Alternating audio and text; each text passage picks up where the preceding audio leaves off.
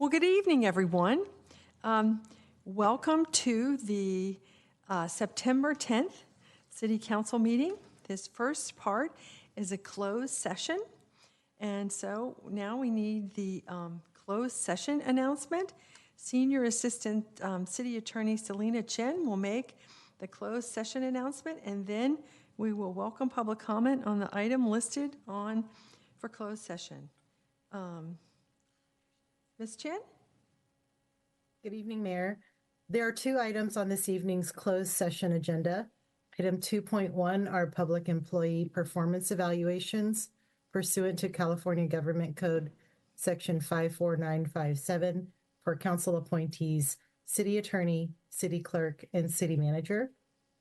Item 2.2 is a conference with labor negotiators pursuant to California Government Code Section 54957.6.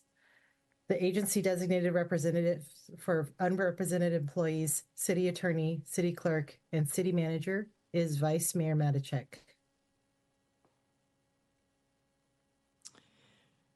Thank you for your announcement. And now I want to see if there is anyone in the audience or virtually who would like to make public comment on the closed session.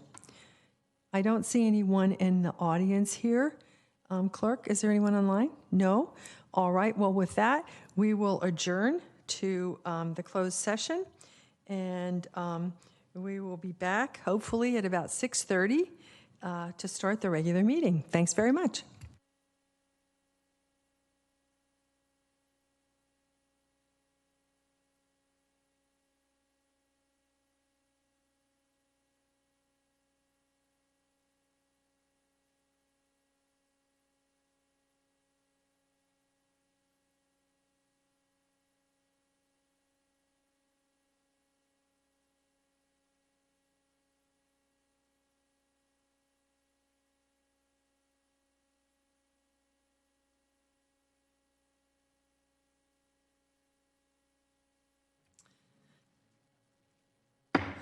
Good evening, everybody. I'd like to call the Mountain View City Council meeting to order.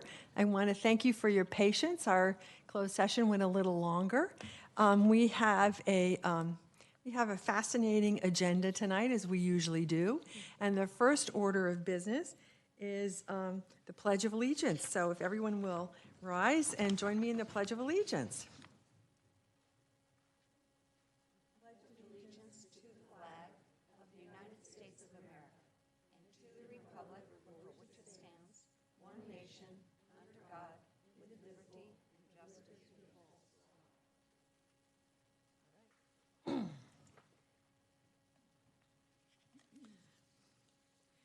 Thank you.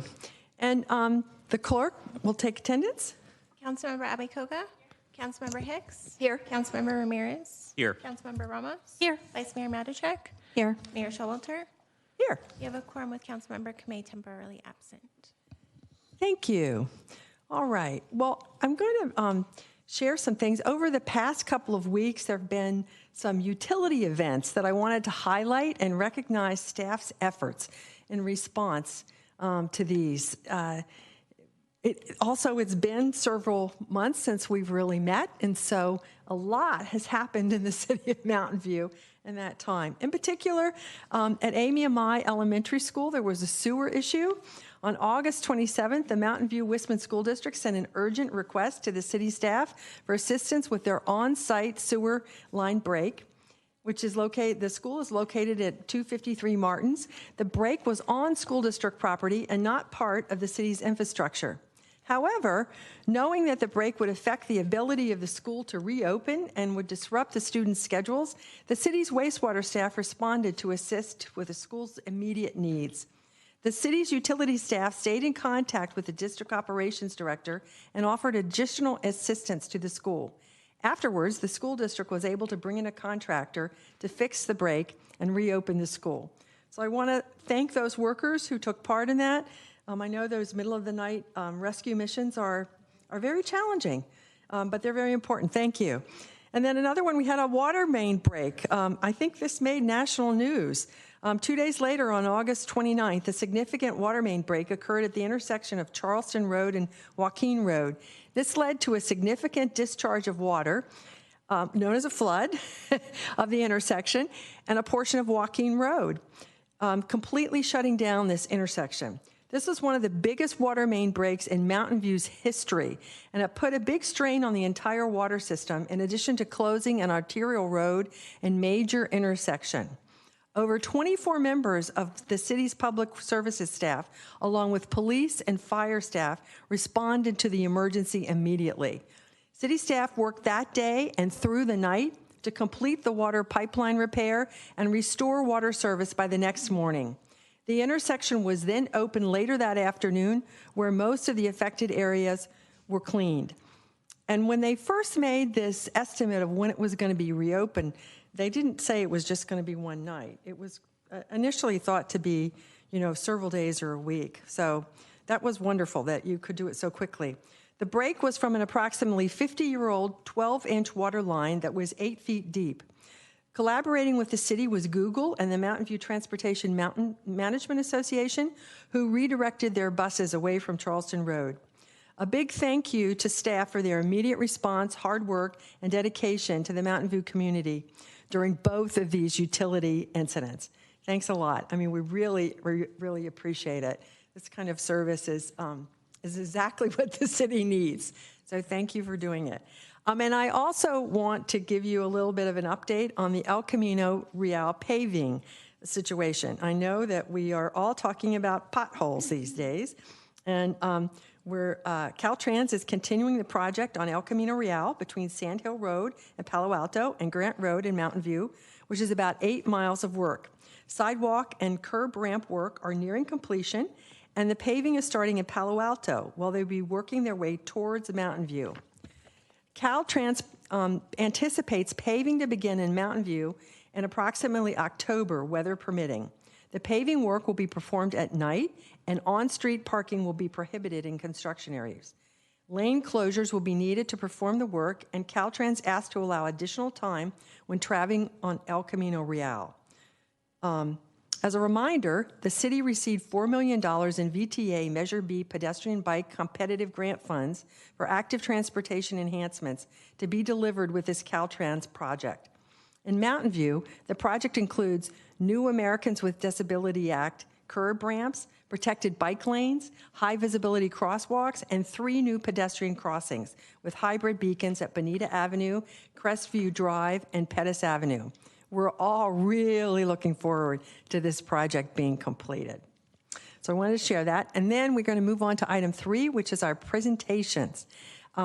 Everybody should note that these are presentations only, so the City Council doesn't take action, and public comment will occur after the presentation items. If you would like to speak on any of these items in person, please submit a blue speaker card to the city clerk now.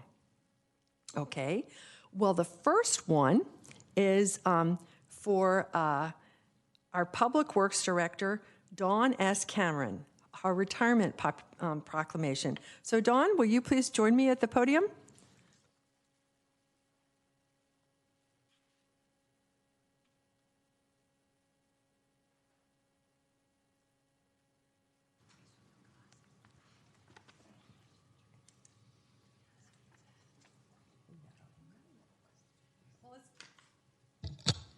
It's kind of with a heavy heart that we celebrate Dawn's retirement.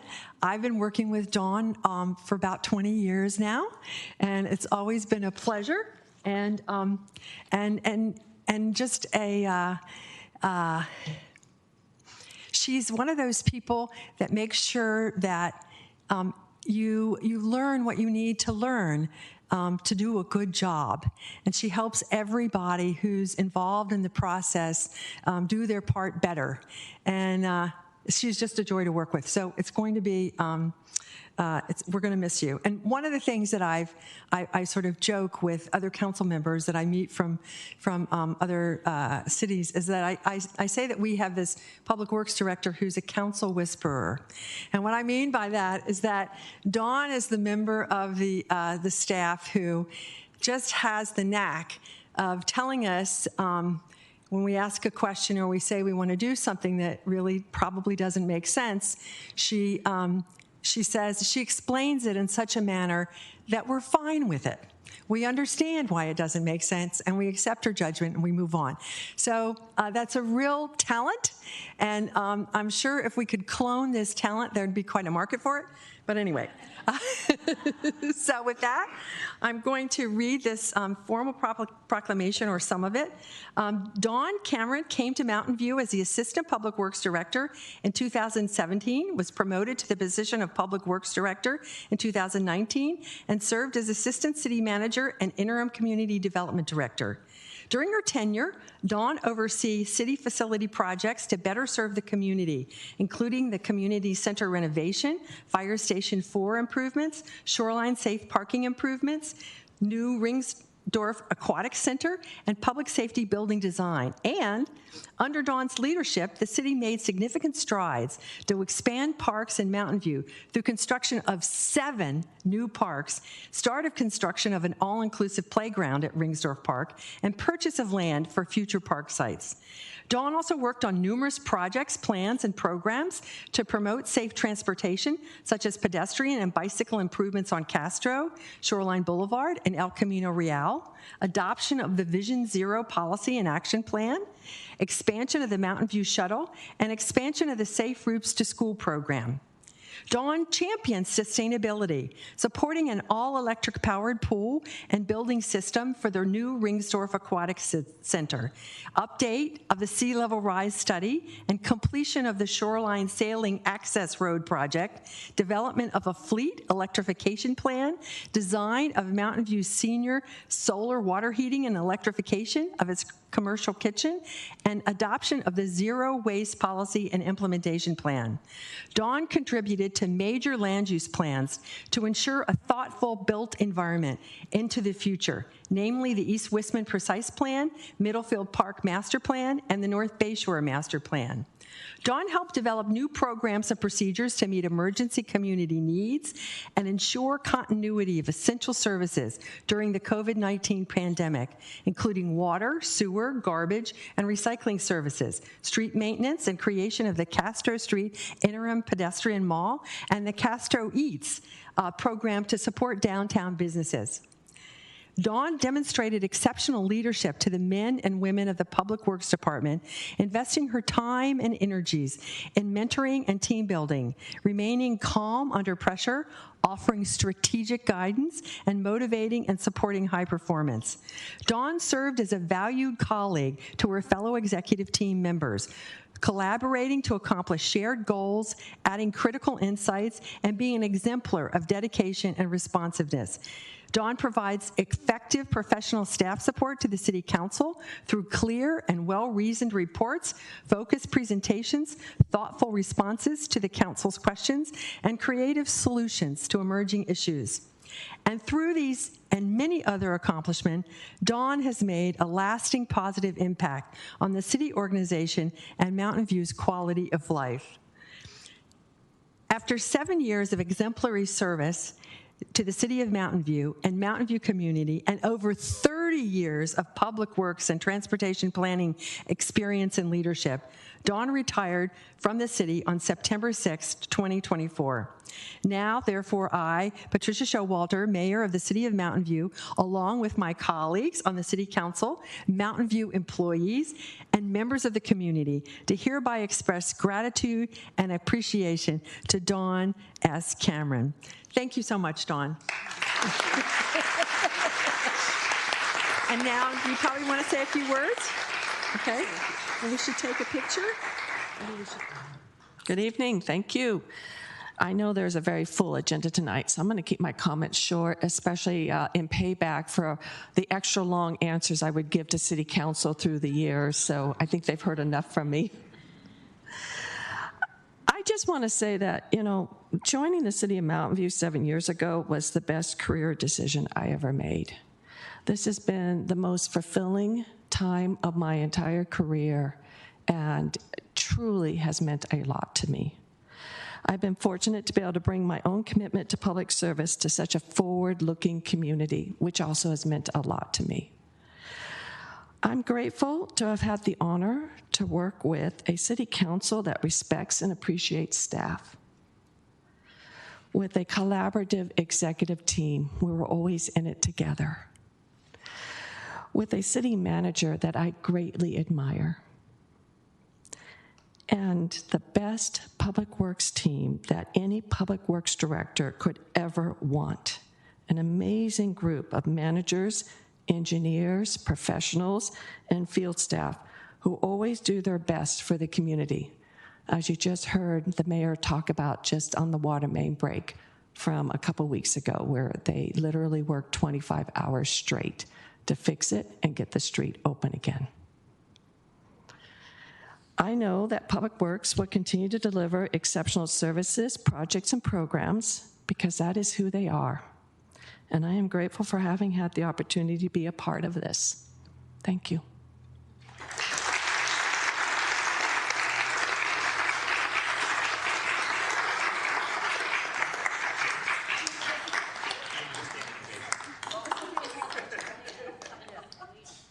Let's go down and take a picture. Somebody take a picture of the city council on the... We can always take a selfie too.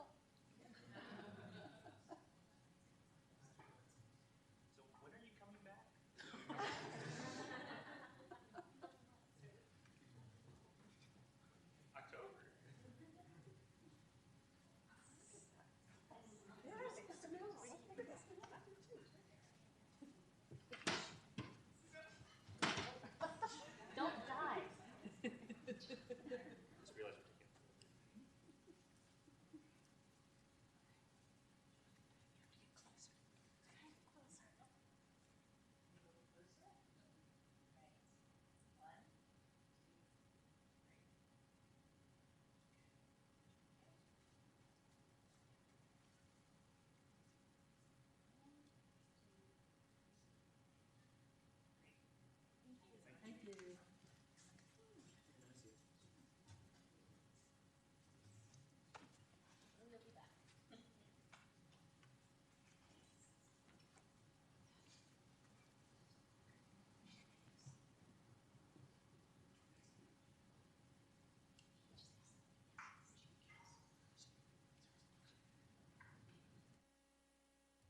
Okay, so would any council members like to make a comment? Lisa Matichak? That sounded so different. Thank you. So, Dawn, before you scoot out of here, a few of us might want to say something. I want to tell you how much I have enjoyed working with you. It's been an absolute pleasure. I've worked with you for as long as you've been here at the city. I didn't realize that. And I really appreciate the knowledge and the experience you brought. The city has really benefited from that, as have I. I have learned so much from you.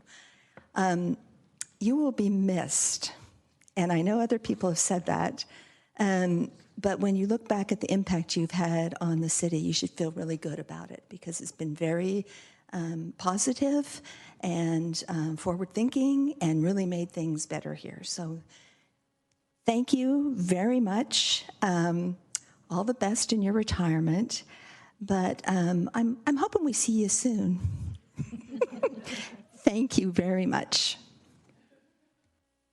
Councilmember Abby Koga? Thank you, Mayor. I also just want to offer my thank you and congratulations to you, Dawn. It's been a real honor to work with you for as long as you've worked here, and especially on the transportation front, as I have worked with you and seen you in action, and also, frankly, just learned about your stellar reputation in the transportation world.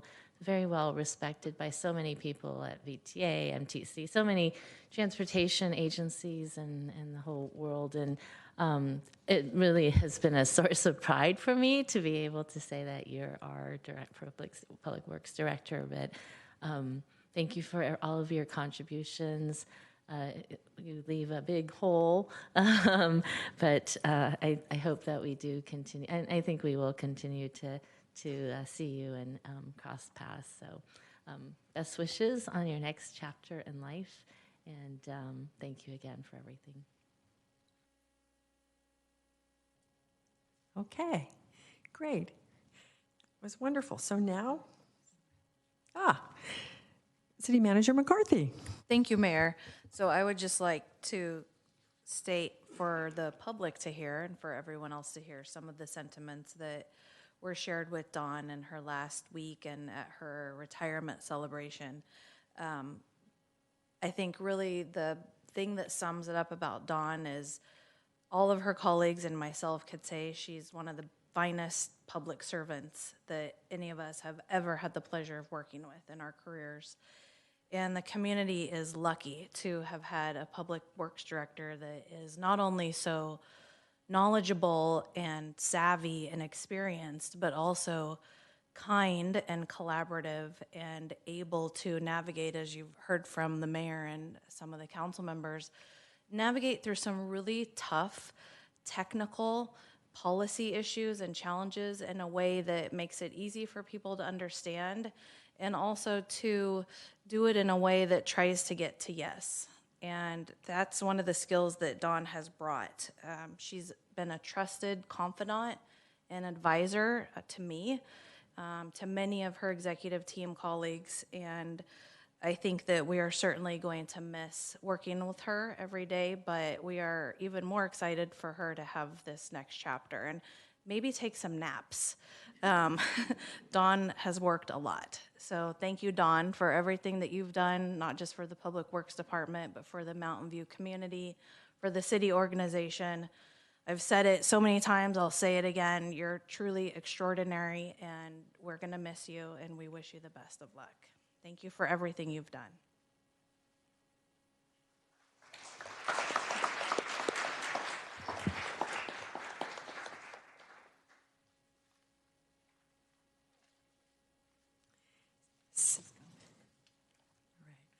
So now we have 3.2 Mid-Peninsula Regional Open Space District Project Update. We're happy to be joined this evening by Kurt Riffle, Yoriko Kishimoto, and Karen Holman from the Mid-Peninsula Regional Open Space District to provide this update. Thank you so much for being here. Well, thank you so much for having us and making time for our, we've tried every couple of years to come back to just give you a quick update of what we're working on. And as you've already introduced my colleagues on the board, Yoriko and Karen. So all three of us are going to take a very brief portion of this presentation. But it just so happens that our awards, which were redefined in 2020, it used to be, I was your guy, but now there's portions of our awards that intersect with Mountain View. So we thought, well, how about all three of us, since we represent portions of Mountain View, to be here tonight. So with that, I'd like to go ahead and, would it be possible for someone to advance the slides for us? Great. So just for those that don't know, MidPen is, our mission can be defined by kind of the 5 words on the right side of this: preserve, protect, restore, educate, and enjoy. That's what we do. We've been doing for, 52 years now. And we, as of 2004, our region, if you will, expanded to the coast, to San Mateo coast. And that's when we added the agricultural land element to our mission, as well as not only preserve agricultural lands, but the viable use of them, and also preserving rural character on the San Mateo coast. Next slide, please. We now have over 70,000, actually over 73,000 acres that we have now preserved in perpetuity. I like to say our business is a forever business because once the lands come to us, we take care of them for the rest of time, if you will. We happen to be one of the largest regional open space districts in the state of California. And so you can see from the map above the region that we basically run from Pacifica to Los Gatos, and from East Palo Alto to Pescadero. So that is our region. Next slide, please. This is what I was talking about a little before. We have 7 wards, and actually Mountain View includes 3 of them. So that's why we're here tonight. And actually, if you go to the next slide, just some fun facts about Mid-Penn. So as I said, created in 1972, we have about 763,000 constituents spread between 7 of us on the board. We are funded primarily through property tax. We now have 27 preserves in 3 counties. We talked about the number of acres. We have 250 miles of trails. Our preserves are free and open to the public 365 days a year, sun up to sundown. Our main office is actually just around the corner on El Camino. We now are up to just over 200 employees, well over 1,000 volunteers. And thanks to the voters, in 2014, we passed Measure AA, which gave us a $300 million 30-year bond measure that you're going to hear a little bit more about from Karen. Next slide, please. Before I turn it over to Yoriko to talk about some of our projects, I wanted to whet your appetite a little bit for some of the preserves that we have. So Montebello Open Space Preserve, it is 3,500 acres, and it contains Black Mountain. And a little fun fact of Mountain View is named because of the view of Black Mountain, or El Monte Road. El Monte goes to Black Mountain, so Black Mountain is in our preserve, and it also contains our backpack camp. Although it's very expensive, it's $2 to get a permit to stay at our backpack camp, but it's something that we like to have open to the public. Okay, next slide, please. Rancho San Antonio. Who hasn't heard of Rancho San Antonio? We have about 2.5 million visitors that visit our preserves, and well over half of them, about 60% of them, go to Rancho San Antonio, and I think all on Saturday or Sunday morning, and try to find a place to park. So we're very lucky to have Rancho so close to us. And I just wanted to say thank you to the city of Mountain View, because we have a facility there called Deer Hollow Farm. And the city of Mountain View actually provides the programming for that. We provide the land for that, and the county of Santa Clara provides some funding for that. But I was just there tabling over the weekend, and my gosh, that is one loved place. So we're so happy to have the partnership with all of you. And the final place that I want to take you to is the Russian Ridge Open Space Preserve. So this is about 3,000 acres, 10 miles of trails.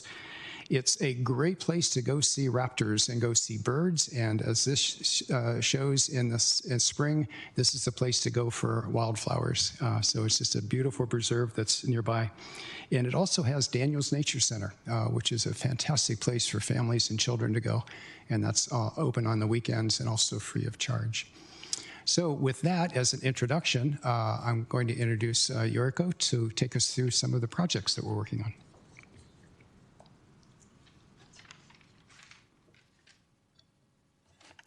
Good evening, Madam Mayor and honorable members of the council.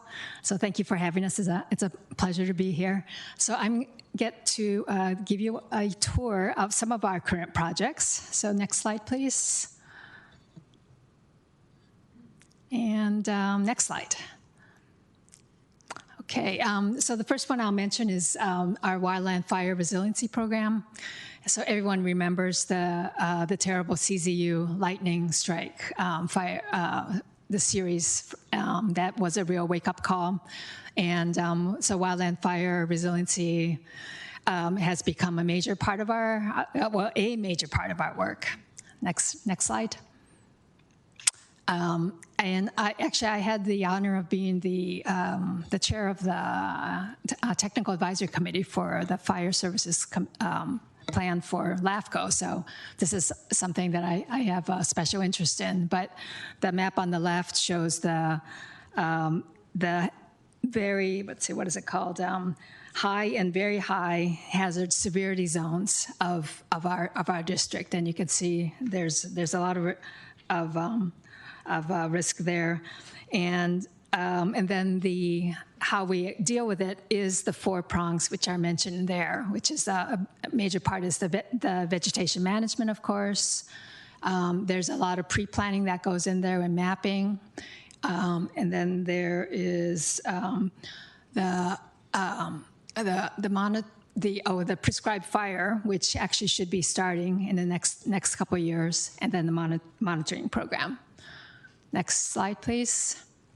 And this is a map of how those projects are spread throughout our district. Next slide. And then next, I want to introduce to you our youth outreach program, which is basically to reach out to our next generation. And this is for children between the ages of 5 and 21, with an emphasis of getting out to the open space, kids who may not have an opportunity otherwise. So we work with Latino Outdoors and many other groups, including, next slide. Our latest partner is the Siena Youth Center, which is located in the North Fair Oaks area. Next slide. Okay, and then very exciting project is the Highway 17 crossing. When we did our polling for our Measure AA projects, this was the single most popular project. So it consists of both a wildlife crossing and a crossing for us humans. And the goals are for the wildlife to maintain healthy wildlife populations through habitat connectivity, and also to enhance climate resilience by giving the mountain lions and other wildlife places to migrate to, basically free migration. And then for us human beings, it will be a major recreational link between hundreds of miles of trails and open space on both sides of Highway 17. So VTA actually will be doing the construction. We're going through environmental review right now. And if all goes well, construction should begin in 26, 27 or so. Next slide. And another mountain lion related work is this study of mountain lion human interaction, because we share the open space, human beings and mountain lions. And this is a study of mountain lion behavior and migration patterns. And actually, so we've tagged, 25 mountain lions. And actually, you can follow them yourself if you go to Santa Cruz Puma Project and see kind of the territory of the 25 mountain lions. And the goal is try to see if we can discourage mountain lions from hanging out too close to the most populated human trails. Next slide. And then the rodenticide outreach is really, actually, it's a connection between what people do inside their homes and the impact on our open space. So our visitors have noticed mangy coyote and other impacts of rodenticide. So we were reaching out to all the residents especially near the open space, and asking for alternatives to rodenticide. And the final project is the next slide, is the Prisma to the Sea Trail. This is going to be a spectacular trail, 15 miles from Prisma to the sea. And it should be, I forget exactly what the timing is going to be, but but I can tell you the board had a preview tour of it, and the views are just spectacular. And this is part of the, next slide, please, the Bay to Sea Trail that Post is studying, and we're working on completing. So you can look forward to that. And so with that, let me turn it over to my colleague, Karen Holman.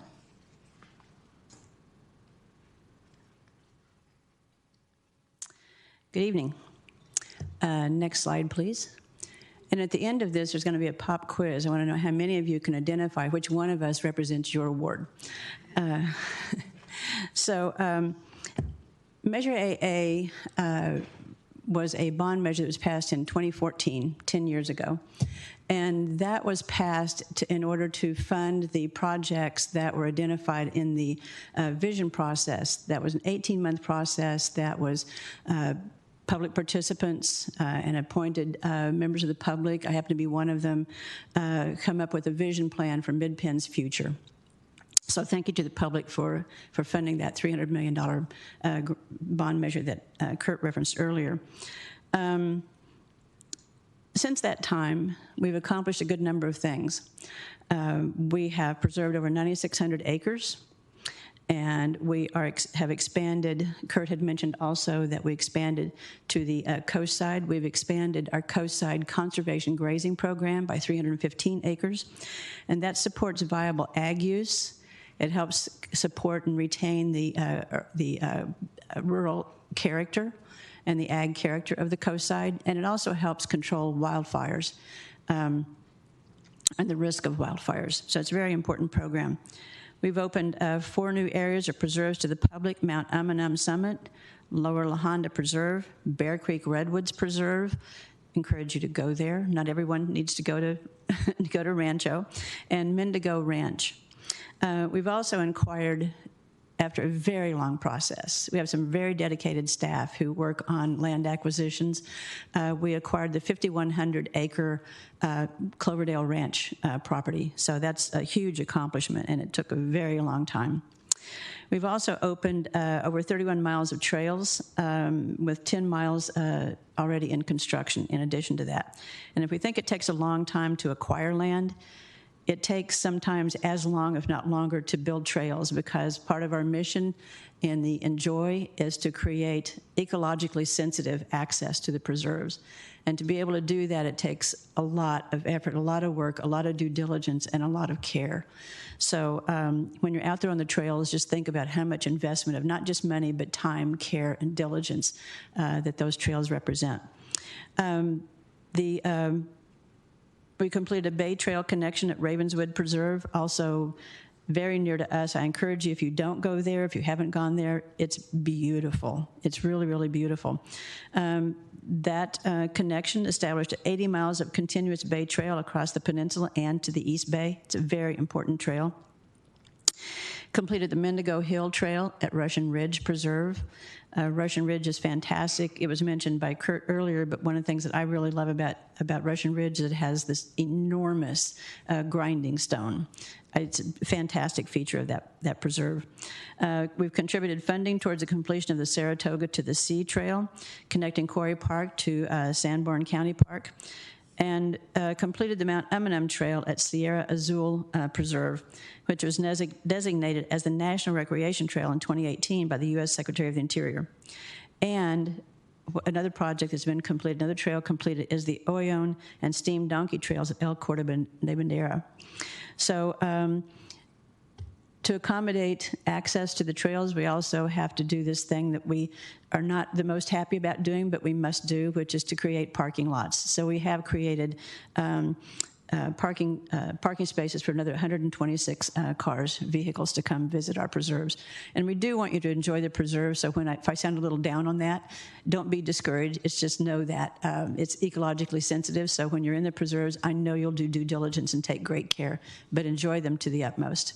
So with that, we are all here to answer your questions. Thank you. Does anybody have any questions? I really appreciated hearing an update on all the progress you've made in the last few years. It's really quite amazing. And I did go to the Bear Creek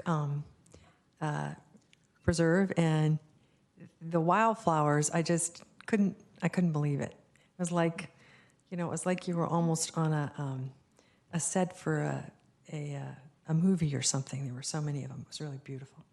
Bear Creek has quite a history, too. Yeah. Yeah. Okay, any comments? Councilmember Hicks. Yes, I do have a question. Thank you.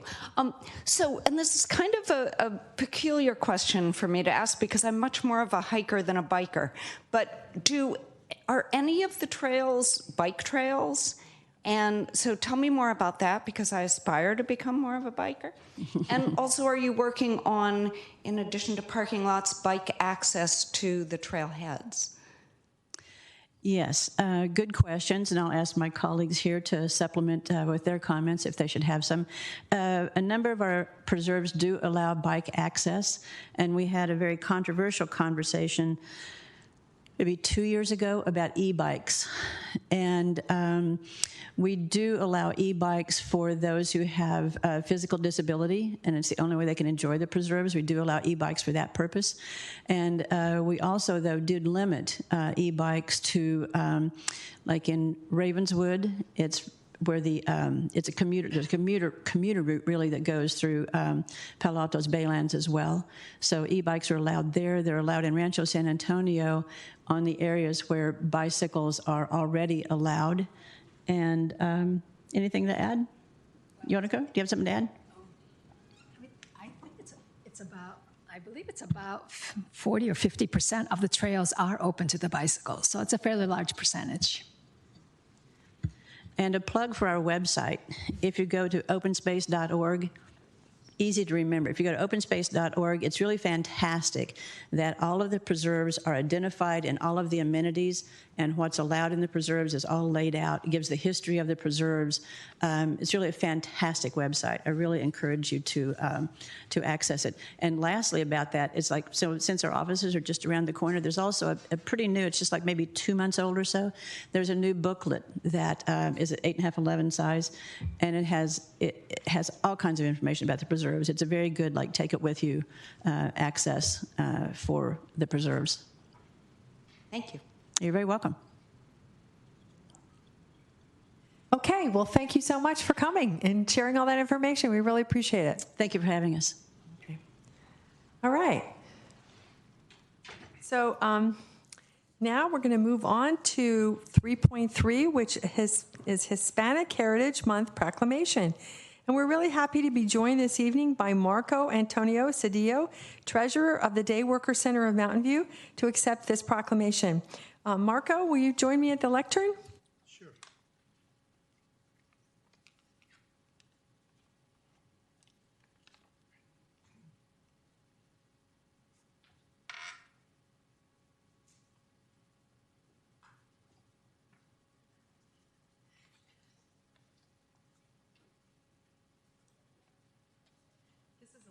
This is a little shorter than the one for Dawn was, which is probably good, right? Good. Okay, whereas in 1968, President Lyndon B. Johnson first introduced Hispanic Heritage Week to recognize and celebrate the independence of our neighbors in Central America and Mexico, and 20 years later, the recognition period was expanded from 1 week to 1 month, beginning September 15th through October 15th. And whereas the Hispanic and Latino communities in Mountain View who call our city home and help Mountain View thrive represent a diverse group with roots throughout Latin America and beyond, and many Latino residents also trace their heritage to the original indigenous communities of Latin America and Africa. And whereas in recognizing and celebrating the achievements of our Hispanic and Latino community, we honor them and recognize all they have helped build in our state and city. They are civil rights leaders, community organizers, first responders, healthcare professionals, teachers, artists, athletes, entertainers, colleagues, and friends. And whereas the Hispanic and Latino communities make incalculable contributions to our neighborhoods and community in every sector of the economy, and we are a greater and more vibrant city because of them. Now, therefore, I, Pat Showalter, Mayor of the City of Mountain View, along with my colleagues on the City Council, do hereby proclaim September 15th through October 15th as Hispanic Heritage Month.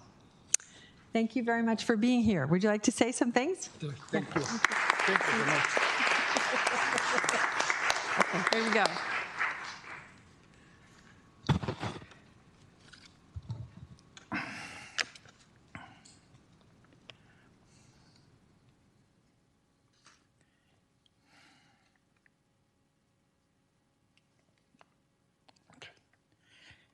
Dear Mayor, it is very nice to hear from you, the highest authority in our city, who recognizes the Hispanic and Latino communities for the accomplishments and contributions that we, as civil rights leaders and community organizers, have made We are making Mountain View our home because truly Mountain View is our home.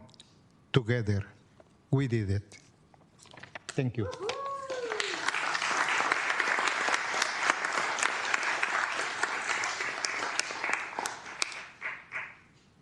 Thank you so much, Mr. Cedillo. And would any council members have any comments at this time? Okay. All right. Well, thank you very much. We don't usually have 3 presentations, but it was very nice to have them tonight and on such uplifting subjects. So now we move to item 4, which is the consent calendar. Mayor, What? did you want to take public comment on these Ah, items? of course I did. I'm sorry, I forgot about that. Yes, we have a public comment period for all the presentations. So if you have given a blue card to if you'd like to speak, please come forward. If you've given do we have any blue cards? No? Okay, anybody online? No? All right, okay.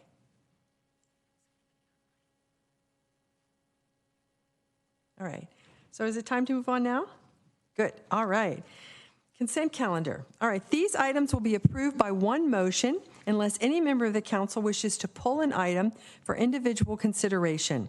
If an item is pulled from the consent calendar, it will be considered separately following approval of the balance of the consent calendar. If you would like to speak on these items or the next item, oral communications on non-agenda items, in person, please submit a blue speaker card to the city clerk now. And it's also our custom to pull items, not to vote on them separately, but just to comment on them. So we do both of that at the same time. So would any council member like to pull an item, either for a separate vote and consideration or just to make a comment? Councilmember Matichak. Thank you.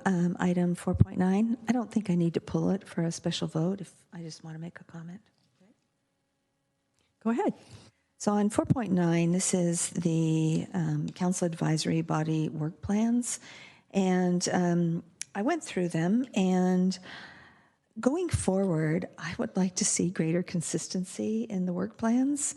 They have different formats. They contain different levels of information. Some of them are, very detailed. Others are pretty high level. Some of them have timelines. Some of them don't. It just felt like perhaps they could be more consistent. And I think it would also be good to add something in there that talks about how'd you do versus last year's work plan, so that we can see whether or not our advisory bodies are accomplishing what they set out to do. So I guess that's my perspective. Others would obviously weigh in on that, maybe at another time. But for me, I would like to see greater consistency. Thank you. Thank you. And I wanted to comment on a couple of them too. One of them is 4.6, Vision Zero and Local Road Safety Plan. It's the final plan. And I just really wanted to say that I'm so glad to see this moving forward. And I want to thank the staff and the BPAC members, as well as all the community members who've contributed to this. As I talk to people on the campaign trail, they are continually telling me about the importance of bike and pedestrian safety. For the most part, they appreciate the improvements that have been made, but they're interested in even more of them. And that's really what this plan is all about. It's making bike and pedestrians safe. I think it's important that this is not just about building bike lanes and wider sidewalks. It's also about teaching people how to bike more safely, teaching drivers to share the road more safely, and particularly teaching our children how to be safe on their bikes and with safe routes to school. So I want to thank everybody that, that's really been part of this. It's very important for our community. And I know there's the Council of Transportation. Have they been involved in it too? Yeah, thanks to them as well, yeah. And then I'd like to put in my own personal plug for item RU9, which is conduct high visibility enforcement. I often think that a few tickets written or strategic police presence can go a long way to improving people's behavior. And so I would just like I would like to say I think that can be quite important. And but anyway, kudos to getting this plan this far, and we're really looking forward to actually implementing it. Then the other item I wanted to mention was the 4.8, concrete sidewalk and curb repairs. The city has an ongoing program to maintain our sidewalks in safe condition, and I thought maybe our Public Works Acting Director, Ed Arango, could tell us a little bit about the program. And in particular, the reason I would like him to do that is because this is one of those things where active participation by Mountain View community members can make this better. So just tell us a little bit about how it works and how people can help. Sure. Thank you for the question. Again, Ed Arango, Acting Public Works Director. Whenever I get a chance to talk about Public Works, I always enjoy that. So thank you for calling attention to this. This is an annual sidewalk maintenance program that we have that goes around and fixes sidewalks and curbs that have been damaged, uplifted, deteriorated, that need to be repaired. The way that we identify what locations are really largely community driven. So we have Ask Mountain Views that get submitted on a regular basis to the city and identify there's a sidewalk that's uplifted, there's a curb that's damaged. We put it on the list. We go out and do a field review and assess it and identify kind of priority. So based on that, and staff's field review too. Staff is always in the field. They've identified locations of curbs that need repaired, sidewalks that need to be repaired. They put it on the list. We use all that information, we compile it, and then we develop our program that we put every year. So it's been very successful, and it spans the whole city. It's not just one neighborhood and one location focus. We really try to identify all the locations throughout the city that need repairs, so that way it's equal, and we're addressing all the systematic repairs that are needed. So it's important for us to put in those Ask Mountain View requests. Yes. Please do. Okay, all right. So with that, I'd like to ask for a motion for the remainder of the consent calendar. Public comment.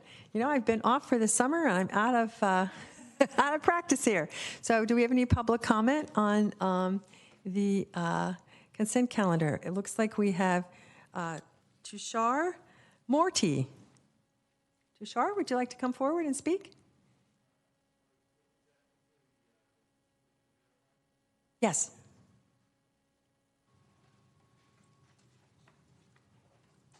Thank you. You have 3 minutes. Hi there. Yes, thanks. My name is Tushar Murthy. I have been in the area about 31 years now, 30 years with a bicycle, because the first year I didn't have a bicycle. 25 of those years I've lived in Mountain View.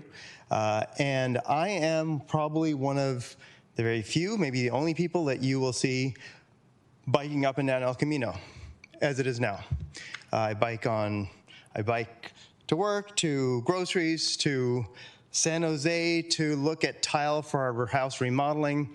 I mean, essentially, I try to bike anywhere I can. Now, one thing that I am a little bit worried about, and this is part of the whole, road to hell paved by good intentions, is the Class 4 physically separated bicycle lanes. What that does is it creates kind of a tunnel for bicyclists so they can't really get out. I mean, I think in the plan or the council report I read, it's kind of highlighting the ones that are near Graham on Castro Street, saying, hey, the bicycle or the safety has been improved there. That may be the case, but actually just this summer I saw, and I took pictures of tree cutting services that had blocked the bicycle lane there. And now how do you get out, right? So you're biking along and now you're stuck. And what we really want to do, what I would like to do, what I'd like to see Mountain View do, is to increase the number of bicyclists. And anytime one of these things happens, because yes, for sure the killed and serious injury numbers have to be reduced. No argument there. But getting more people onto bicycles, we've got lovely weather for 8.5 months of the year. Getting people on more bicycles will actually reduce the total number of vehicles out there, and that's what we want to do. What we need to do is create situations that don't end up aggravating bicyclists, as opposed to just trying to get the numbers down. So I'd like you to focus on, ideally, solutions that don't involve, for instance, tunneling bicyclists in. On El Camino, I'm actually kind of dreading seeing these barriers because there's always delivery vans, there's always some sort of service. I mean, there's delivery vans everywhere now, right? They're just up and down the peninsula, all over the place. And where do they end up? They end up in the bicycle lane, right? Because that's the furthest lane over. And now we're stuck. So as a bicyclist, I would love to see more people bicycle. I'd like to see also solutions that don't limit the ability of those of us who do bicycle now. So because we don't want to reduce the number of injuries by just reducing the number of bicyclists. So please think about those things as you not only just cast your vote here, but also in future projects as well. I think it's important to maintain the few bicyclists that we do have. Thank you. Thank you. Councilmember Ramirez, do you have a comment?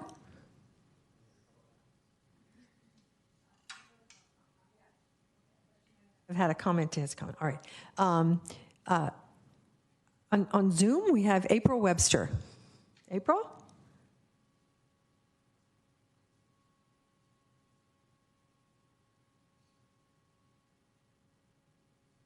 Hi, I'd also like to make a comment about ECR and priorities.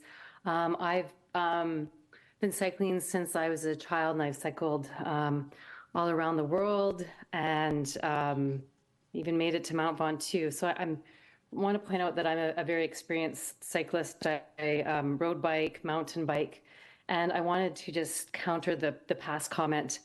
Vehicularized cyclists, those who actually ride bicycles more like motor vehicles and may be comfortable navigating in and out of traffic on a street, high-speed street like ECR, isn't your typical sort of approach, and it excludes that type of infrastructure as not perceived as safe or as comfortable, and it excludes more risk-averse groups, myself included, despite my experience.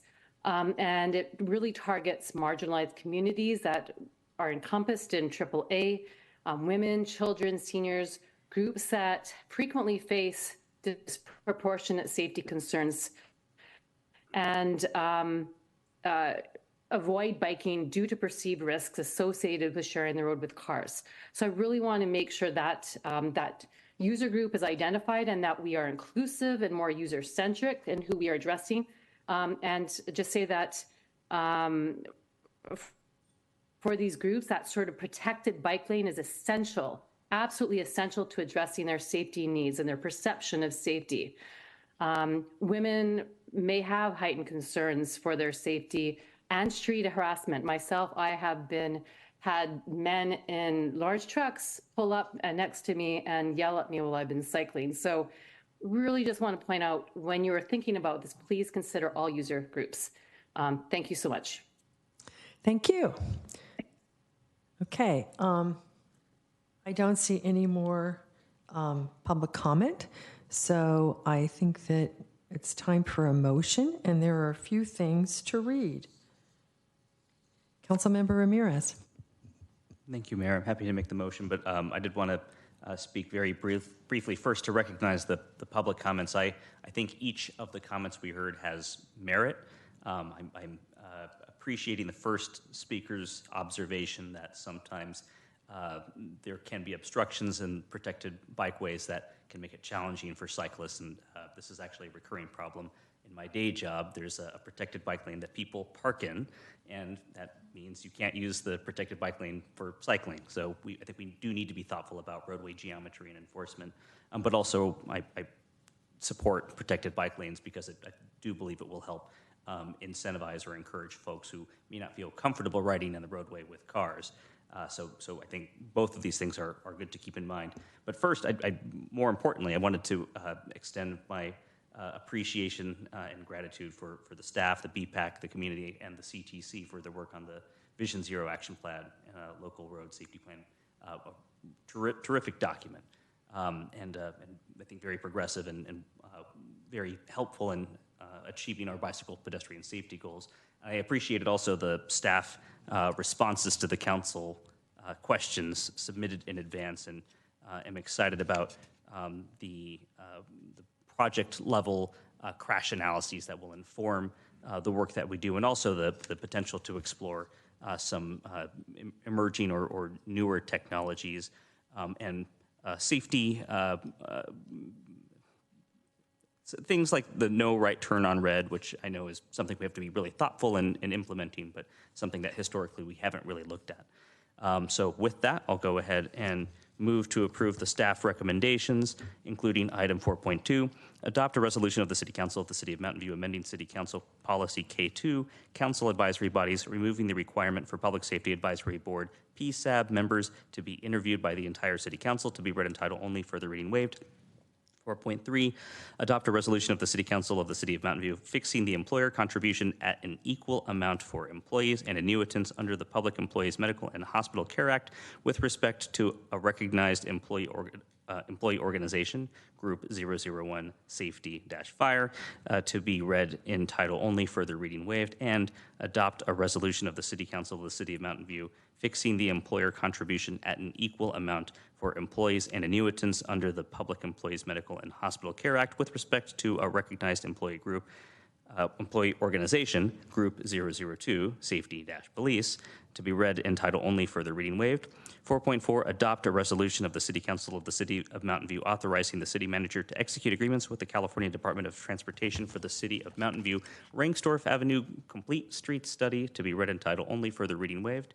Item 4.5, adopt a resolution of the City Council of the City of Mountain View authorizing temporary closure of parking lot 12 from 7:30 a.m. through 2:30 p.m. on select Sundays occurring between September 29th, 2024 and January 26th, 2025, not to exceed 8 Sundays, for use by the California Farmers Market Association, to be read in title only, further reading waived.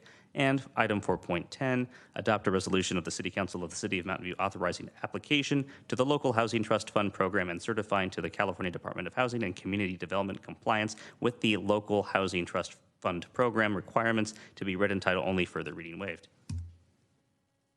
Thank you. Now, Councilmember Kamei. Great, thank you, Mayor. I just wanted to add some of your comments and Councilmember Romero's comments came up during our CTC meeting last week that we had. And so the committee did give direction, whether it's in our active transportation plan or in our Vision Zero plan, trying to address some of the suggestions you all brought up. So I just thought I was going to talk about it later, but I thought since we have members of the public too, and I see our staff in the audience, this did come up during our council transportation meeting last week. And so we are aware, and we did provide direction that we would like to look at a variety of mechanisms. So just wanted to add that. Thank you, Mayor. That's excellent. Thank you. Okay, so we've had public comment, and I think it's time for a vote.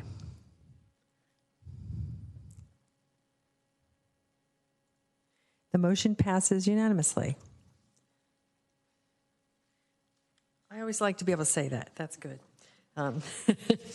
Okay, now we come to oral communications. This portion of the meeting is reserved for persons wishing to address the council on any matter that is not on the agenda. Speakers are allowed to speak on any topic within the City Council's subject matter jurisdiction for up to 3 minutes during this section. State law prohibits the council from acting on non-agenda items. If you would like to speak on this item or the next item in person, please submit a blue speaker card to the city clerk now. Would any member of the public joining us virtually or in person like to provide comment on this item? I see one in person. Ms. Conley, welcome.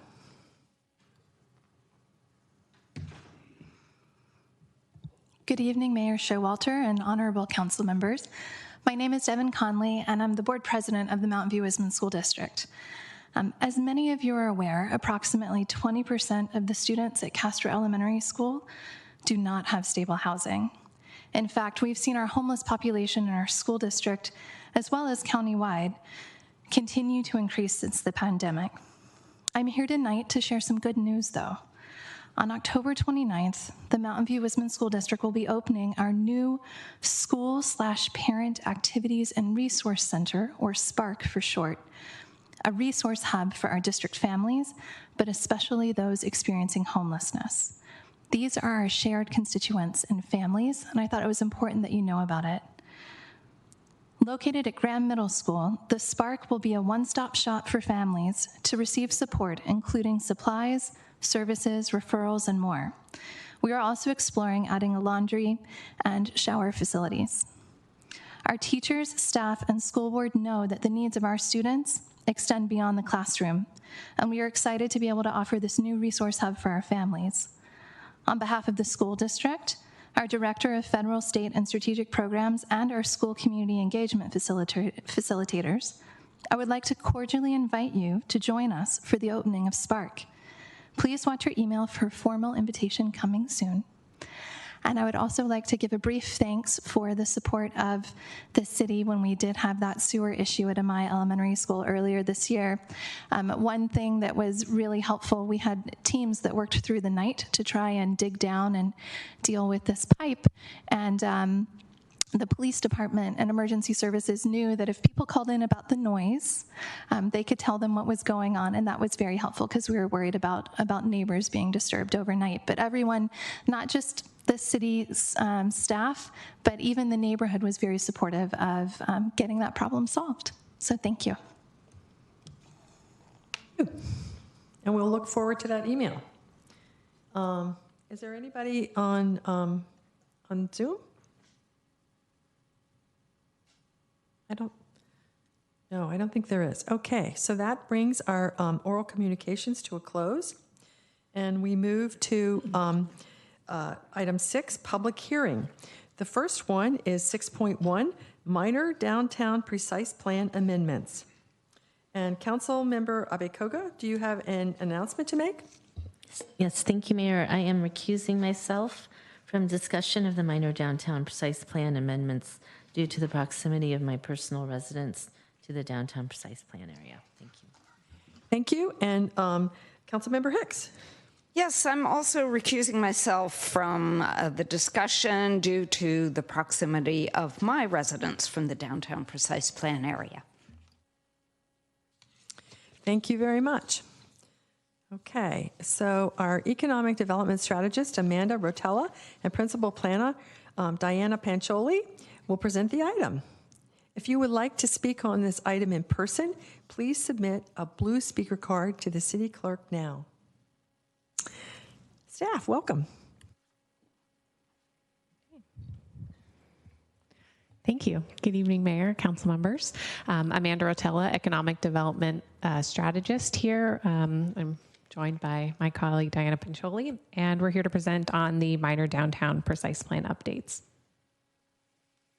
So to just orient everyone to the downtown precise plan, it was originally adopted in 1988 with subsequent amendments. And you can see on the map here that our precise plan is broken into 10 sub-areas.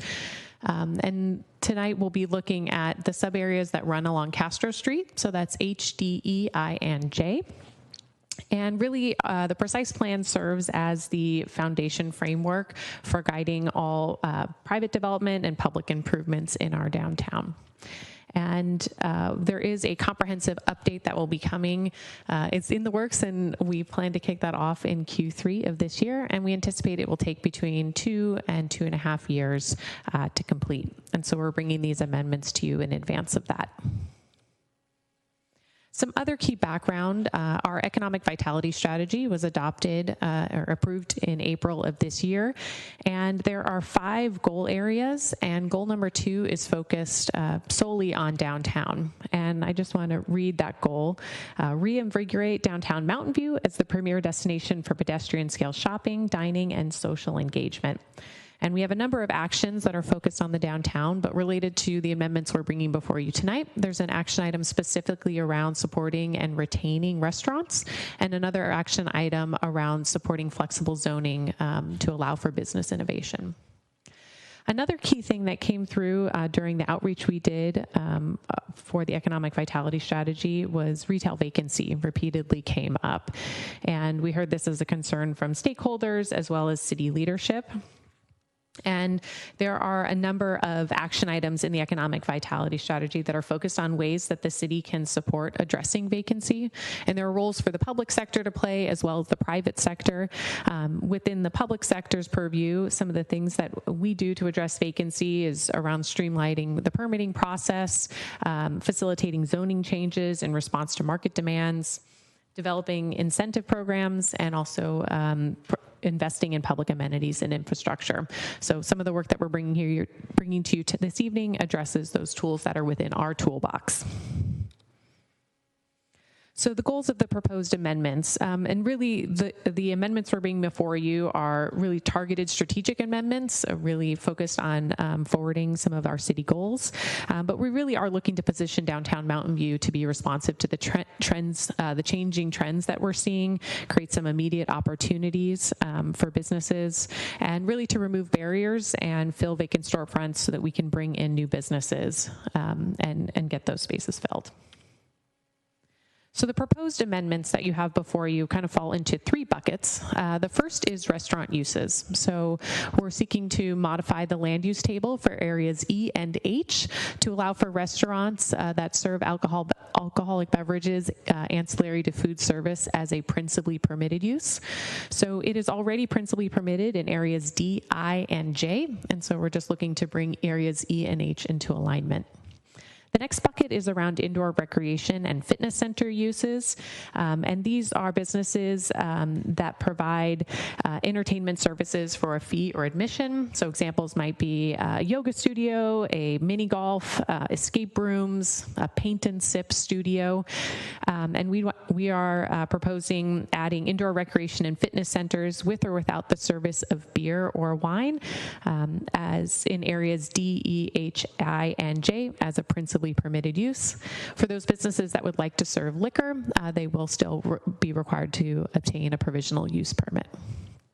And then lastly, business services. And this is really just a cleanup item, modifying business services to business support services. And this is really to ensure that the label is consistent with how it reads in our city zoning ordinance. So to jump in and a little more rationale for the restaurant use modifications we're proposing. So as I mentioned, our economic vitality strategy has an action item focused on supporting and retaining restaurants. And so this is really allowing us to take immediate action to remove some barriers for new restaurants to move in and create a more conducive business environment for restaurants. We're also taking a move to align with regional jurisdictions who have already made a move and identified restaurant development as really core to downtown activation and revitalization strategies. And lastly, we are seeing economic data that is really showing, an upward trend in sales for dining, travel, and entertainment. At the state level, we've seen sales tax surpass sort of pre-pandemic levels. And so this change really allows Mountain View to position itself to be responsive to growing consumer trend and also capture some of that sales tax data that comes with it. For rationale for the indoor recreation and fitness center use modifications, so again, we're just seeing this shift in retail trends towards more experiential and entertainment offerings. We're seeing consumers seeking out those unique, hands-on, really memorable experiences. And we also see that entertainment uses, when they exist in proximity to restaurant uses, as really complementary. So what used to be dinner and a movie is now dinner in an escape room, or take a yoga class and grab a cup of coffee. And so really wanting to support the existing bricks of retail that we have in the downtown by bringing this other complementary use in. We also see that these types of uses have a regional draw and see patrons that are willing to travel farther for unique experiences. I shared this with the EPC. I live in Santa Cruz and have done quite a bit of travel to visit escape rooms. And so we're seeing patrons who are willing to do a little driving to go to unique experiences.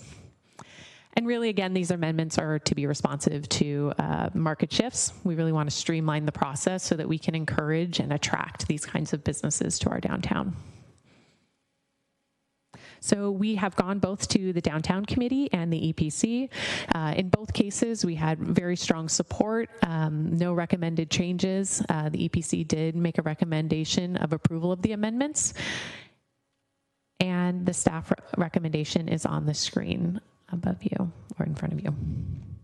And we're available for questions. Thanks so much. Thank you. So we'll have council questions first and then public comment. So anyone have a question?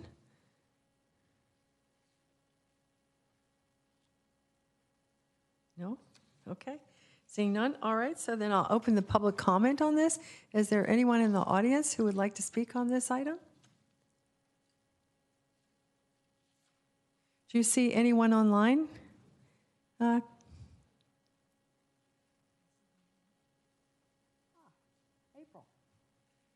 Ms. Webster?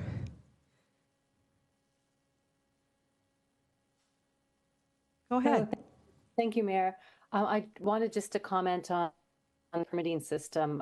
A friend of mine is trying to establish a new small business, and has encountered a lot of issues with the permitting process. And I was wanting to ask if city staff could refocus efforts and strategy on better supporting small businesses, especially to expedite that process. From what I've heard, Mountain View is starting to gain a reputation of being somewhat more business unfriendly, with costly delays pushing some of these entrepreneurs to look outside of the city. My friend in particular lives locally, really close to downtown, and is actually looking to, instead of opening something in Mountain View, is now looking at San Mateo because it's just been taken that long to get something sorted and is still waiting. And then I also had a look at an article in the Mountain View Voice, which highlights similar challenges. There was an architect, and I believe potentially another restaurateur who have faced the same problem. So, just asking that maybe take a look at that process and find ways to, I don't know, integrate technology or something, but just to expedite that so we can keep some of these small businesses, some of these people who live in our community local. And that particular one is a coffee shop. So I personally would love to see that in town. Thank you so much. Thank you. Okay, so I don't see any more virtual speakers. And so I'll bring it back for council deliberation. Does anyone have comments?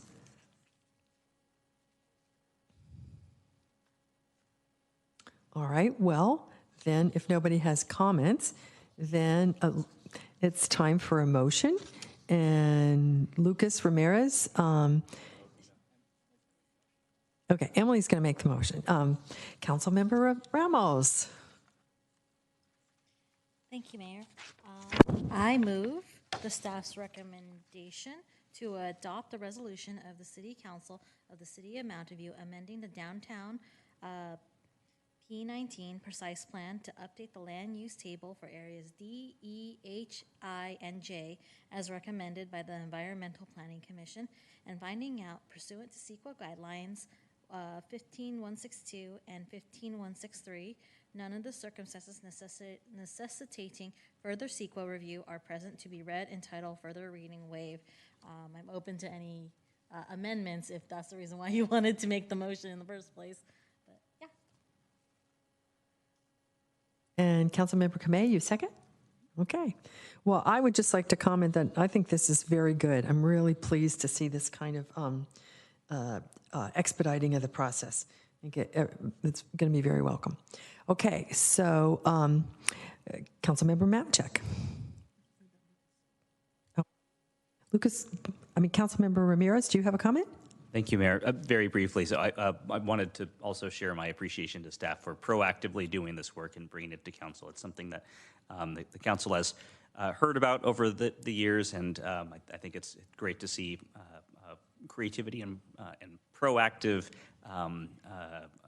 initiation of the changes that I think will really help revitalize the downtown. Thank you. Vice Mayor Matachek. Well, that's exactly what I was going to say, so ditto. All right. So with that, I think it's time for a vote.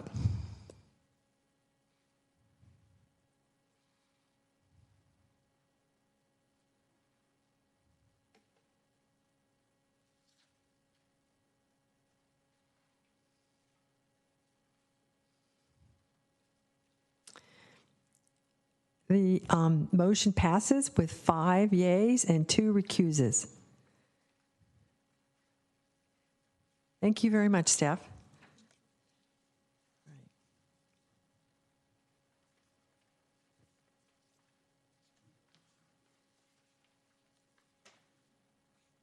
Okay, so now we move on to item 6.2. We can somebody go and get council members Hicks and Abikoga to come back and join us? Item 6.2 is the fiscal year 2023 Consolidated Annual Performance and Evaluation Report, happily called the CAPER. So, Housing Officer Alec Viberol and Affordable Housing Manager Julie Barnard will present the item. If you would like to speak on this item in person, please submit a blue speaker card to the city clerk now. Thank you. Staff, go take it away.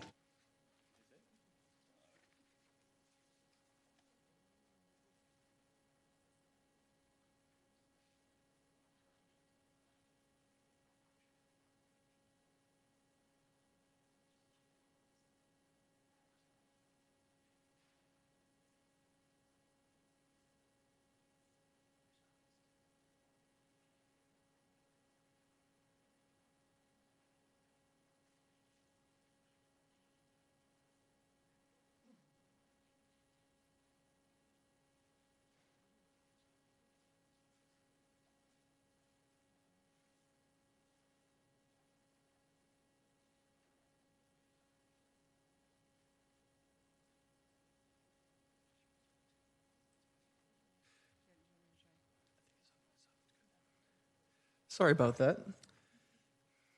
Hello, Honorable Mayor Showalter, Vice Mayor Matichak, and council members. I hope you're all having a nice evening. My name is Alec Viberol, and I am a housing officer with the city's Affordable Housing Division. I'm joined by Julie Bernard, the Affordable Housing Manager, and today I will be giving you a presentation on the fiscal year 2023-2024 Federal Consolidated Annual Performance and Evaluation Report, also known as the CAPER. The city receives grant funding on an annual basis from the U.S. Department of Housing and Urban Development, or HUD, for 2 programs, the Community Development Block Program and the Home Investment Partnerships Program, also known as CDBG and HOME for short.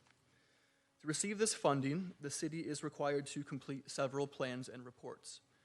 One such plan is the Annual Action Plan, which outlines the projects and activities that the city will provide with CDBG and HOME funding over the fiscal year, in alignment with the 5-year goals that are established in the city's consolidated plan. The CAPER is a HUD-required report which summarizes the accomplishments that were achieved using CDBG and HOME funding over the fiscal year and how effectively those funds are meeting the needs of the community. The fiscal year 2023-2024 CAPER covers the period of July 1st, 2023 through June 30th, 2024, and also tracks the progress made towards the city's consolidated plan goals. The CAPER's process includes a 15-day public comment period and a public hearing, after which staff finalizes the report and submits it to HUD by the deadline. The city completes the CAPER every year, and in the past it was submitted directly to HUD. But in looking at best practices, this item is being brought to council as a public hearing for the first time tonight. Note that the CAPER is completed on a required template that is provided by HUD. While the template includes various questions and tables that describe the city's overall housing and community development initiatives, the main focus of the CAPER is to show how the CDBG and HOME grantees accomplished different tasks over the fiscal year, which will be the focus of this presentation in the next slides. Overall, the city and the grantees are on track towards meeting the goals established in the consolidated plan. CDBG funding was provided to local nonprofits for public services that helped almost 5,000 low-income Mountain View residents over the fiscal year. These programs provide services that help seniors, people at risk of homelessness, people with disabilities, and victims of domestic violence, to name a few. Grant funding was also provided to other types of projects. The Crestview project is converting a former hotel into 48 units of permanent supportive housing that will assist households experiencing homelessness, including some units dedicated to transition-aged youth. You may note that the funding expended is much higher than the allocation. Due to the nature of such projects, they are a multi-year effort and receive multiple years of funding. The renovation work for this project began in 2023, and the project was able to expend its prior year allocation as well as its current year allocation, leading to the large expenditure amount. And the units will be delivered this fall.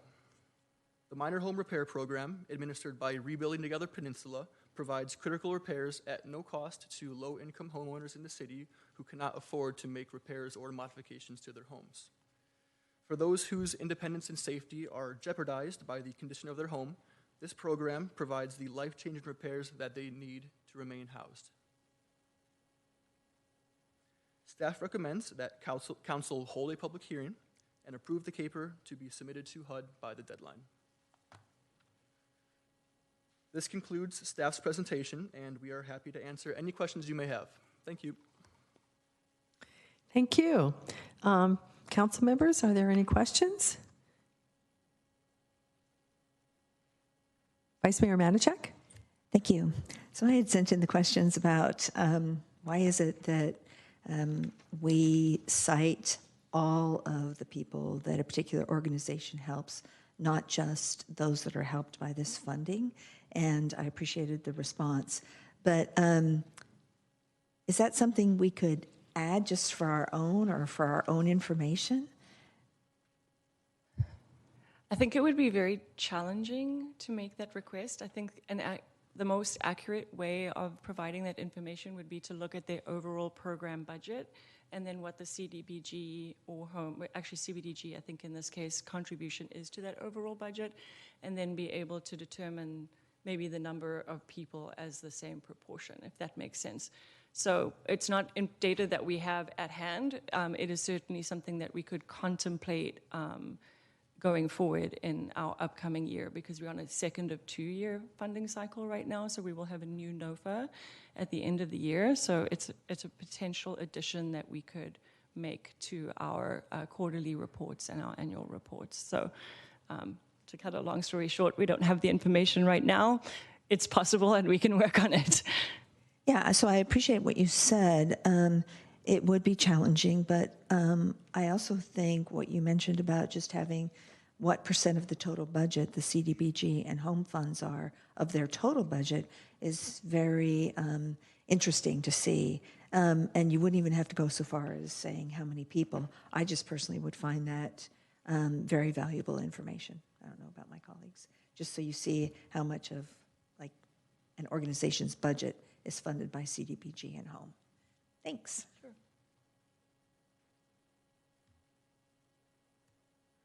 Any other council questions? No? Okay, so I'll open the public comment period for this item. Do we have any blue cards? No? No? And I don't see anyone online either, so I'll bring it back to the council for deliberation. So who has some comments? I guess I'll take a turn with comments. We have been getting this CDBG money and this home money from HUD for many years. I don't really know how long. I would say decades. But I know that when we go to DC on the League of Cities conferences in March, we always talk to HUD about this and learn the new things we can and cannot use the money for. And it's been, I think, a very, it's like a really good, important foundation of the work that we do for affordable housing and to help with homeless. I mean, it's not all of the money by a long shot, but it's dependable and a steady stream, and we really appreciate it. And so I want to thank you for doing all the administrative work that you have to do to make us have this money and respond to it, because it is, it's there is quite a bit of reporting. But we get some wonderful things out of it, and because we know that we can expect it for a number of years, we can use it for big projects that take a while, like the Crestview Hotel, and that's particularly valuable. So anyway, okay, those are my comments, and I guess I'll ask for a motion. Do we need a motion to accept the report?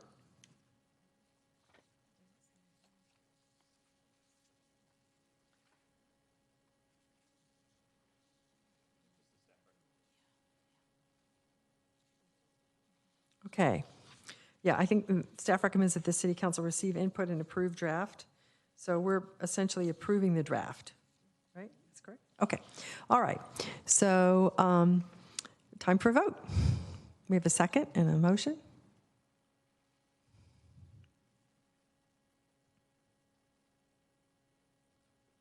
It passes unanimously. Thank you very much.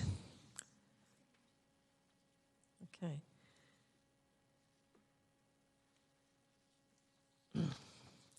So I'm going to ask my fellow council members, should we take one more item and then have a break, or should we take a break now? One more item. One more item? Okay, well, go one more item. Thank you.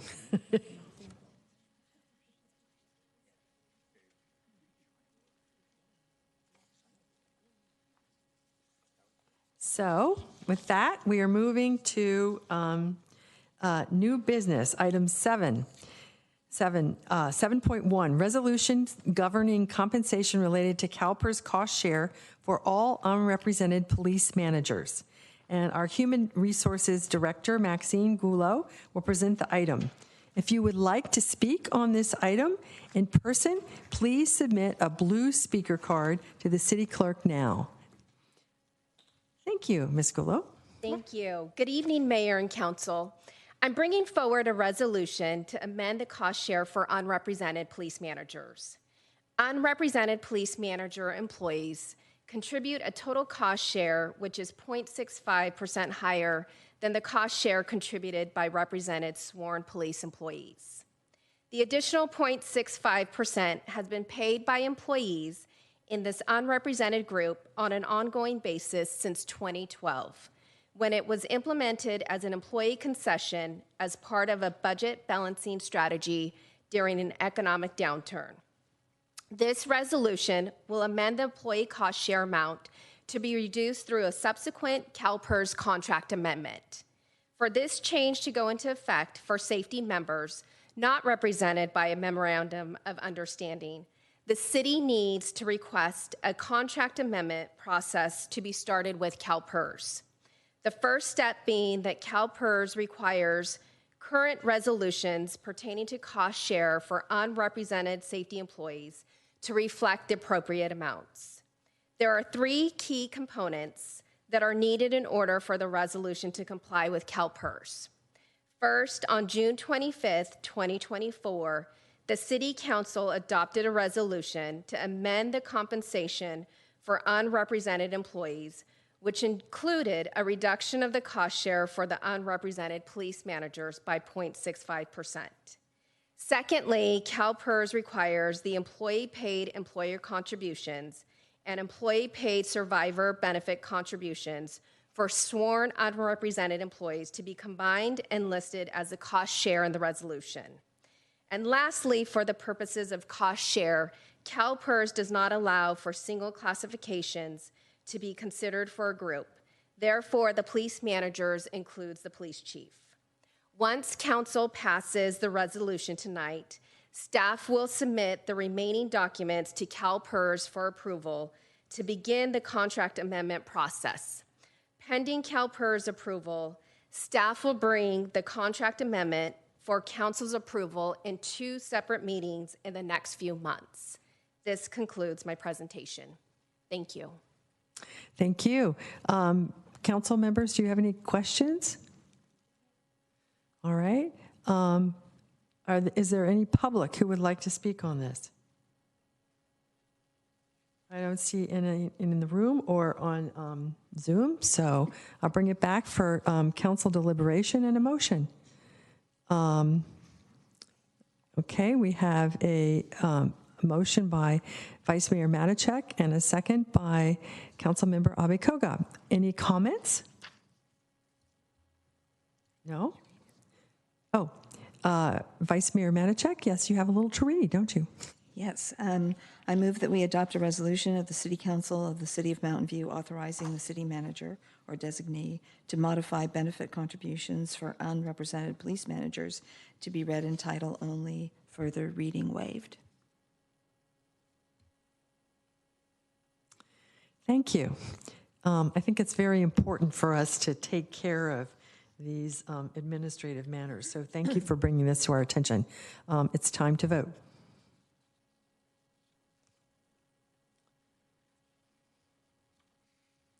The motion passes unanimously. Thank you. Okay, so now we have two lengthy items after this, so we're going to take a 10-minute break.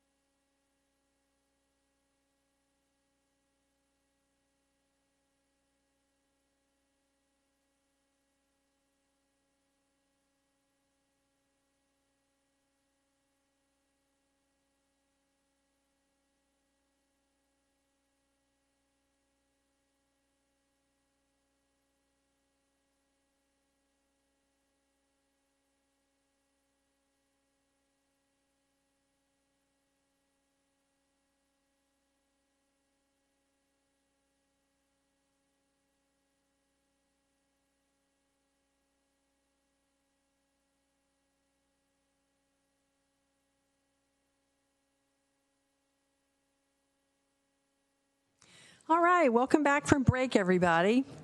Now we are on item 7.2, Measure G, Programmatic Goals and Spending Priorities.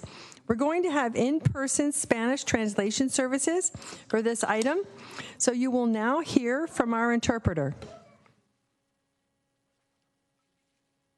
Para las personas que necesitan interpretación en persona, tenemos auriculares disponibles. Hoy solo estamos ofreciendo interpretación en persona durante la presentación. También estaremos ofreciendo interpretación durante los comentarios públicos en persona y virtual.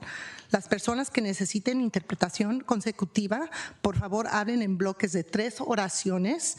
Luego hace pausa para nosotros interpretar y así consecutivamente poder interpretar todas sus ideas. I will be translating the comment section. We're only translating this portion. We have Jason in the back who will be translating simultaneously. And once we have public comment, I will be doing it consecutively, translating back to English to you. Thank you. Thank you so much. Okay, so now we have Assistant City Manager Arn Andrews. He will present the item. And if you would like to speak on this item, in person, please submit a blue speaker card to the city clerk now. I can see some people have already done that. That's great. Okay, Mr. Andrews.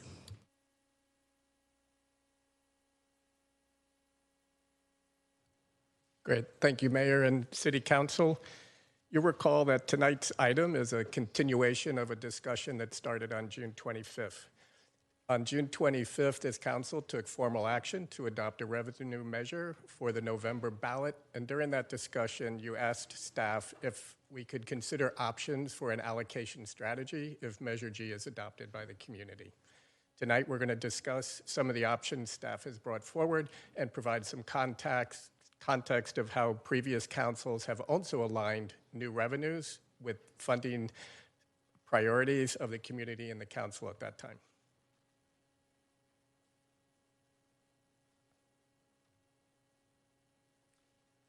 Great. So I mentioned that previous councils have also tried to align new revenues with the community and the council's priorities at that time.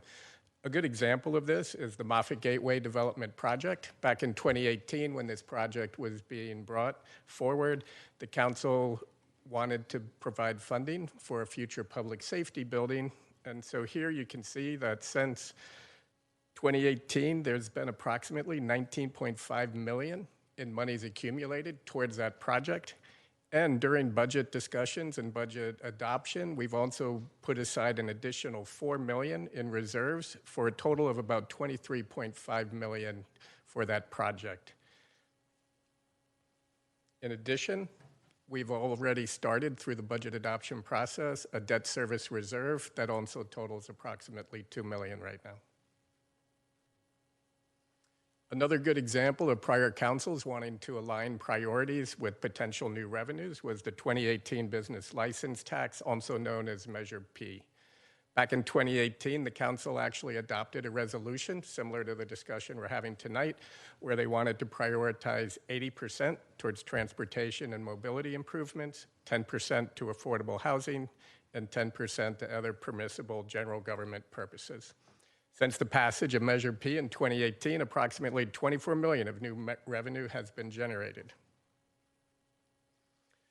To look a little closer at the transportation section, the 80% allocation, you can see that the Measure P allocations equated to about 45% or $8 million towards grade separation projects, another $9.4 million or 53% towards bike and ped projects, and then about $400,000 or 2% towards community shuttle operations. The next pie chart actually shows that with the $9.5 million that Google brought forward to the community shuttle, once you factor that in, you can see that the bike ped projects, $9.4 million, but now about 35%. The grade separation projects at $8 million, about 29%, and with the Google contribution to the community shuttle, that's at $9.9 million and about 36%. So taking these prior commitments into mind and also looking at some of the current community and council priorities, staff put together what we thought could be a reasonable approach to some of the current priorities that have been articulated by yourselves and by our community members.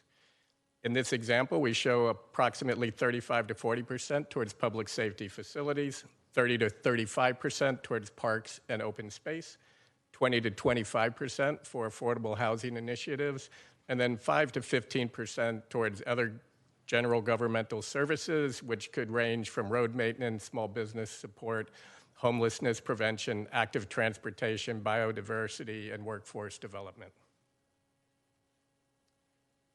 Staff thought it would be good to provide some context of what this could equate to in terms of potential future revenue if the community decides to adopt Measure G. And so since January 1st, we took a look at sales above $6 million. Here are three that stood out just because of the size of them.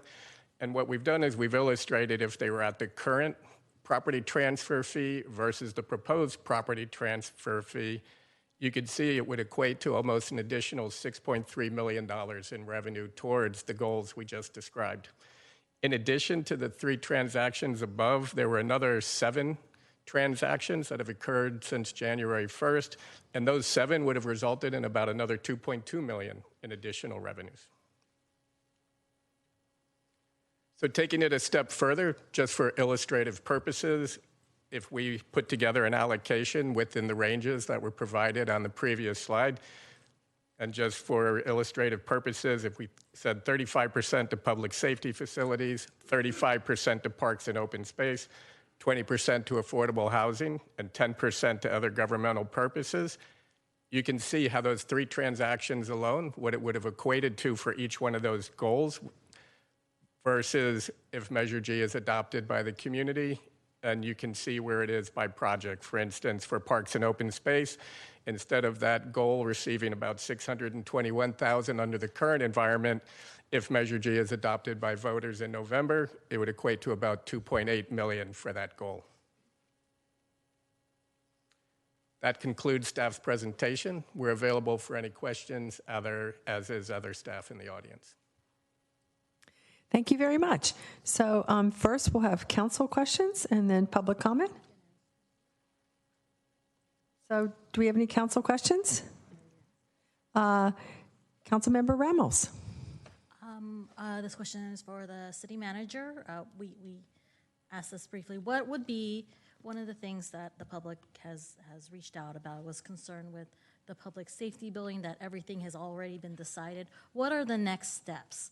with the public safety building, and what are the opportunities of engagement for the public on that? Thank you, Councilmember Ramos. So council has not made a determination yet on the public safety building. Thus far, council has discussed a potential design and the potential costs and structure of what the building would look like. Staff is anticipating bringing something back to council, and what we are looking at now is a substantially changed building where we are looking at the cost of the building and trying to figure out ways that we might be able to reduce the amount of the cost of the building, which could also involve a phasing structure. So that is anticipated to come to council shortly, but within the next few months, I would imagine.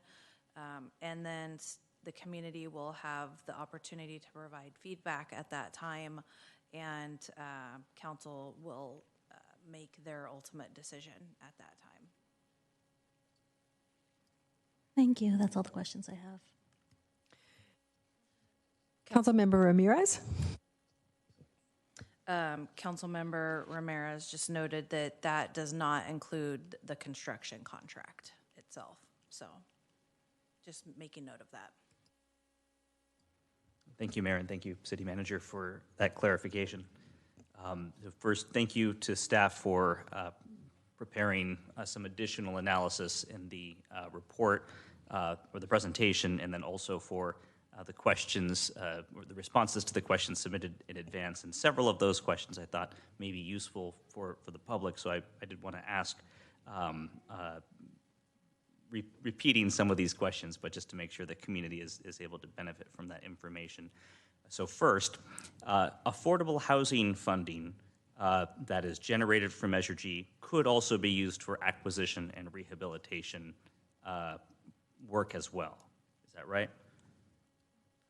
Thank you for the question. In speaking with Director Chen, there's nothing that would preclude them for using it towards any of the housing department's goals.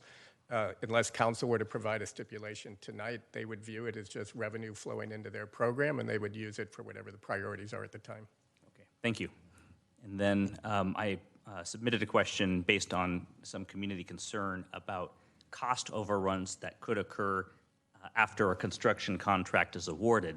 And staff provided analysis of a number of different projects historically that I think provides some insight into when there might be cost overruns, and I'd be interested in staff at least providing a summary of that information, and then any other insight you can provide to the council and the community.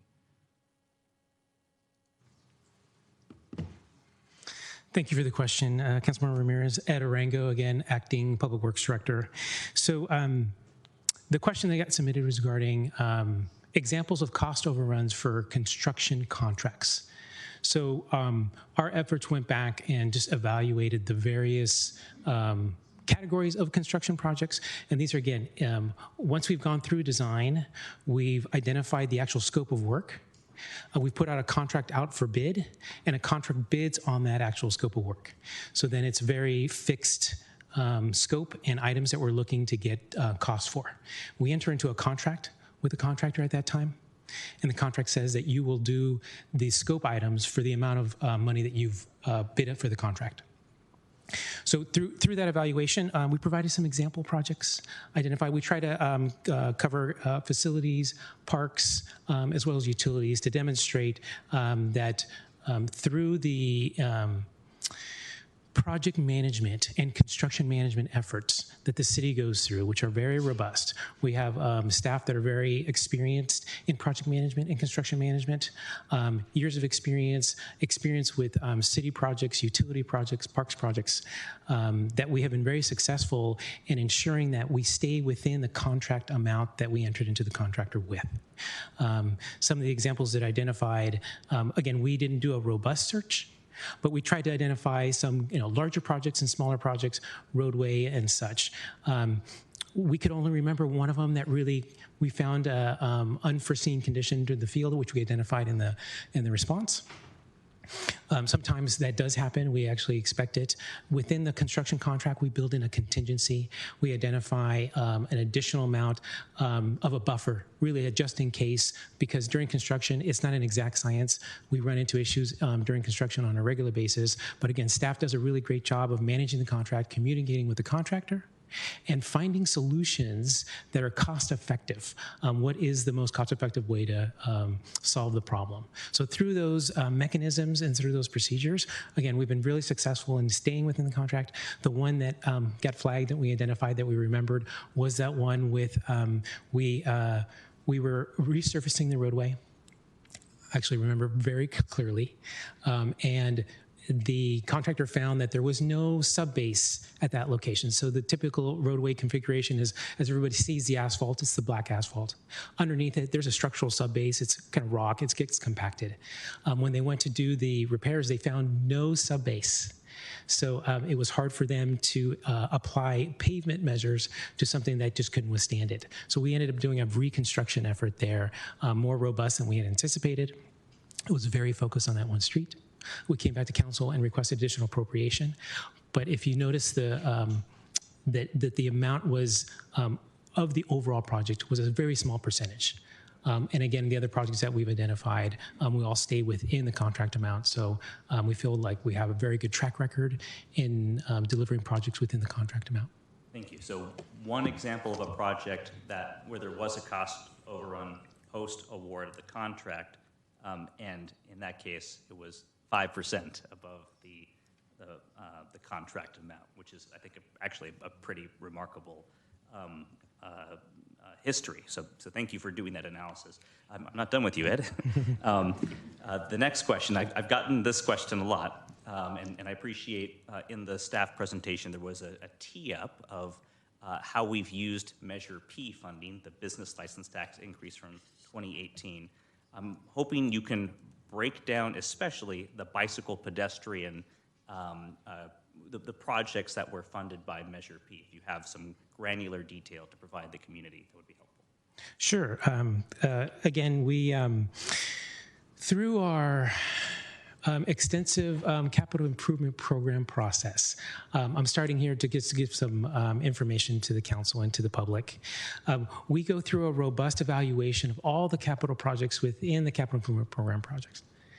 I don't have the exact number, but I want to say it's 335 projects within the capital improvement program. Every year we evaluate and review them. Every other year, we go through a 5-year evaluation, which is very intensive. But regardless of if we're doing an intensive 5-year review or we're just doing a 2nd-year review, we always identify the bicycle and pedestrian projects that are being identified in the program. So we pull those out separately to identify for the public and for the council, here are all the projects that the city is working on that are bike and pedestrian focused. So it was a good opportunity to bring that list back because we came here in April of this last year, identified those projects as an attachment to the study session.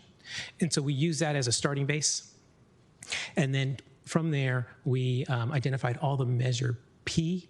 Is it, you're asking about the Measure P program? Yes, Measure P funded projects. So it was, some work had already been started. So I have a list that I prepared. We're big on spreadsheets in engineering. So I just wanted to go through. There's probably at least a dozen or more projects in here, but roughly. I wanted to call out just a few as examples. These are projects, we use a combination of funding in our capital improvement program that is not just focused on one funding, but it may be focused on one funding, but it may be of various sources of funding may contribute to one project. So I don't have that granular level of detail for each of these projects I want to mention, but Measure P did contribute to funding. So some examples that are, I'm going to give you completed projects, projects in design, and then projects to look forward to. A couple of projects that are complete is the Calderon bike lane project. These were the bike lanes that really provided that last connection. We had bike lanes north of Mercy but south of El Camino, and there was a gap there. So we identified bike lanes to improve there, so funding went to that one. The Castro Ped Mall feasibility study, that was also another project that was funded by Measure P, which led to the grand Ped Mall that you see today. So it really started the initiation efforts for that. Couple in design, it's one that's very popular right now. It's the Middlefield Road Complete Street project. We're using Measure P funding to fund that project. Another one in design is the Rangsdorf Avenue grade separation project. Also Measure P fundings to help with design and right-of-way there. And then lastly, it's someone to look forward to. It's the Tarabella Avenue Bikeway feasibility study. Also, portion of it Measure B funded, and that's going to study the feasibility of installing bikeways along Tarabella. Thank you. And if it feels like I'm grilling you, it's because I am. I'm being grilled in the community a lot the past several weeks, and so I'm very grateful to staff for preparing a lot of this information relatively expeditiously. I thank you. I think those are my questions for you. I did have a few additional for Arn or for other staff who might be able to answer these questions. I've gotten a lot of questions about monitoring and tracking Measure P funded projects. So that analysis that Ed just shared, for instance, could that be posted on the Legistar page for item 7.2 so members of the public could benefit from it? Would that be possible? Sure. Our communications program and staff is always trying to find better ways to be transparent to the interests of the community. Clearly, Measure P with the conversations around Measure G is an interest, and we can definitely find a way to make sure that that information either has its own web page, perhaps it's on the Public Works website since they're handling most of the projects, or maybe it would just be an individual one. Hey, community, this is how your dollars are being spent. Great, thank you. We might, sorry, one caveat, we might have to wait till after the election so that we don't give the appearance of advocating, but I can check with the city attorney's office on that. But for Measure P, which has already been approved by the voters, are there ways we could help provide some transparency to the public that we're using the money in accordance with the resolution that was adopted in 2018? Within the context of just Measure P and the Public Works Department and not tonight's conversation, yes. Got it, okay. That's helpful, thank you. I'd like to add, Councilmember Ramirez, and this was noted in the council question and answers, that we are also going to engage our audit firm every year to clarify the way that the Measure P dollars are being spent. So it is called out in the CIP for those projects. Now, you saw in the pie chart that there is more money that the city is spending towards the community shuttle. And to clarify, that is because Google no longer pays for that shuttle. So there are more Measure P dollars being spent on that now. And then the breakdown of the other pieces of the pie, we will certainly find ways to provide that information, much as what the assistant city manager said, and also the audit firm will also do an audit of those dollars being spent in the way that council prescribed all those years ago. Great, thank you very much. And my final question is, how will you implement the expenditure plan if it's approved by the council tonight, and what happens if there's a shortfall? Thank you for the question. So similar to Measure P, if council adopts an allocation plan tonight, staff will be bound by that, and we will treat it as such. That will be our direction going forward, and we won't deviate from that direction. Whatever percentages you set this evening, if you do, that'll be how we move forward. And similar to what the city manager was just saying for Measure P, we also anticipate engaging an independent audit for Measure G, if it is passed by voters in November, to do a similar annual audit to show how the monies were first received, the revenues received, and then how they were expended. Great. Thank you very much. Thank you. Councilmember Abe-Coca. Thank you, Mayor. So Vice Mayor and I are chatting. We're looking at slide number 4, actually 3 and 4. So 3 has the percentage breakdowns. We're trying to figure out with the pie charts, where's the 10% affordable housing slice as well as the 10% government purpose size. Thank you for the question. These pie charts are just illustrative of the 80% for the transportation budget. Okay. We did not show the other two categories. Okay. And I will say, so the first pie chart actually totals $17,800,000 of just Measure P funds. What we were doing on the second pie chart was to show that when you also add in the money that Google has provided since 2020, the percentages would have changed in terms of how the different goals were achieved.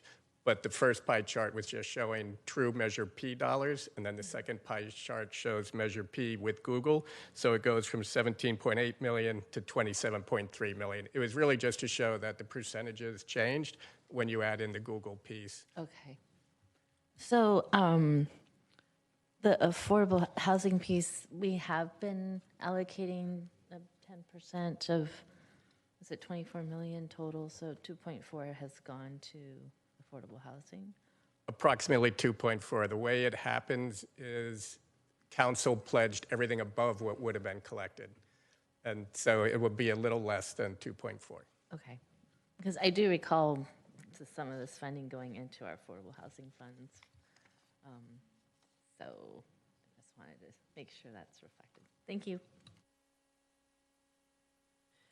Councilmember Kamei. Great, thank you. I just had a quick question, and it pertains to what Councilmember Ramirez was bringing up. I know that our Measure G has a dedicated webpage on our city site, that there's charts and frequently asked questions.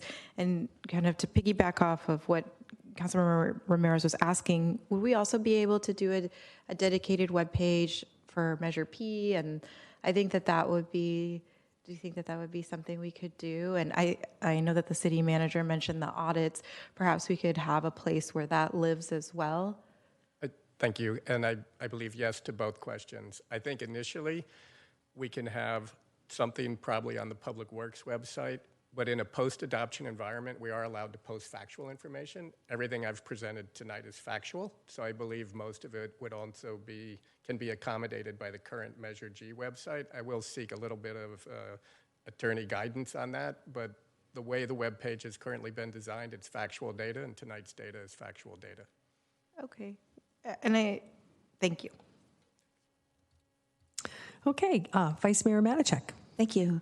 So there was a question about the public safety building, and that was the first I've heard that we're taking a look at that again tonight. I felt like when it came to council that we made the decision about the size and configuration and stuff, and that and the direction of the architecture, but I didn't think the whole thing was a draft. So can you tell me a little bit more about what's going on, how it came about, and why? Sure. So council did give direction on the design and the architecture, so that hasn't changed. What needs to be looked at is the cost increases and the direction that council gave. Staff has needed to look at some of the components of that, and will need to come back to council. Primarily because of the cost? Correct. And some other components that they're still analyzing right now. Okay, thanks. Okay, Councilmember Hicks. I have a quick question about the public safety building agenda item for the future as well. The last time we addressed that item, there were also areas of the site that were, correct me if I'm saying this wrong, sort of designated for other possible public buildings. Will that be something we review during that agenda item? No, just the public safety building. Okay, thank you. All right, well, all the council members have had a chance to answer questions, and so we will go to public comment. And I see that we have several people who have put in blue cards. The first one is Malia Perez, and after that we have Maria Flores. So Malia, are you here? Mayor, how much time are you allocating? Do we know total how many comments we have? How many commenters?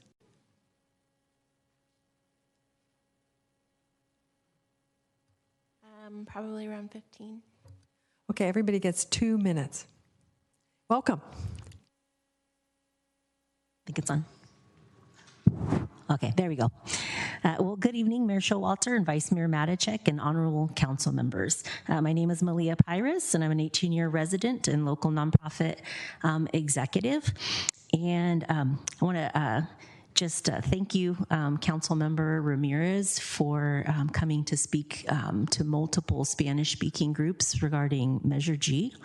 And I also want to thank the Council for the proclamation given earlier this evening for the Latino and Hispanic heritage.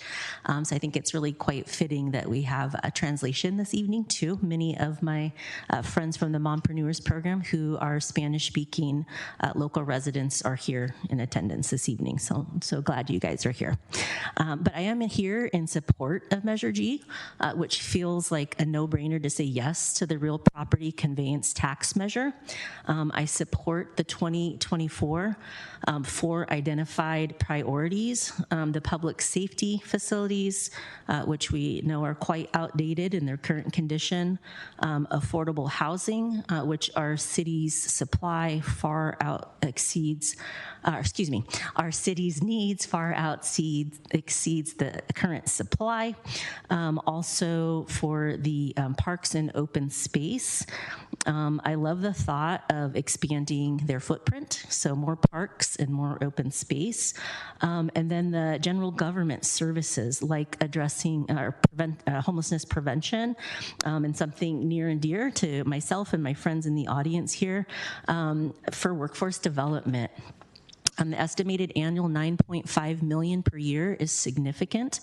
While I support the four identified priorities, I would like to ask the council to reconsider the percentages to an equal 25% per category. Each of them, to me, feel intertwined, and each of them are of equal importance. So thank you for your hearing me this evening. Thank you. And next is Maria Flores. Welcome. Thank you. And after Maria, we'll have Rubidia.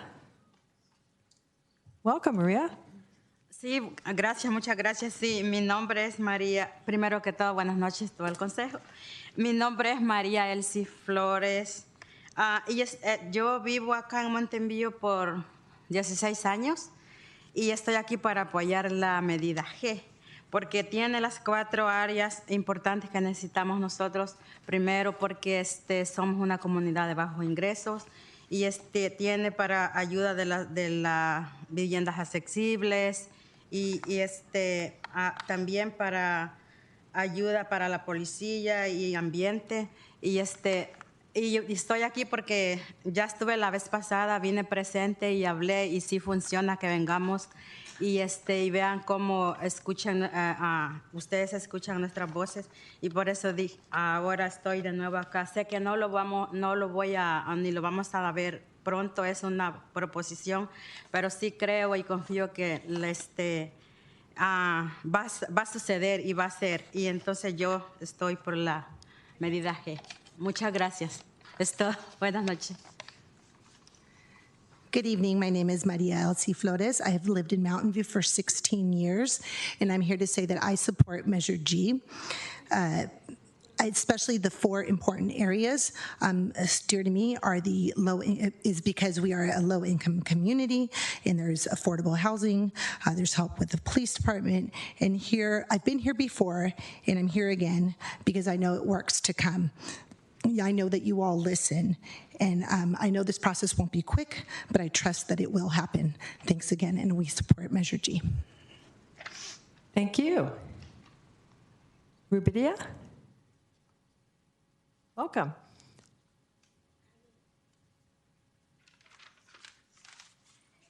Muy buenas noches, que el Señor les bendiga a todos. ¿Verdad? Mi nombre es Rubidia Ayala y estoy aquí para apoyar el proyecto, ¿verdad? Estuve en un meeting anoche y lo que entendí es que un proyecto que hay un fondo para 4, ¿verdad?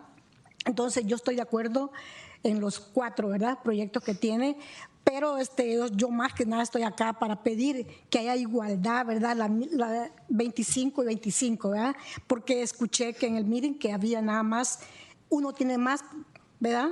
Y el otro menos. Entonces, vengo a apoyar la proposición que tienen, ¿verdad? Pero a los 4, pero me gustaría pues que todos los del jurado pues que escucharan nuestra voz, ¿verdad? Y que venimos de una comunidad de bajos recursos, necesitamos vivienda. Yo no puedo rentarme un cuarto yo sola porque gano muy poco, ¿verdad? Entonces, si la vivienda estuviera más baja, claro que estaría en mi posición, ¿verdad?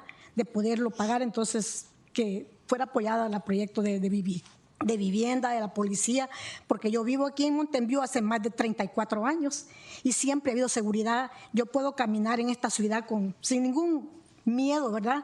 Porque en todos esos años nunca me ha pasado nada. Y apoyo la ayuda de la policía y todo, ¿verdad? Entonces, yo más que nada, por eso estoy acá, para que mi voz y la voz de todas mis compañeras sea escuchado por todos ustedes. Que el Señor toque su corazón, ¿verdad? Y que haya esa ayuda para nosotros. Que el Señor me los bendiga a toditos. Gracias.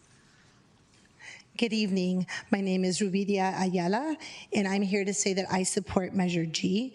I see that it's been broken up in 4 different areas, and I support all 4 areas, but I would like for it to be in equal parts, 25% for each part. Sometimes I think that I'm sorry, I know that you all listen to our voices, and we come from a space where we have a low income and we need housing, and I would like for it to be easier for me to pay my housing. I've lived here for 34 years, and I also am happy that we're supporting the police department because in those 34 years, I can walk and feel safe in the city. That's why I'm here, so that you hear our voice and that you know that we support Measure G, and may God bless you. Thank you. The next speaker is Renee Bryant. And after Renee, we'll hear from Matthew Reed. Welcome, Renee. Hi, dear Mayor, dear council members. You know who I am. I'm Renee Bryant, but in any case, longtime resident, trying to see how I can see this. Okay. Longtime resident and former mayor. I haven't come to address you specifically on the proposed Measure G goals and spending priorities. My comments are about process. You've formulated a splendid set of priorities for the city, one that as a resident and a voter, I'm proud of. And these priorities should be guiding your planning and budgetary decisions. The language you approved for Measure G emphasizes emergency responses and pavement repair. I say emphasizes because emergency services and pavement repair are the first city services mentioned. Now I see that the proposed spending priorities you're discussing tonight raise parks and open space to second place in terms of fund allocation, just behind public safety buildings, which is good, but I find the lack of consistency in your communications with the public troubling. Conflicting messages about how Measure G monies will be spent have created an unfortunate lack of trust. Are we to believe the language of the measure? Are we to believe the current proposed priorities, which of course can easily be changed? How do your priorities for the city, our priorities for the city, figure into this? Thank you. Thank you. Mr. Reed, welcome. Thank you. Good evening. After Mr. Reed, James Zaworski. Great. Thank you, Mayor Showalter and Council. I am very pleased to be here this evening, and I am here to speak to the importance of affordable housing in your community. The great thing about Mountain View is that there's really never a question from this council and from your staff about the importance of responding to the housing needs of the community. So it's an honor to come and to work with you all and your staff. As you know, 3 weeks ago, we were envisioning a different election. We were expecting there to be a substantial opportunity to raise funds for affordable housing production and preservation on the ballot. That is not going to be happening.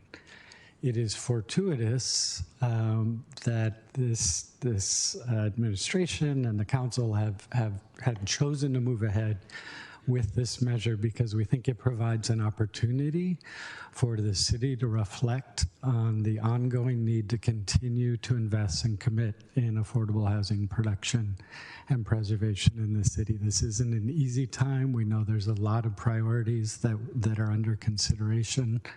But we would really ask you to reflect on whether the recommendations from staff really respond to the priority for housing solutions that your residents have articulated.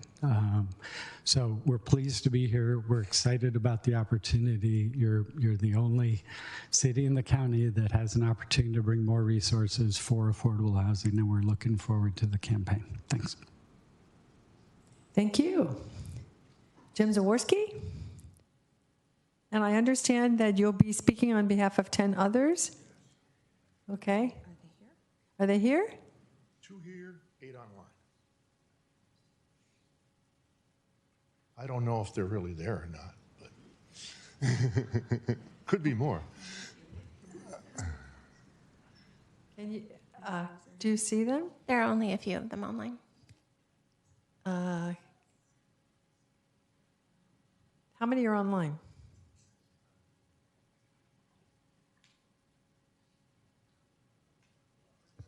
Two or three. Okay, so that's 4. And how many people are needed for additional? Do we need all 10, or is that our rule? I was only looking for 5. I would have gotten. I think it's 5, isn't it? Okay, Yeah. so if that's the case, then we have 5. You just thought you were talking. So go ahead. No, okay. You have I probably need what? Can I have like 6 minutes? Is that No, enough? 5 minutes. 5 minutes. I can do that. Thank you, Mayor. Thank you. We're good. Okay. My name is Jim Zaworski. Next slide, please. Oh, do I hit the slides? No. As people know, I wrote the rebuttal argument against Measure G, and I'm representing a large group of people that were opposed to Measure G. And I want to thank the staff and members of the council for clearing up some of the things that caused us to be against Measure G, and with the hope that someday soon, we can rectify this and move together with common goals, because I think staff has done a very good job, as has council, to put this forward. So what I would say is our no core is not against Measure G, but it is because it's going to generate badly needed revenue for the city, where our position arose from the city's June 25th expenditure plan, and the way the expenditure plan was articulated that caused a lot of anguish in the community. We saw threats to this plan posed for the city's budget and keep programs moving forward, as Councilmember Ramirez said, based on the fact that cost overruns would now come out of the general fund, which would threaten some very key housing, parks, and other active transportation canopy programs. And we saw that Measure G on net to the community might be a net loss, even if we passed it. Next slide, please. So when we looked at the expenditure plan, we saw that there were must-haves, should-haves, and nice-to-haves, meaning must-haves are things we have to do right away. Next slide, please. And that we really thought that the city's administration nice-to-haves were displacing community must-haves. There are many must-haves in the public safety area. We must have a public safety building that can handle 911 emergencies in a crisis. We must have a city public safety building that is a safe place to work for the people that we trust to protect the environment. However, there were a lot of nice-to-haves that caused the cost to balloon, and then also caused us to allocate most of those funds to the public safety building. The staff is taking care of that. Next slide, please. So this is in an environment where some of our fees, and everyone on council knows this, are leveling off. We're not getting as much business builder fees. We're not getting as much tax fees. And as Mr. Reed mentioned, we're not getting state and federal revenue that we were counting on. So this whole environment led us to believe that Measure G was going to put a squeeze on some of the funds we badly needed to continue to move forward as a great city. Next slide, please. So the new Measure G plan is most promising. The public safety building has been refocused on must-have items. Fears of cost overruns have been addressed by Lucas and the committee, and I thank the committee and the members of the committee. And the G allocation for community-facing projects such as affordable housing and parks has been increased. Next slide, please. G is a limited source of funds. It's not going to solve everything. Contributions for G affordable housing could be important, but they could still be important in defining our future. Next slide. We have a $50 million shortfall in affordable housing versus our housing elements. G's not going to solve that right away. We are probably about 60 acres short of park space if you use the Quimby rule. G's not going to solve that right away. And G funds that allows, but G funds allocated to the public housing could help us keep our share of federal and state funds for housing and can leverage those funds, and in that way it's very possible. And also G funds can magnify the impacts of those funds for housing that we're doing, that we would lost if we did not allocate those funds, and I commend the council for allocating those funds to affordable housing. In the case of parks, next slide. While less than 1% of the money needed to address our 60-year parks deficit shortfall, G funds can nonetheless be allocated to address our most critical parks and open needs space today, and they can be capitalized to take advantage of large opportunities when and if they arise. This is going to be the first dedicated funding to parks equity issues in underserved parks community, and that means a lot to this community. Next slide, please. A strategically planned neighborhood park network driven by G could be a focal point for integrating city plans for green streets, biodiversity, canopy, active transportation, and sustainability, but only if we strategically plan for it today. Next slide. We are gratified that Council is committed to making a meaningful Parks and Recs plan to make sure that the funds allocated for parks are spent wisely and focused on the things that we need now. Next slide. We thank you for providing us very focused at G and for making G more community-centric. And if we go to the last slide, we are cautiously optimistic that we can quickly get rid of the campaign against G. Personally, I'm for that. The thing about no blank checks has been resolved, and now we are focusing on community, and I commend you all for that. Thank you very much. Thank you. Thanks for getting all that information together. Okay, so the next speaker is Reina Dominguez, and after that we have Cindy Valderrama. Reina? Welcome. Thanks for being here. Thank you for, good evening to everyone. Well, I support the Mayor G, and the only thing I don't like is to give some huge percentages to parks and open spaces. I guess you can ask that for the new the new constructions to make spaces and parks close to them, because they only build like rooms and bathrooms, but they don't build any parks for kids to play in there. And also, why do you have to make it extra parks? I mean, if they can make their own spaces. And then, because if you make parks, then you have to put the water, you have to cut the grass and all this stuff. And every year it doesn't, I don't think it's a good idea. And I guess for the small things, I think you need to give a big percentages, like for the small business. I hope they can, for the small business, that they can open their own business, new people who can come and open the restaurants, and then that way the families can support their own families. And if you give it the opportunity to open their new business, maybe they can support more, and it gives more, they can give a job to another person, and they can give it more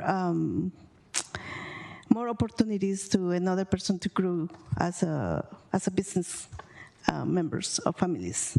And thank you. That's all. Thank you. Cindy Valderrama.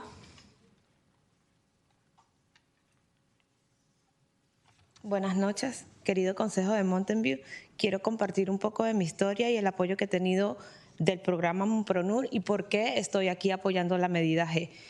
Soy Cindy Valderrama, he vivido en Mountain View por 8 años, tengo 2 niños de 4 y 5 años y soy propietaria de Calicaraca, Small Business in Mountain View. Sí, que sirve comida venezolana en el área de la Bahía. Empecé a vender comida desde mi casa, pero cuando vi el potencial de las grandes empresas que hay en Mountain View, decidí registrarlo legalmente para poder tener más oportunidades. Ha sido todo un desafío para mí, porque este tipo de negocio de comida es uno de los más caros de iniciar, porque tienes que tener un gran capital para poder tener un restaurante, un food truck, una fábrica, hasta un buen servicio de catering.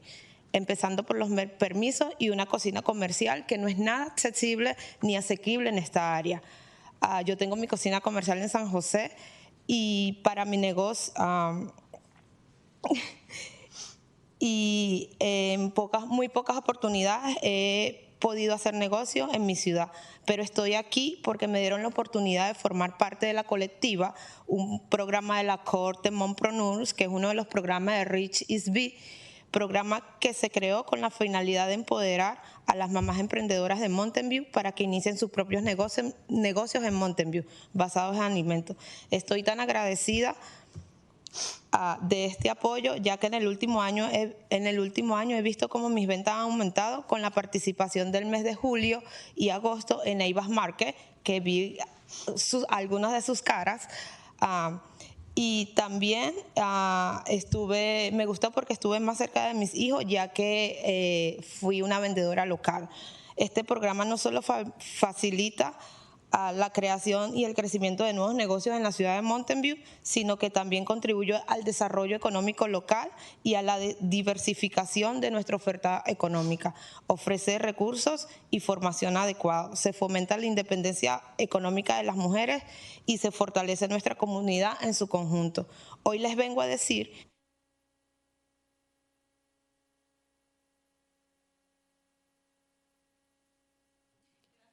Thank you. Dear Mountain View Council, I want to share a little of my story and the support I have had from the Mompreneur program. My name is Cindy Valderrama, and I have lived in Mountain View for 8 years. I have 2 children, ages 4 and 5, and for the past 3 years, my husband and I have been the owners of Cali Caracas, a business registered in Mountain View that serves Venezuelan food around the Bay Area. I started selling food from home, but when I saw the potential of the big companies in Mountain View, I decided to legally register to be able to have more opportunities. It has been a challenge for me since this type of business is one of the most expensive to start due to the large capital that you have to have. Having a restaurant, a food truck, or a factory, or even a good catering service, starting with the permits and a commercial kitchen that is not at all accessible and affordable in this area. And it was not until San Jose that I was able to find a commercial kitchen for my business, and on a very few occasions I have been able to do business in my city. But I am standing here because they gave me the opportunity to be part of La Colectiva of the Mompreneur cohort, which is one of the REACH SV programs, a program that was created with the purpose of empowering entrepreneurial mothers from Mountain View to start their own business in Mountain View based on food. I am so grateful for this support, and in this last year, I have seen how my sales have increased with the participation of the months of July and August in Ava's markets, where I was able to see many of your faces, and at the wine festival, and I have also been closer to my children since I have been working locally in my city. This program not only facilitates the creation and growth of new business, but also contributes to local economic development and the diversification of our gastronomic offers. It offers the appropriate resources and training, promotes the economic independence of women, and strengthens our community as a whole. Today, I come to tell you that it seems essential to me that Mountain View continues to grow as an inclusive and accessible city for all, and promoting programs like Mompreneur not only empowers entrepreneurial mothers and makes them economically independent, but also contributes to the local economy, generates employment, and strengthens our community, thus avoiding displacement. Thank you. Thank you. Okay, and then Ali Shapirman and Gloria Arias. Ali?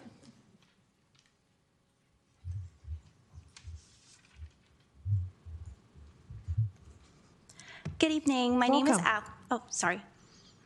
Good to go? Okay. My name is Allie Saberman, and I'm here on behalf of the Housing Action Coalition. As you know, we are in a housing crisis, and the leading reason it is difficult to build much-needed new housing are fees. We hope that the council does not make a decision that will make housing production more infeasible. We recommend that multifamily housing is exempt from the transfer tax. If multifamily housing is not exempt, we recommend whatever amount housing is taxed, that it directly goes to affordable housing. We believe this amount might be higher than the suggested 20% allocation. We also recommend that the city continues to monitor the feasibility of housing, and if it is deemed infeasible, consider to scale back the transfer tax on multifamily housing.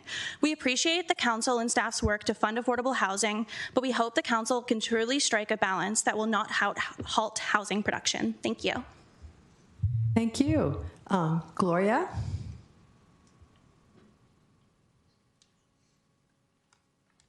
And after Gloria, Michaela Buenas Francesca. Welcome, noches Gloria. a todo el consejo. Mi nombre es Gloria Arias. Yo vivo en esta ciudad de hace 24 años con mi familia. Yo soy una miembro de las Mompreneur y estoy aquí para apoyar la medida G. Muchas gracias. Gracias. Good evening. My name is Gloria Arias, and I've lived in Mountain View for 24 years. I am part of the Mompreneur program here in Mountain View, and I also support Measure G. And I just want to say thank you for listening. Thank you. Michaela? Hola, buenas noches. Mi nombre es Micaela. Vivo aquí en Mountain View y estoy aquí esta noche. Y yo pienso que para mí, para todas mis compañeras que pertenecemos a Reach SB en Mompreneurs, es muy importante y valioso esta noche y estamos aquí para apoyar la medida G. Gracias. Gracias. Hi, my name is Micaela, and I'd like to say good evening to all and let you know that I also live here in Mountain View, and I'd like for not only to speak for myself, but also for my partners who are mompreneurs or part of Reach SV, and say that we all support Measure G. Thank you. Thank you. And now Angelica Gabriel. And after Angelica, John McDonald. Hola, buenas noches. Primeramente, gracias a Dios y gracias a ustedes, a cada uno de ustedes por escucharnos. Yo vivo aquí en Mountain View más o menos como unos 24 años. También soy parte del programa Mompreneurs y estoy aquí para apoyar a la medida G, ya que nos trae grandes beneficios, no solo a mí, sino a mi familia y a todos los que vivimos aquí en Mountain View. Muchas gracias por escucharnos.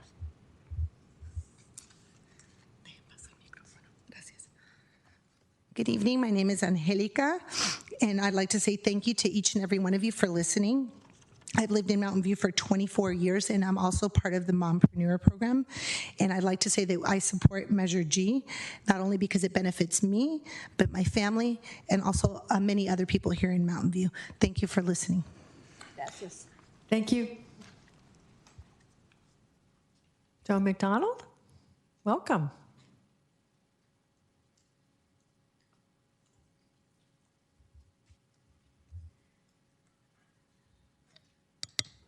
Good evening, Mayor and Council. Initially, I was questioning Measure G, primarily because it seemed way up in the platitudes and not very clear or transparent with what the specifics could be for that money. I guess what has happened as I read it more carefully and said to myself, I have to trust you.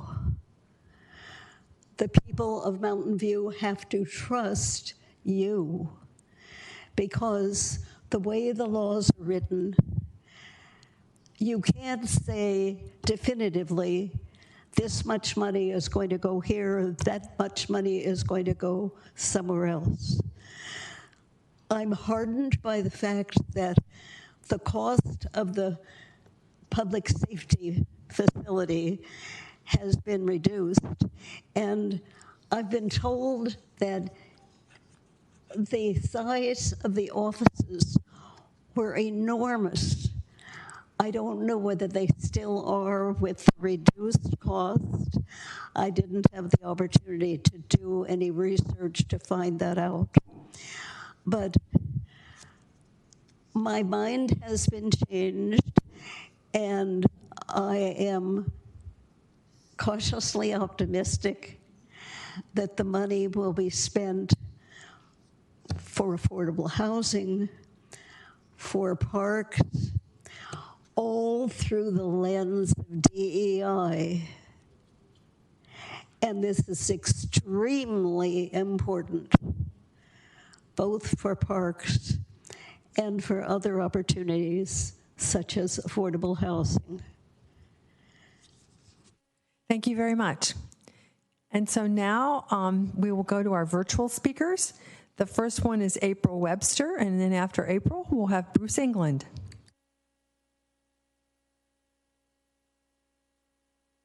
April, are you there?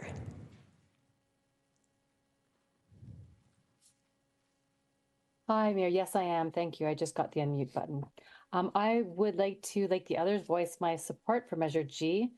And however, I do have some concerns about the allocation of funds, and particularly in how they align with community priorities. City staff have repeatedly reported funding shortages for active transportation projects, yet only 5 to 15% of funds are allocated to these projects in the proposed plan, compared to 35 to 40% for public safety buildings. While I strongly believe that parks and open spaces and affordable housing are important, and I strongly support their prioritization, I would like to, the percentage allocated to the public safety facilities seems disproportionately high, especially given the community's stated policies. And I urge Council to allocate more funds to active transportation to address some of these critical deficits. Additionally, expenditure P, or the expenditure plan for Measure P, established in 2018, received very limited public attention, raising concerns about its effectiveness. The lack of transparency makes the insufficient prioritization of active transportation in Measure G more troubling. So I would request that Council look into revisiting Measure P's plan to more clearly prioritize active transportation by allocating at least 45% of funds to these initiatives. And I believe this adjustment would ensure the city's priorities align more closely with the community's needs, enhancing and also enhancing clarity and accountability and promoting sustainable transportation solutions. Thank you so much. Thank you. And now we're here from Bruce England. Thank you, Mayor. I'm sorry, give me just a second.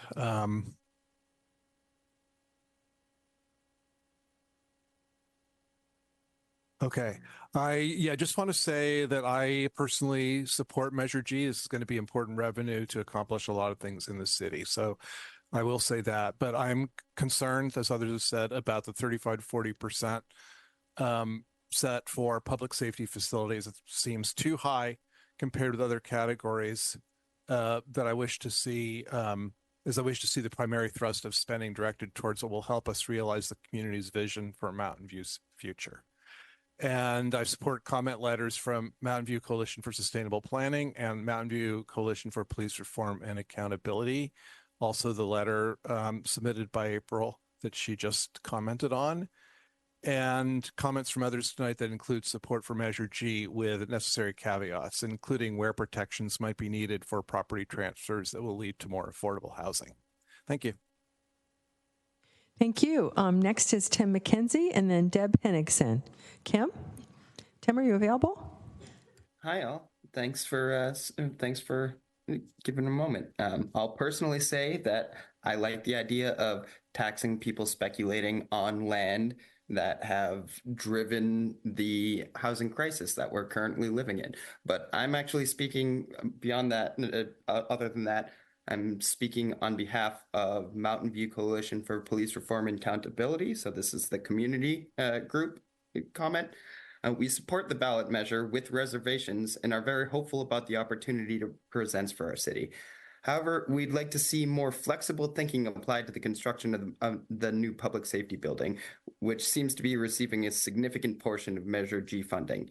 In order to support the measure with no reservations, Mountain View Coalition for Police Reform and Accountability would need to see robust exploration of solutions that meet the facility's needs, as well as the ways this property could be used to address multiple city priorities simultaneously. We're concerned with allocating up to 40% for city buildings takes away from other projects and programs. We recognize the city does need new facilities for public safety standards and appreciate the comments that were made that there will be opportunities to speak in the future, but we also want to highlight its prime downtown real estate and could be leveraged in different ways, such as housing or open space. And we haven't really heard substantive discussions of ways we could meet the department's needs while incorporating community needs like market housing elsewhere on the property that could offset costs and generate funding sources for future needs. We'd also like to hear considerations of ways to meet the department's needs using other properties, like the other side of Shoreline or empty office space on Castro. We'll talk more at the upcoming meeting in the future weeks. And just on a personal note, I'd like to say public safety could be more than just the building. Thank you. And finally, we have Deb Hennickson. Deb, welcome. Thank you so much for the opportunity to comment. I'm here to represent the Mountain View Coalition for Sustainable Planning. And as mentioned in our letter, we also were one of those groups that had concerns about the lack of transparency around Measure P funds. So really appreciate Councilmember Ramirez bringing that up today and the staff response, both in advance and in the meeting today. In general, MVCSP supports Measure G. However, we recommend a different prioritization of the funds themselves, starting with developing and preserving affordable housing, and then focusing on achieving the city's Vision Zero goals through full implementation of the active transportation plan, as well as investing in climate resilience programs and practices and expanding parks and open space and protecting biodiversity. We actually would deprioritize further allocations from Measure G to the public safety building, as we feel that specific capital improvement already has sufficient additive funding from the Ameswell Hotel development. But we are really excited to see Measure G proceed and are glad that the city will have the opportunity to spend these additional funds just in a slightly different way. And then separately, in addition, my daughter is here. So this is separate from the MVCSP comment. She is 12 and she attends Graham Middle School. Hi. She stayed up really late to make this comment, but she's very tired. So she wants to say to you all that she really wants to see funds prioritized for safe routes to school in particular as part of the active transportation plan. She rides her bike to Graham every day. There isn't even a crossing guard, although she and her friends have to cross El Camino every single day to get to school. So she would really like to see additional funding go towards the parts of the active transportation plan that support safe routes to school. Thank you so much for the opportunity to comment on behalf of both of us. Thank you. We appreciate your participation and thoughts. Okay, so now that we've heard from a number of members of the public, and I think it's interesting that everybody has been in support. That's great. It's time to bring it back to the council for deliberation. And I see that Councilmember Ramirez has his light on. Thank you, Mayor. I'm going to speak continuously for about 20 minutes, so I hope you brought your sleeping bags.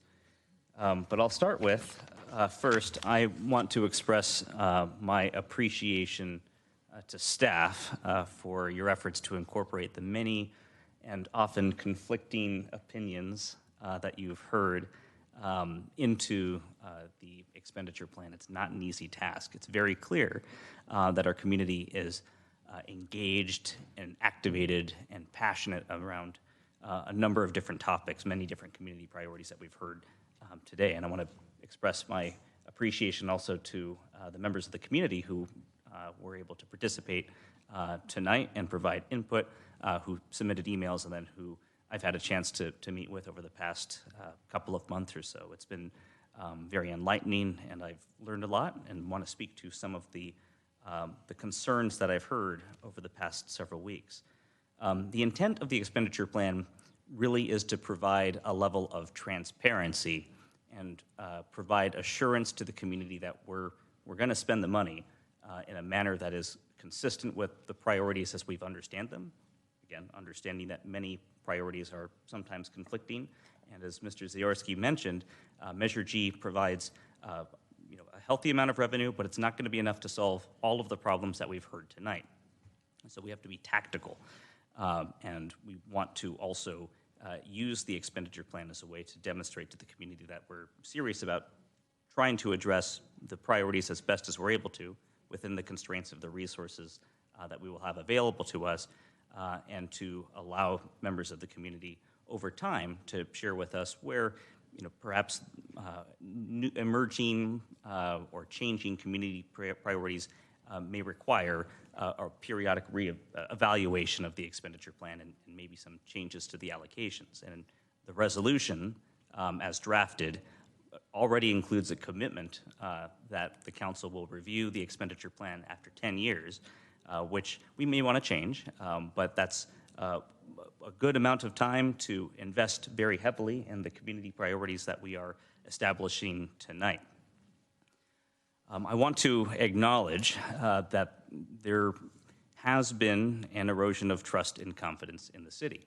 I've heard that loud and clear, and that's also why I think the expenditure plan is a very important tool for us to show that we're not just going to put the money into things that maybe the community doesn't have any interest in, but this is the tool and the most important mechanism that you can use to hold us accountable and ensure that we're spending the money that we're asking you to provide us on things that actually help advance community goals.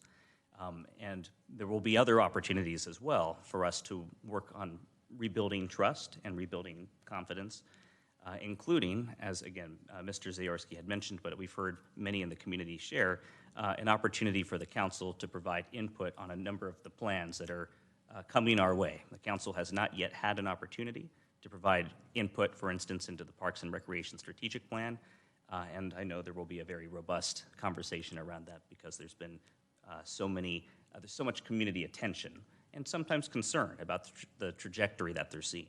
So we want to continue to work with you.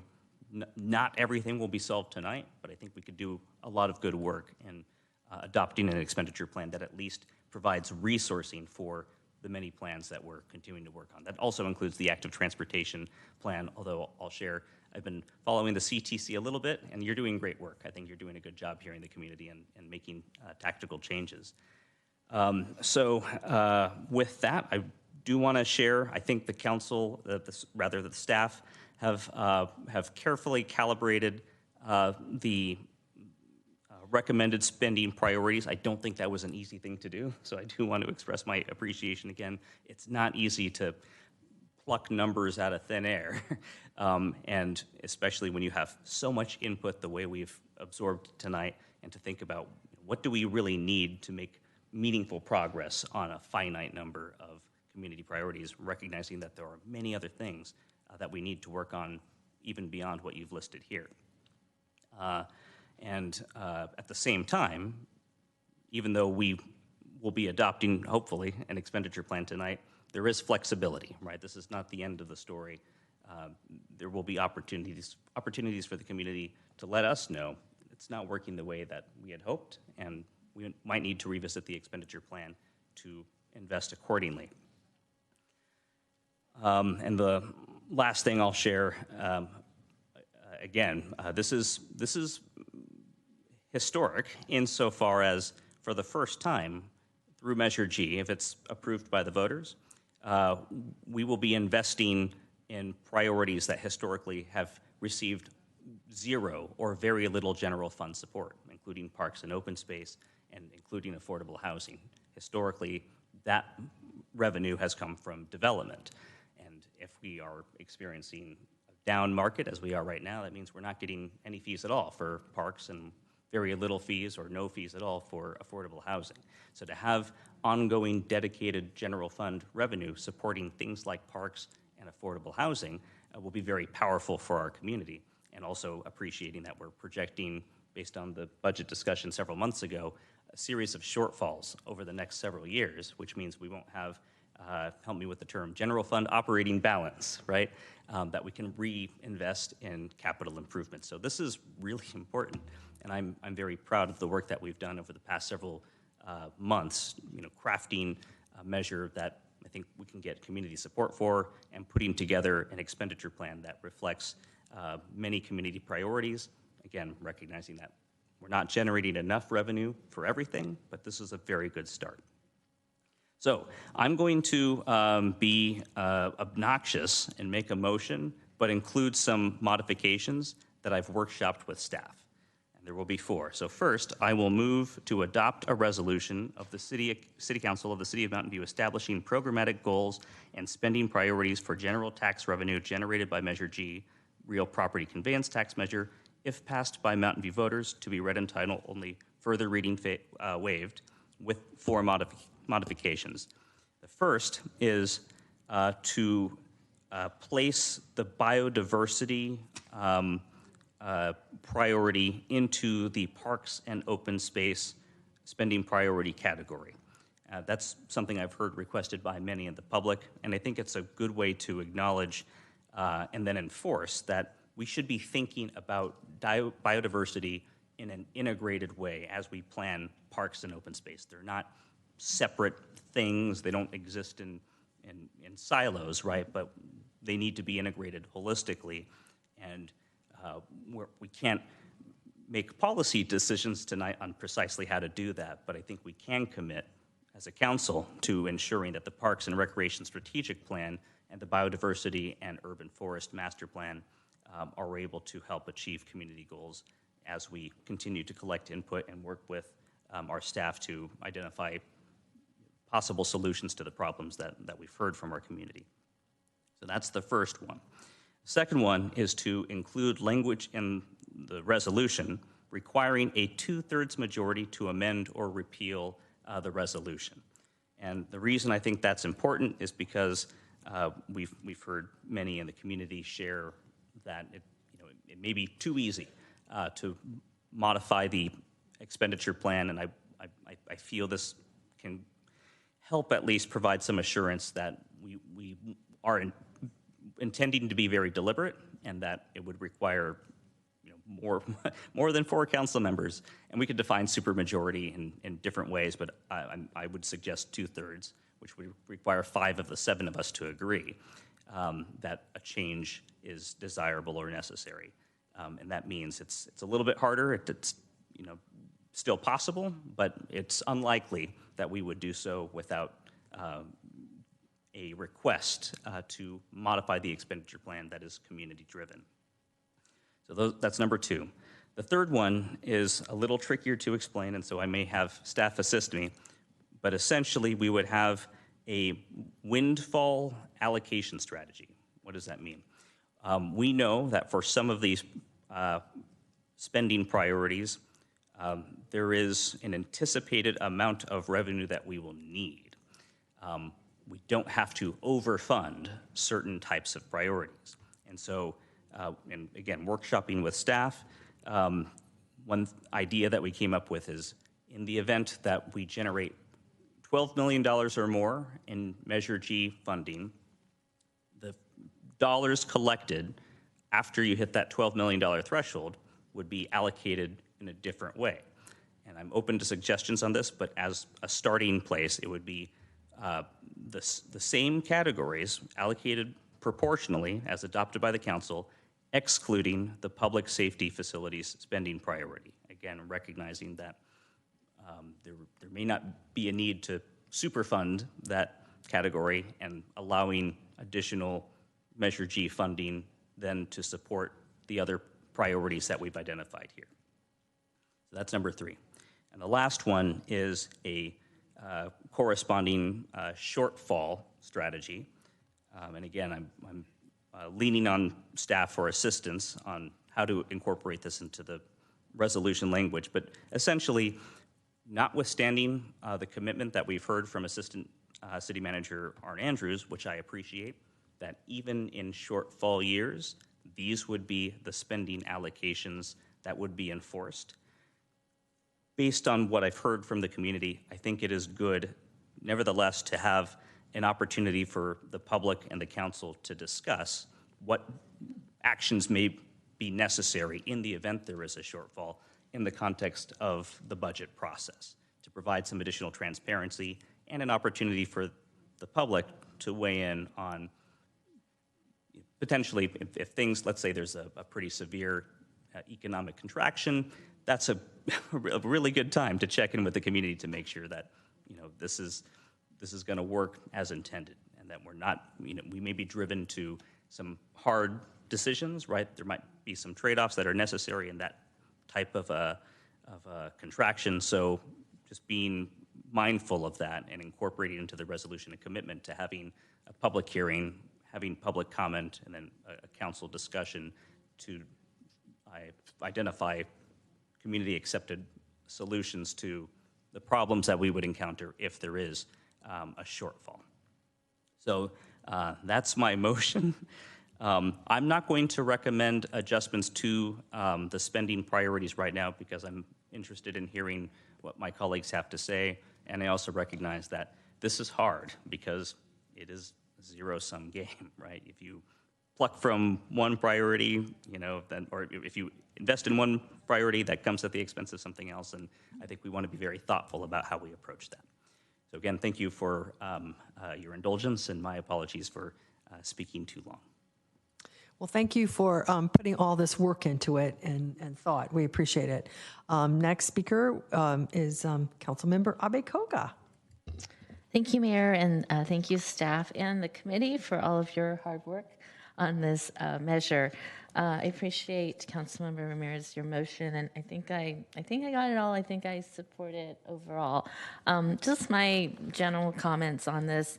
Well, number one, I will start by saying that you know, we may have heard from some folks who feel that their confidence has eroded in the city, but I still go back to our polling numbers, and you know, we have 85,000 people here, and it is a random sampling, but polling is, you know, pretty good indicator of what people say, and I think I was actually surprised at how high our satisfaction rate was, so let's not forget that.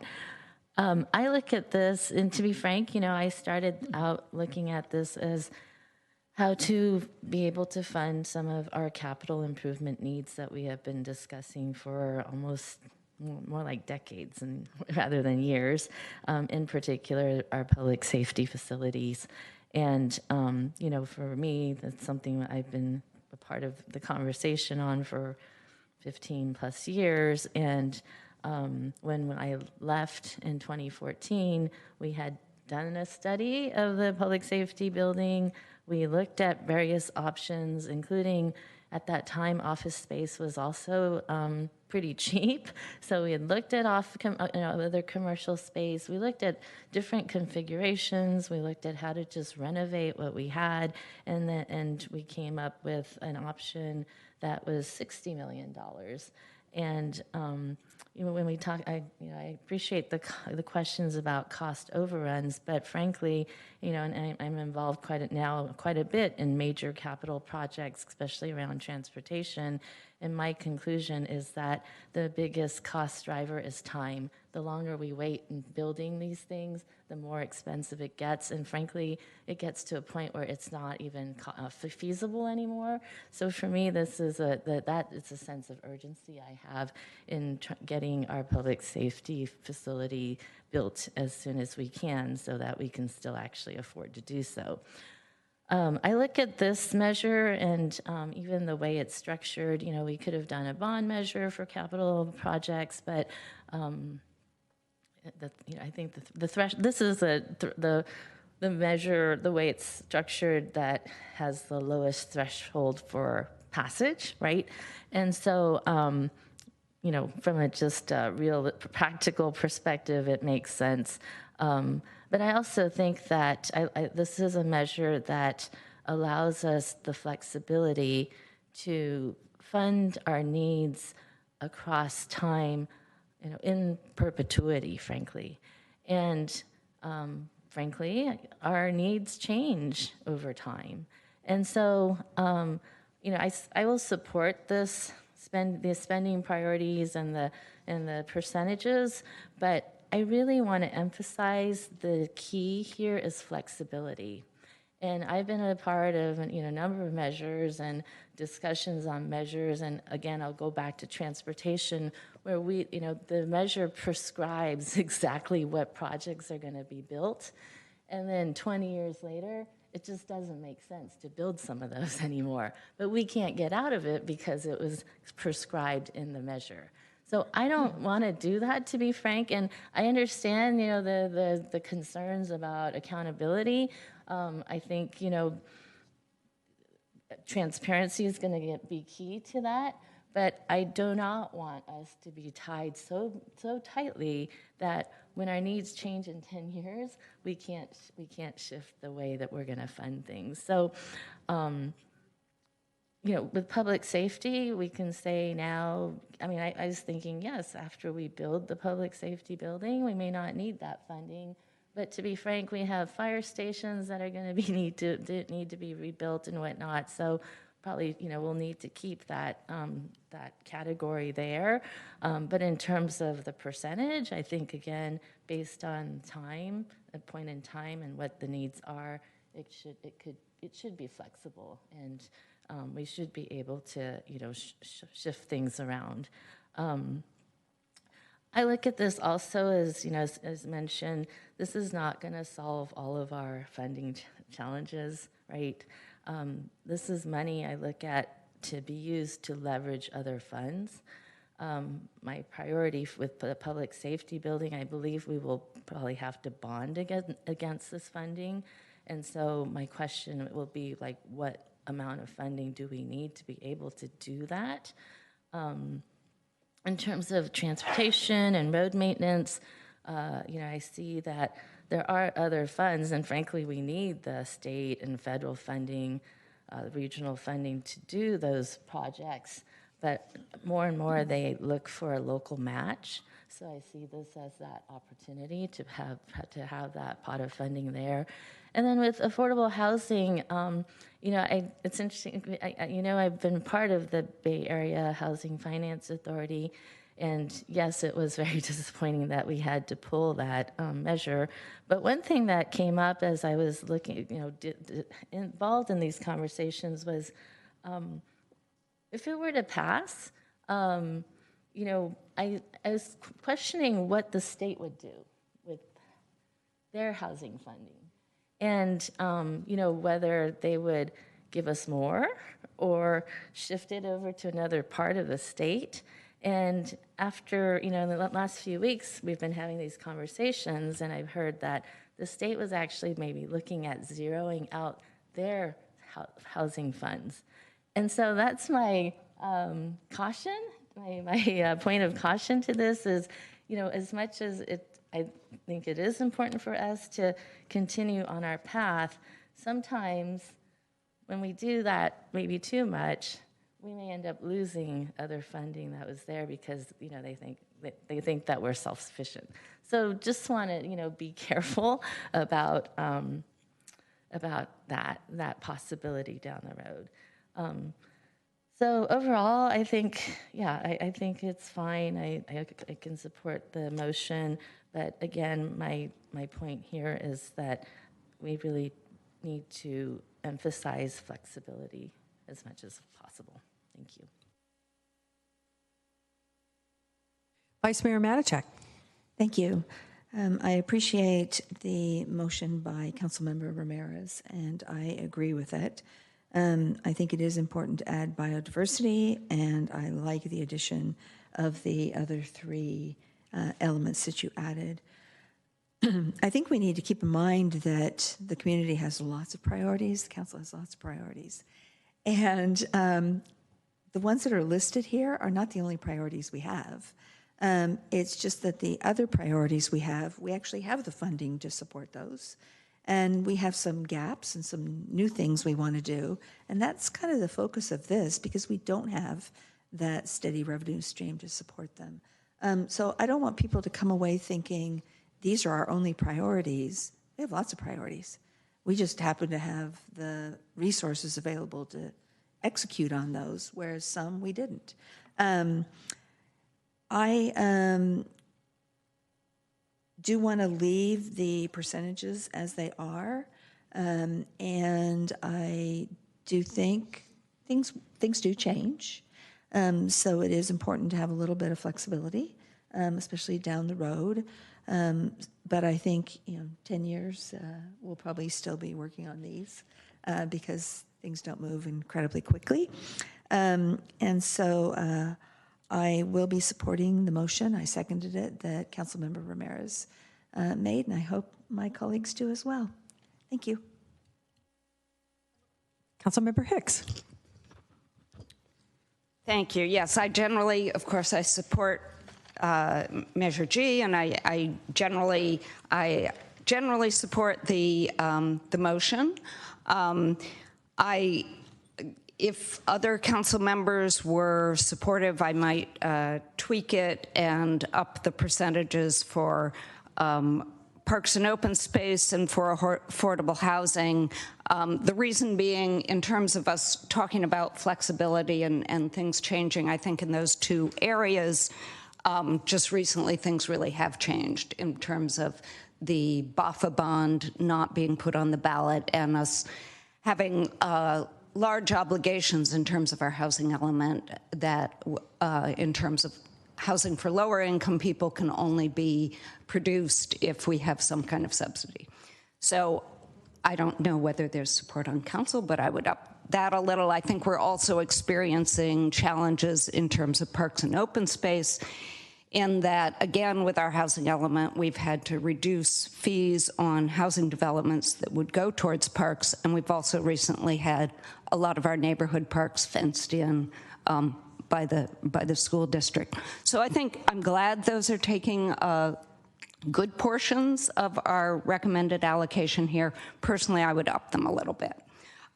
Beyond that, I just want to say I think we're doing the fiscally responsible thing. I think that there's, if you look at, there was recently the City of San Francisco Finance Department did an analysis looking at their taxes similar to ours, their large property transfer taxes and various other business taxes, and compared them to cities on the peninsula. And theirs were San Francisco and other cities in that area, such as Oakland. Their taxes of this type are many, many times that of Mountain View's. So basically, in order to meet the priorities that we need to meet, we really kind of have to have I would say, a more mature attitude in this area towards this kind of taxation. So that said, let's see if there's, I think I have basically gone through most of my comments. In terms, I think that things will always be changing, and as some council members have said, we need to be flexible. I think the two amendments that Councilmember Ramirez made are build in some of that flexibility. I think also having a 10-year check-in is another thing that will be a good measure for making sure that we're flexible. And I think those are my comments at this point. Thank you. Thank you. Councilmember Kamei. Great. Thanks, Mayor. Thank you, staff. Thank you to our residents and our community. When I was reflecting on Measure G, I went back to the section on our website that talks about Mountain View, and it says we provide excellent public services and facilities that meet the needs of a caring and diverse community in a financially responsible manner. And I really felt the dialogue that we're having, the conversations, where we are with the current motion as amended, I think is a great reflection of that.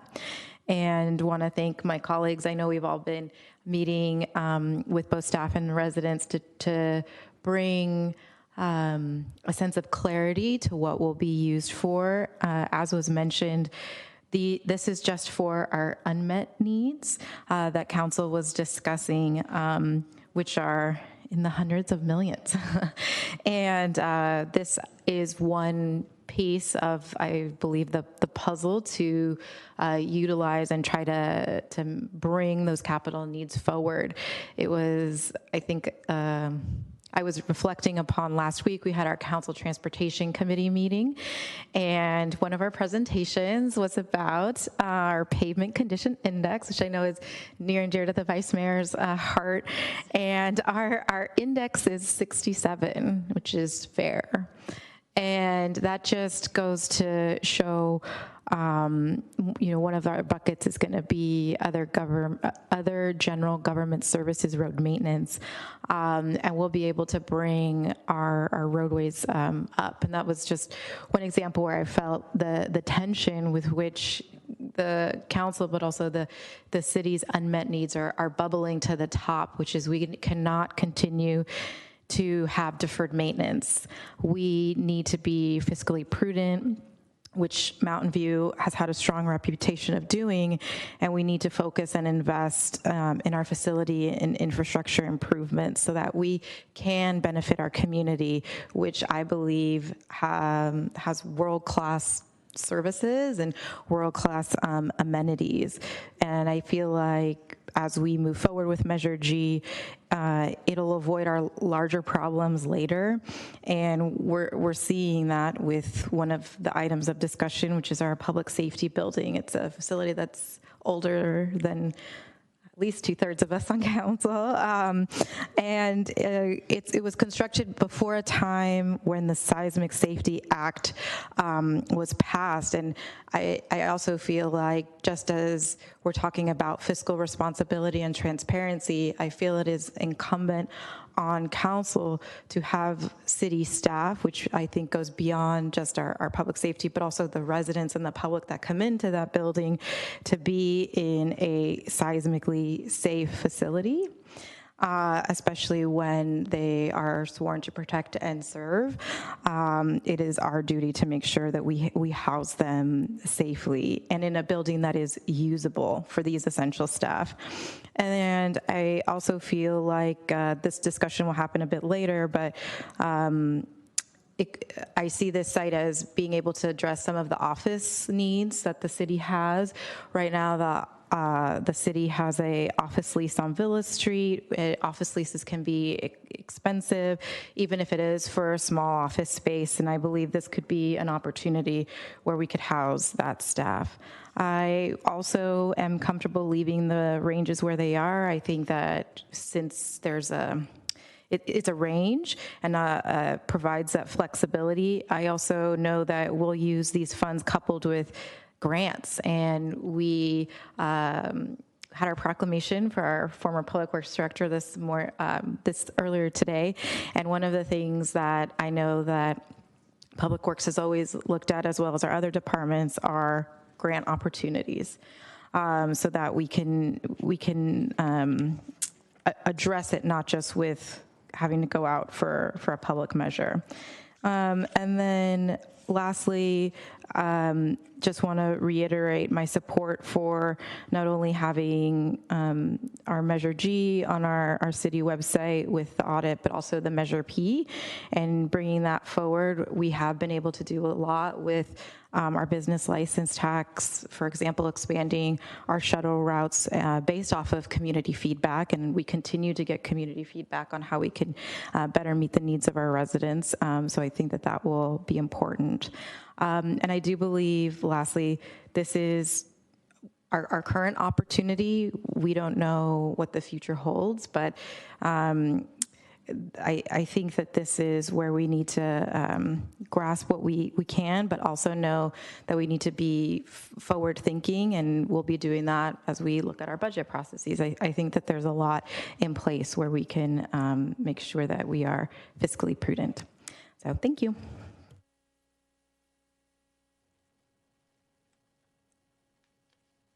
Councilmember Ramos. Thank you, Madam Mayor.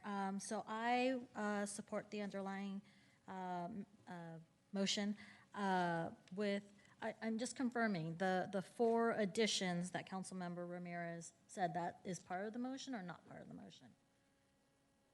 Yes, the 4 underlying things. And then I'm assuming also the 10-year check-in that Councilmember Hicks also? Great. And then the Measure P allocation and the Measure G allocation website that Kamei is. All right, we are approved. So yeah, I approve. I support the underlying motion and all the additions. For the flexibility, I think the windfall allocation strategy, I think, is a good idea for that, because we will probably have more needs for affordable housing, and not that this solves those needs for affordable housing, but it will allow us to leverage that. And I know we're all kind of grieving the loss of the BAFA ballot measure, but it's not fully dead. My anticipation is it's going to come back at some point. Not this cycle, but at some point it will come back. So I think that's overall, I am in support. I'm ready for hearing the mayor and then ready to vote. Yeah, counting noses, this looks like this is going to make it. I'm just pleased that we've had a really healthy discussion about this. When we passed this on June 25th, I just felt like it wasn't quite complete. And what wasn't complete was this resolution of how we were going to allocate the money. And I thought that people would talk about it a little. And boy, they talked about it a lot.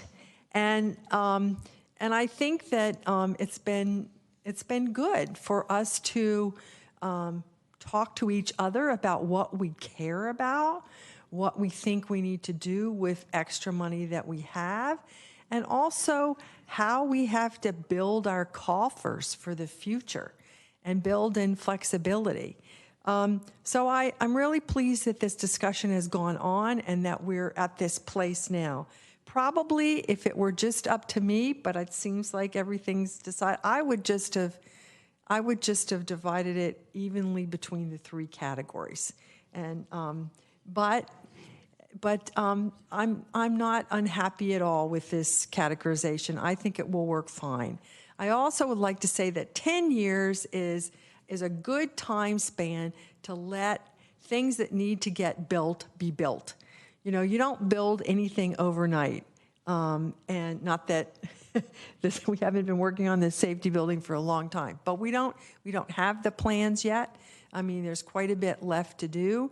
And even while you're under construction, I mean, that's a 3 or 4 year project. So I think that, that the 10-year allotment of time, it will go by quickly.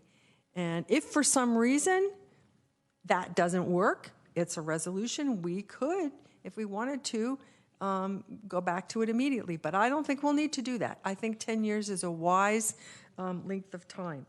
And the other thing I think is that we are talking a lot. One of the things that we've talked a lot about in the community this summer is fiscal responsibility. And I think that we all want to know how our tax dollars are being spent, and we care how our tax dollars are being spent. So it's very important that we have transparency about telling people how we're spending our tax money. And so I think the proposals of putting a website together to specifically explain that is a really good idea. And I would also like to say that I'm looking forward to seeing the budget in brief, which I understand is going to be coming out shortly. And that tells us not just how we're spending, this $10 million, but how we're spending all of our revenues, which I think, many of us should really care about. And it's good to have that information put together in a form that we can digest. So with that, are there any more comments? Mayor, if I may, the city attorney's office is looking to weigh in. Oh, Ms. Chen. Actually, good evening, Mayor and council members. This is Assistant City Attorney Diana Fazeli. I wanted, since our office will be drafting the resolution with the modifications, I just wanted to make some clarifications. First, for the windfall clause, was it the intent of the maker of the motion to include an opportunity for public discussion and public input, or will the council at this time be deciding a new allocation plan in the case of a windfall? Thank you for the question. The motion was to use the expenditure plan or the spending priorities that we're adopting, keeping the spending priorities proportionally the same, but removing public safety facilities. Thank you. And let me see, I think that was it. Thank you. Okay. So I think we are ready to vote now.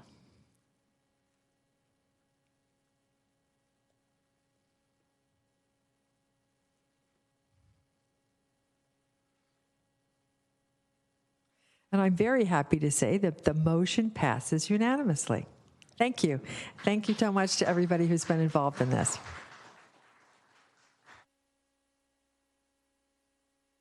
Okay, so now we move to another important item on our agenda this evening, item 7.3, which is about gatekeepers. Yes, Madam Mayor, it's past 10. It's past 10, right? I'm reading that right? Yes. Should we make a motion to continue the meeting? Please do. I move to continue the meeting past 10 o'clock. Do I have a second? Okay. Do we need a roll call, or we can just say all in favor? I'm not in favor. All right, we need a roll call.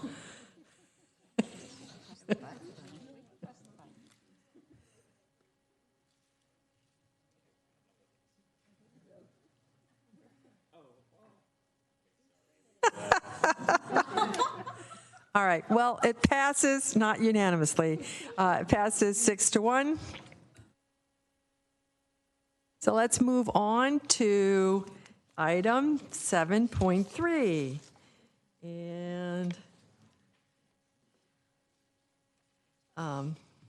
we have staff at the dais getting ready to make a presentation. And whenever you're ready, please go ahead. All right, good evening, Mayor Showalter and council members. My name is Amber Blazinski. I'm the Assistant Community Development Director.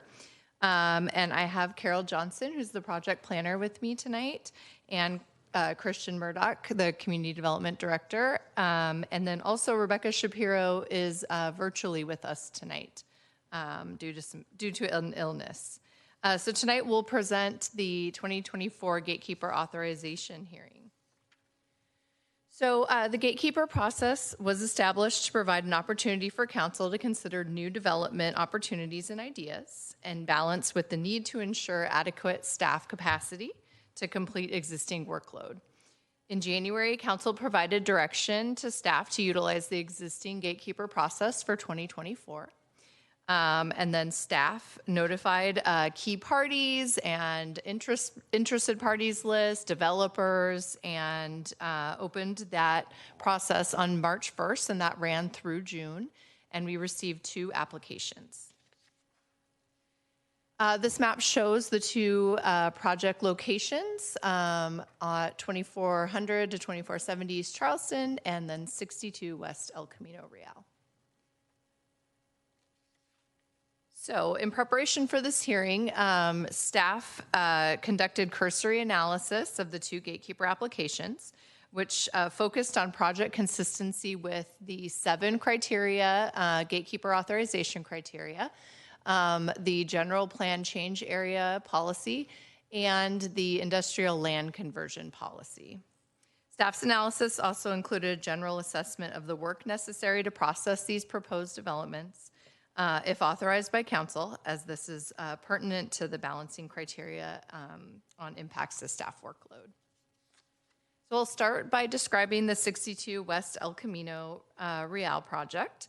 This project site's about 1.5 acres. It's currently a small U-Haul site. There's a small commercial building, and the majority of the site is a parking lot for the rental equipment. This project proposes to replace this existing use with a 5-story, approximately 107,000 square feet personal storage facility, which will also have equipment rentals. The site is located in the Village Center character area of the El Camino Real Precise Plan. For context, this project site is adjacent to low-density residential properties to the north, and then within the El Camino Real Precise Plan, the BMW auto dealership to the east across Highway 237, an auto service use to the south on 2 properties that are designated as housing opportunity sites, and a hotel use to the west. So the general plan change area policy is one of the gatekeeper authorization criteria. Through extensive outreach and analysis, this policy identified 5 areas of the city that were determined to be desirable, ready, and with capacity for change during the last general plan update. Subsequently, to implement this general plan policy, precise plans have been adopted with more specific vision, goals, policies, and development standards for 4 of the 5 change areas, including the El Camino Real Precise Plan, which covers this project site. The overall vision and goals for the precise plan include assembling parcels to redevelop what has traditionally been an underutilized car-oriented commercial corridor with higher value uses, creating high commercial community benefit that is more people and less vehicle focused. So this slide includes some graphics from the precise plan, which help illustrate the vision for this area, and some photos of built projects in Mountain View and Menlo Park to further illustrate that. The precise plan currently prohibits the personal storage facility use, and the project does not meet several standards for the Village Center sub-area, including the exceedance of maximum allowed floor area and pavement area. It also falls short of the required minimum open space area. So because there's no existing sub-area that would allow the development as proposed, a new sub-area and other amendments to the precise plan would likely be needed, requiring a pretty substantial amount of work, which would include, but is not limited to, environmental review and technical studies like a fiscal analysis of public benefit requirements. The proposed project meets 3 of the 7 endorsed gatekeeper authorization criteria. So in brief summary, the project is located in the El Camino Real change area. The project is located near commercial services, and the applicant has proposed an approximately $590,000 community benefit as a cash contribution to be used at the city's discretion. And I want to note that this is a revised amount from what was published in the staff report and originally proposed, and it was submitted by the applicant yesterday. Additionally, it's important to note that the project plans do not show minimum open space and frontage improvements that are required under the precise plan. At this time, staff has no reason to believe those minimum frontage, plaza, and streetscape standards can't be met, or that the applicant isn't going to propose to do those. We just want to note that it isn't currently shown on the plans. So I'll switch over now to 2400 to 2470 East Charleston. This is a 10.32 acre site. It's currently developed with largely vacant big box retail, a smaller retail building, and a large surface parking lot, which would be replaced by this proposed mixed-use development, which is comprised of about 450 residential units, 350 are rental, 100 ownership stacked flats, 450,000 square feet of commercial office and R&D space, 30,000 square feet of retail space, and structure parking and other on and off-site improvements. This site is immediately adjacent to the city boundary with Palo Alto to the west, which is currently designated for manufacturing and R&D uses, but has been identified as an area for potential conversion to residential in the recently certified Palo Alto housing element. In Mountain View, the property is otherwise surrounded by service, retail, warehouse retail uses on sites in the same general industrial zoning district as the subject property. The proposed Charleston project includes a request for a general plan amendment to mixed-use center and a zoning map amendment to the P, which is Planned Community District, which would encompass the project. The general plan amendment may also need to include additional text amendments to allow the 1.0 commercial FAR that's proposed, because the current mixed-use center allows a maximum of 0.75 FAR. This project meets 5 of the 7 authorization criteria. So this project would provide additional affordable housing at exceeding the minimum 15% of the rental component. They're proposing 16.5%. The BMR ownership requirements, they are proposing an alternate proposal that includes 10% on-site BMR ownership units in a stacked flat configuration, and the remaining 5% provided via an in-lieu fee payment. More detailed BMR information is needed to really undertake this thorough compliance analysis, but based on currently available information, the project would exceed the minimum requirements. This project's located near commercial services, and the submittal included extensive information on the means to enhance and improve environmental sustainability, mobility, and connectivity as summarized on the screen. This project also includes 2 elements that would qualify as community benefits, including a daycare space with developer subsidies on rent and tenant improvements, and a 2,500 square foot community space that, the applicant welcomes community input on what exactly that would be programmed for. The project is not in a currently identified change area, so it doesn't meet that standard, and it proposes to meet but not exceed applicable open space requirements. So additionally, this project has been analyzed with the 4 criteria in the industrial land conversion policy, which is intended to help analyze proposals for conversion of industrial to industrial land. And this project proposes a mix of uses, including residential, and meets 3 of the 4 metrics in the policy as shown here. The only one it is not, currently meeting is that it's not adjacent to a residential use or zone. However, as I mentioned before, that may change as development occurs in Palo Alto in accordance with their certified housing element. So overall, this concept doesn't appear incompatible with, surrounding uses that are out there today. So as noted prior, the gatekeeper process is intended to provide an avenue for consideration of the new development proposals while also managing staff resources to, deliver existing current and long-range planning projects, quality customer service, and meeting project deadlines.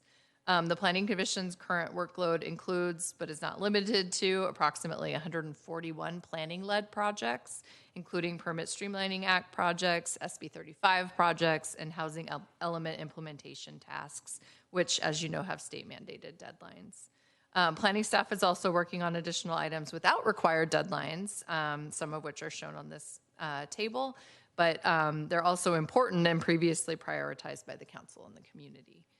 The Planning Division currently has 15 full-time staff members. Those range from junior planners up to me, and 3 vacancies with open recruitments. The division has an exhaustive list of tasks with state-mandated deadlines over the next 2.5 years, which restricts the resources that are available to devote to projects that don't have mandated deadlines. Additionally, all projects must be reviewed by the managers in the division, which limits the overall capacity regardless of the number of staff planners. So to summarize, staff has analyzed the 2 applications against the criteria and pertinent city policies, priorities, and evaluated the work that would be required of city staff to process these applications if authorized. That concludes our presentation. There are 2 project applicants. They both have presentations that they want to give, and they're here tonight, and we're happy to answer questions. Okay, should we have council questions before their presentations or after? I think we should hear their presentations next, right? Yeah. Okay, so who would be first? I think 62 El Camino probably, because that's the order we go in the report. All right. Welcome. Good evening. Good evening, Mayor, Council, and City staff. I'm Dante Aborto. I'm the Marketing Company President for U-Haul of Mountain View. Our business has been operating in Mountain View at the corner of State Highway 237 and El Camino for roughly 50 years. Tonight, we are respectfully asking this council to support the future growth of our business by allowing us to add an existing service that U-Haul has offered at many of its locations in the Bay Area. A yes vote tonight is a vote for supporting the future of a longtime business member in the city of Mountain View. A vital stated purpose of the City El Camino Real Plan is to support and nurture existing customer-facing businesses like U-Haul. We believe our project promotes a needed service demanded by a dynamic and mobile workforce. Please note that our community benefit has been substantially modified. U-Haul will donate $592,145 as a community benefit upon approval of our requested project to the City of Mountain View to be used at their discretion. There is no city direction on a community benefit, so this amount was based off the development fees in precise plan area of $27.66 per square foot. However, we modified the formula to recognize that this is a commercial project, not housing. The economics between a commercial retail project and housing are vastly different. We believe this is a reasonable calculation for the non-housing commercial development. While the city rightfully envisions more housing, we are mindful that the El Camino plan also includes a corridor with businesses that provide important goods and services to people in the community. We are convinced our proposal helps achieve that goal. In our first slide, so on the screen here we have our site plan. In our first slide, you can see our site plan on the corner of El Camino and Highway 237, a busy corner that, again, is not in your housing element. We'll go ahead to the next slide, please. I want to go ahead and cycle through. These are just a couple of renderings and conceptuals of the building. In this last slide, you'll see that our new and more efficient modern buildings are beautiful. This project will abide by all rules required by the city. Finally, U-Haul stands ready to work with the city in terms of timing around its workload to allow our storage use. We know you and staff have a lot on your plate and can be flexible within a reasonable time frame to allow for our workload management. We first approached the city about our proposal roughly 2 years ago. So thank you for this opportunity to share our project and showing your support and existing businesses along El Camino who need to evolve their business plans to be more successful in the future.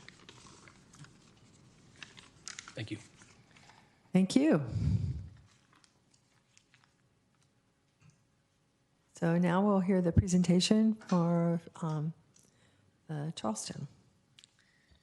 Good evening, council members and staff. Thank you so much for your time. I know you've been kept late given today's agenda, but my apologies.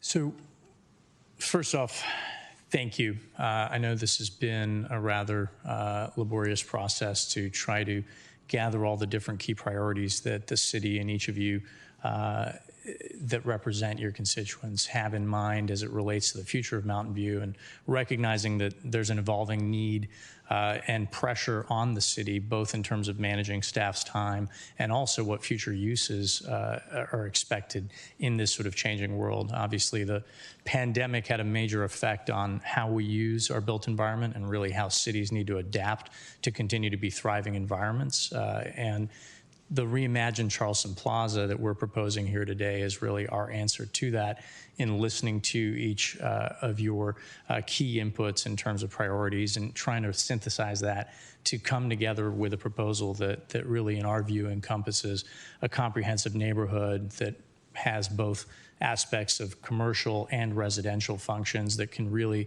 set and draw both the community from outside, but then service the community that would reside within it as well, with key features of sustainability and transportation management and so on taken into consideration. So just a few slides, and at the risk of being a little repetitive with staff's report, if we could move forward. So the existing site is a highly underutilized and at this point predominantly vacant big box retail shopping center, and it had been that way since prior to our ownership in 2022. Best Buy, Bed Bath & Beyond, REI, and so on have all gone out of business for a variety of reasons. E-commerce, our changing retail habits, our purchasing habits, and so on, have really driven these types of large format retail shopping centers into obscurity. And that then, coupled with what the housing element has set as the goals for Mountain View in terms of delivering housing, has provided us with this blank slate opportunity to really actually look at and re-envision this 10, 11 acre site. And that's really what this proposal entails. So if we can go to the next slide, please. We really wanted this to be a comprehensive district, and I think it's worth repeating that what is happening in Palo Alto immediately adjacent is complementary to and will be building on the vision that's set forth here, as well as the housing element for Palo Alto did acknowledge and identify what was formerly industrial land immediately adjacent to the Charleston Plaza area as a key opportunity zone for mixed-use development, not just purely housing. So that combination of both commercial and residential to be able to actually create viable, feasible projects and to actually have the footfall and the density that's required to then substantiate retail so that we don't end up with any vacant storefronts as you currently see on the site today. So all of that being anchored through this notion of a sort of district heart that is meant to draw in the community from the surrounding areas and then also promote sort of activity from within. Next slide, please. So some of those elements really leaning into the outdoor open space, again, privately owned but publicly accessible program space, something that we've done quite a lot of in our developments. And I know that we've had the opportunity to be able to show several of you an example of a project similar to this that we built and have been operating in Menlo Park, the Springline project. If we can go to the next slide, please. So just similar examples of some of the activation that we have there, all community serving, neighborhood focused, not looking in any way to compete with Castro Street and some of the great work that the city has done downtown, but really looking to amplify that and to create more places, more destinations within Mountain View to help drive the local economy and to help provide amenities for those that choose to make Mountain View home or have the benefit and opportunity to work here. Next slide, please. So the community plaza combined with that public open space, the actual landscaped area, provide us with this opportunity, well over an acre, almost 2 acres, of organized, activated, programmed events and engagement. So everything from movie nights in the park to farmers markets to our 5K turkey trot, Christmas tree lightings, and so on and so forth, and the list goes on. In Menlo Park alone, we host a little over 110 events a year, majority of which are all open to the public, and again, act as a true community anchor, as a true node and destination within the community to really help activate that part of downtown. Next, please. Just a few examples of some of the things from Super Bowl events to pet adoption to group fitness, all again available to the public and as an amenity. Next slide, please. Some key components here that we knew were priorities for council and for staff, but a big emphasis on ensuring that as a comprehensive or a real community that can actually support everyone's needs, both on the professional sort of work side, but also on the resident side, and then on the neighbors and sort of community perspective, looking to address everyone's needs. Childcare has been a repetitive and ongoing need. It's only been amplified. Its significance has only been amplified post-pandemic or through the pandemic. And in every one of our projects since 2020, we've been designing and building and partnering with great local operators to provide for childcare. There's a few examples on the next slide of spaces that we've recently built, but really looking to cater both to the residents, but also to the broader community and to those that plan to work within the project as well. The top right one being top ones actually, being in San Francisco, and a couple of others in San Carlos and other places that we've been building. Next slide, please. And with that, I really just want to emphasize one key aspect of this, which is that while we recognize that the city has a large obligation with respect to housing, the reason we've proposed a mixed-use project in and of itself was a pivot from what we'd actually submitted and had approved as a conditional use permit, which was to completely redevelop the existing shopping center into a 100% life science and R&D project.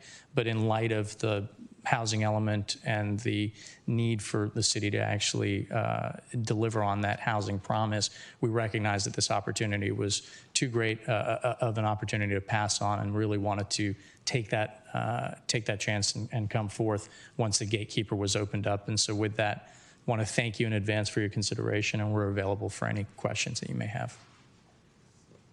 Thank you, sir. And you're Eli Robles? Sorry, I'm Cyrus Sanandaji with Presidio Bay.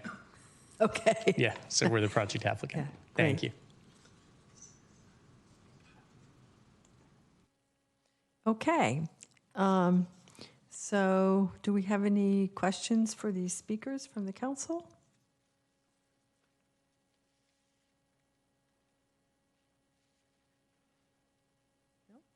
No? Okay, all right. Councilmember Hicks?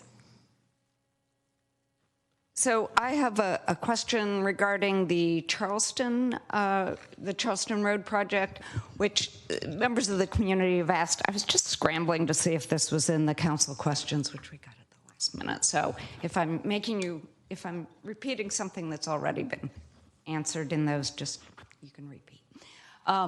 So one of the last things you talked about was the need for housing in the city, and why you are doing a mixed use proposal. And one of the things people have been concerned about is the jobs housing balance. Maybe you can give a little, I'll just say, maybe you can give a little background to that. In my opinion, it's actually fairly good, but I want you to give the details. Thank you, council member. So we're actually at about a 1.13 ratio. So we're providing net positive housing to the jobs housing balance. And so contributing to sort of the deficit that the city has. Our view is that if we were to develop purely housing, those projects would just be infeasible, no matter what construction type, size, typology, et cetera, that we would pursue. And so in order to justify, or in order to actually have a project that can be built, we pursued a balanced approach of both commercial and residential, with the idea that there's ancillary benefits beyond sort of the financeability or the feasibility of the projects, but also essentially the ability and the synergies between these uses that are actually going to promote the sort of foot traffic and footfall and so on that will support retail, for example, that'll be attractive to folks that actually want to place their companies there, and then similarly folks that want to live on the site as well, so that essentially the presence of all three of those uses make it that much more of an attractive place to want to be. Thank you. Thank you. Vice Mayor Matichak. Thank you. I want to start by disclosing that I met with the folks from Presidio Bay. I had a question about one of the statements from the folks from Presidio Bay saying that they would be open to funding a planner to process their application if this was approved. And I guess I'd like to know from staff's perspective, how does that work? Have we done that in the past, and is that something that would interest you or not? Good evening, Honorable Mayor and Council. Christian Murdoch, Community Development Director. So we appreciate the understanding from the Presidio Bay applicant about the workload challenges faced by the Community Development Department, particularly the Planning Division. The good news is we already have a system in place relying in part on consultant planning support. And so we have a framework through a formal application, if this is authorized to proceed, to rely on contract or consultant planner support and to have that reimbursed in large part, if not entirely, by a project applicant. So I think it's a recognition that we're not likely to face resistance from the applicant in relation to those kinds of billings, but it isn't specifically adding a new capability to what we already have in that regard. Okay, thank you. Let's see. In that same proposal, it also talks about community space, and I was wondering if we have any information on other projects in the city where there has been community space and if they've been used or not?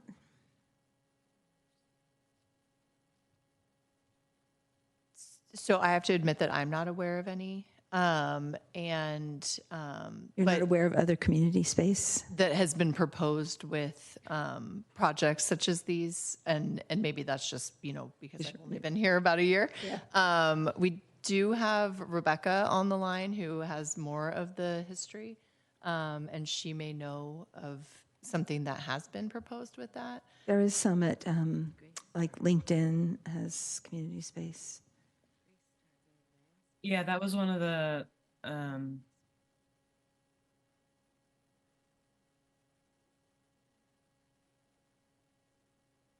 hello. Yes, the LinkedIn project was one of the projects that came to mind. I don't have current information on its active use by community members.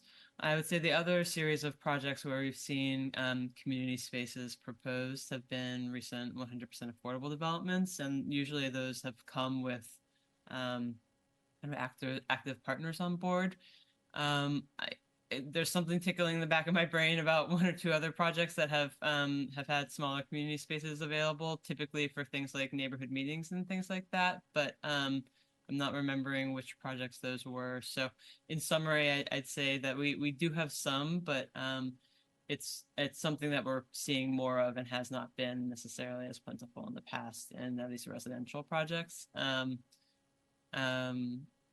So yeah. Thanks. Mayor, if I may, so not necessarily a gatekeeper project, but the Google Charleston East campus does have a community space that I understand is used fairly frequently. We've used it ourselves for a retreat, and there's generally been, I think, a lot of people there and a lot of people using it. So, Actually, I think there's one at the Ameswell Hotel too. yes, they that's right, actually. allow, yeah. Yes. Okay, and let's see. One of the options that was in the staff report is to postpone starting on these if we say, yes, let's go forward with one or both of these to a later date. And I was just kind of wondering, how does that really work in practice? So I think it's important to remember that these types of projects, these legislative projects, they don't have, those state mandated timelines. So, even if it would, it's going to take the applicants a little bit of time to get their formal proposal ready to begin with. Typically, from what I've understood in the gatekeeper process, most people go through an informal review, which allows us the planning division, other departments to give comments in terms of what we would be looking for in that formal application. They don't have to, that's voluntary. And then they would be submitting that more formalized application, which in past practice has then been brought back to the council for a study session. So I'm not sure it necessarily makes a huge difference on whether or not the start date is delayed, because it's going to take them time to, prepare these applications anyway. And with the timeline, with no mandated timelines, it really just works into what our existing workload is and when we're able to dedicate the time on these projects. So while that is an option, and it has been presented to the council in previous gatekeeper authorization hearings, it is not, it doesn't necessarily mean that, we're not able to absorb that at this time, or if you don't choose that. And I think Christian has something to add. Yes, thank you. Another point I'd like to make is the timing, I think, is one aspect the city council can control. I think it may be worthwhile to explore, and we've heard, in fact, some representations from both of the applicants that they understand and are amenable to a reasonable, even if sort of slow and plodding process, as long as there's some consistency and some forward movement. And so it may be worth exploring that a little further. I think I'm less concerned with getting a mandated delay to submission if the council wants to authorize one or both. If the applicants acknowledge their agreement to the staff limitations and resourcing, and also recognizing the city ultimately does have control, as Assistant Director Blazinski said, to manage those outside of a Permit Streamlining Act sort of strict legal deadline. Yeah, I guess I'm wondering, does it really work to delay something, or do you still, or is it, the workload is on top of what you're already doing and you don't have the capacity to do that? Are folks respectful of the fact that you've got a lot on your plates and therefore they need to wait? Right. I think, the applicants should speak to that. I think what we're trying to represent from the staff side is we don't have significant excess capacity to work on these gatekeeper applications. But we do recognize the council may identify these as important for the community and the long-term vision for the city. And so taking them in, but recognizing the work on them will be metered, if you will, as resources permit, and making that clear to the gatekeeper applicants, and they can decide whether they want to pursue those applications in recognition of those limitations, seeing as they're likely to be resource limitations for a year to 2 years at least, given what we have projected on the horizon. Okay. Councilmember Matichak, Mayor, may I, Ms. Blazinski, can you pull up the slide about the staff capacity? I just want to be really clear about the resource constraints right now. So there were 140 some projects listed. Whether council authorizes one or both of these projects this evening, the reality is that the permit streamlining projects are going to be addressed first. The housing element implementation items are going to be addressed first because they have deadlines. The SB 35 projects are going to be addressed first. There are a number of council work plan items that are in process right now, and council may choose to look at those in February when you revisit your work plan items. But if you look at the bulk of these items, there's very few things that would move from where they're at in line right now. So I just want to be really clear. The reality is that these projects come last. So where you authorize them, it's really going to depend on where we are at with the 141 other items. And these are just projects. This doesn't represent the daily tasks that staff has to do. These just represent project work. So I think, we just need to be really clear on what the workload implementation entails, and the reality of doing all this with 15 staff and 3 vacancies right now. That's why we have contract help, so it's not like there are no other people that are helping us, but we are not a large city that can move through these things very quickly. And if I may just supplement my earlier response in terms of the consultant support, bringing on a new consultant specifically for either or both of these gatekeepers, I think we foresee as actually being a detriment to staff capacity over the near to midterm because of the training that would be required. And so we would need to find a way to try to work with our existing consultant support that's familiar with Mountain View's regulations and processes and approaches to projects in order to make consultant support a net positive resource on staff. I appreciate that clarification, because I have heard in the past that, when you bring new folks on, it is a commitment of your time, and you have to have enough managers to manage them. And it's not just as easy as some people might think. So thank you for adding that. Thanks for the clarification. That's it for now for me. Councilmember Ramirez, we're in the question phase. Yes, thank you, Mayor. I have a couple of questions for staff and then some questions for the applicants. So for staff first, just to clarify, I'm pretty sure I know the answer, but the gatekeeper exempt projects are not subject to the Permit Streamlining Act, right? Correct. Thank you. And then those are projects, notwithstanding the fact that they're exempt from the authorization hearing process, they still require a discretionary legislative action, which means the council can say no. Correct. Is there any way, let's say council really doesn't want to expend staff time on some of these projects, is there any way we can have some process that will allow the council to relieve staff of the burden of processing those applications?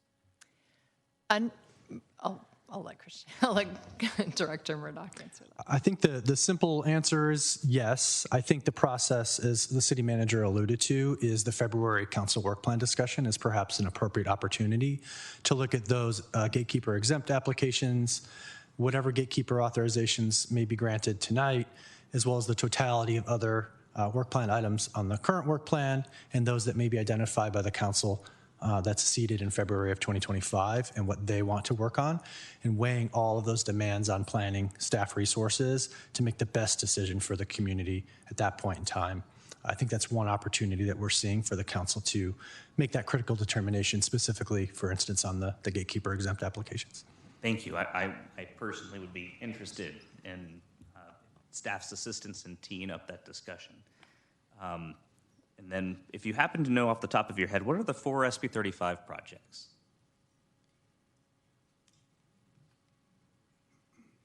Give us 1 second. I believe they are in the attachments.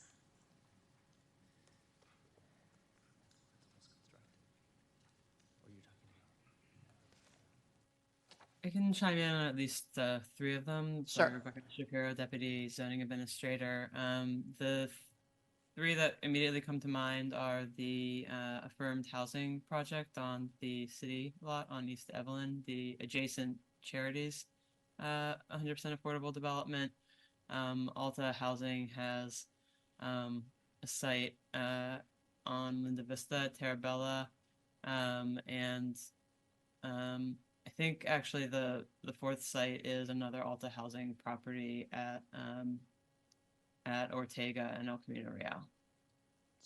That is correct. Great, thank you. That's very helpful. I didn't realize I had an application at Ortega. I have a question about the funding agreement to support staffing. I know we've done that in the past, most notably with Google. Can staff help us understand the nature of that funding agreement and exactly how it increased staff capacity and whether there's an analogous kind of agreement that could be provided through the Charleston project? Councilmember Ramirez, so when the project with Google was funded previously, it funded limited period positions. So it essentially provided a certain amount of funding. And given that that funding was not guaranteed to continue as ongoing funding, we couldn't hire ongoing resources. So it basically covered limited period positions and contract planning positions. So that's analogous to what might happen in this situation, to where they would offset the contract planning contracts that we have right now. We're really confident with the people that we're working with now, and I wouldn't expect that we would be going out to find new people, given that we've had to spend a lot of time already, months, finding the contract positions that we have now. So that's really how it would work, is they would provide funding to help offset that. But as the director said earlier, it doesn't mean that we'll have brand new resources to only solely devote to this one project. The contract positions generally, at least the way they are now, are devoted to a variety of projects. It's just that we had a separate, more long-term agreement with Google. It lasted many years. That's helpful to understand. Thank you. But it sounds like it's still valuable, particularly given the shortfall that was identified in the Development Services Reserve. Yes, from that perspective, yes. Okay. Thank you. That's helpful. And now some questions for each applicant. Maybe starting with Charleston. Well, actually, maybe this is more appropriate for staff. There already is a conditional use permit approved for that site, right?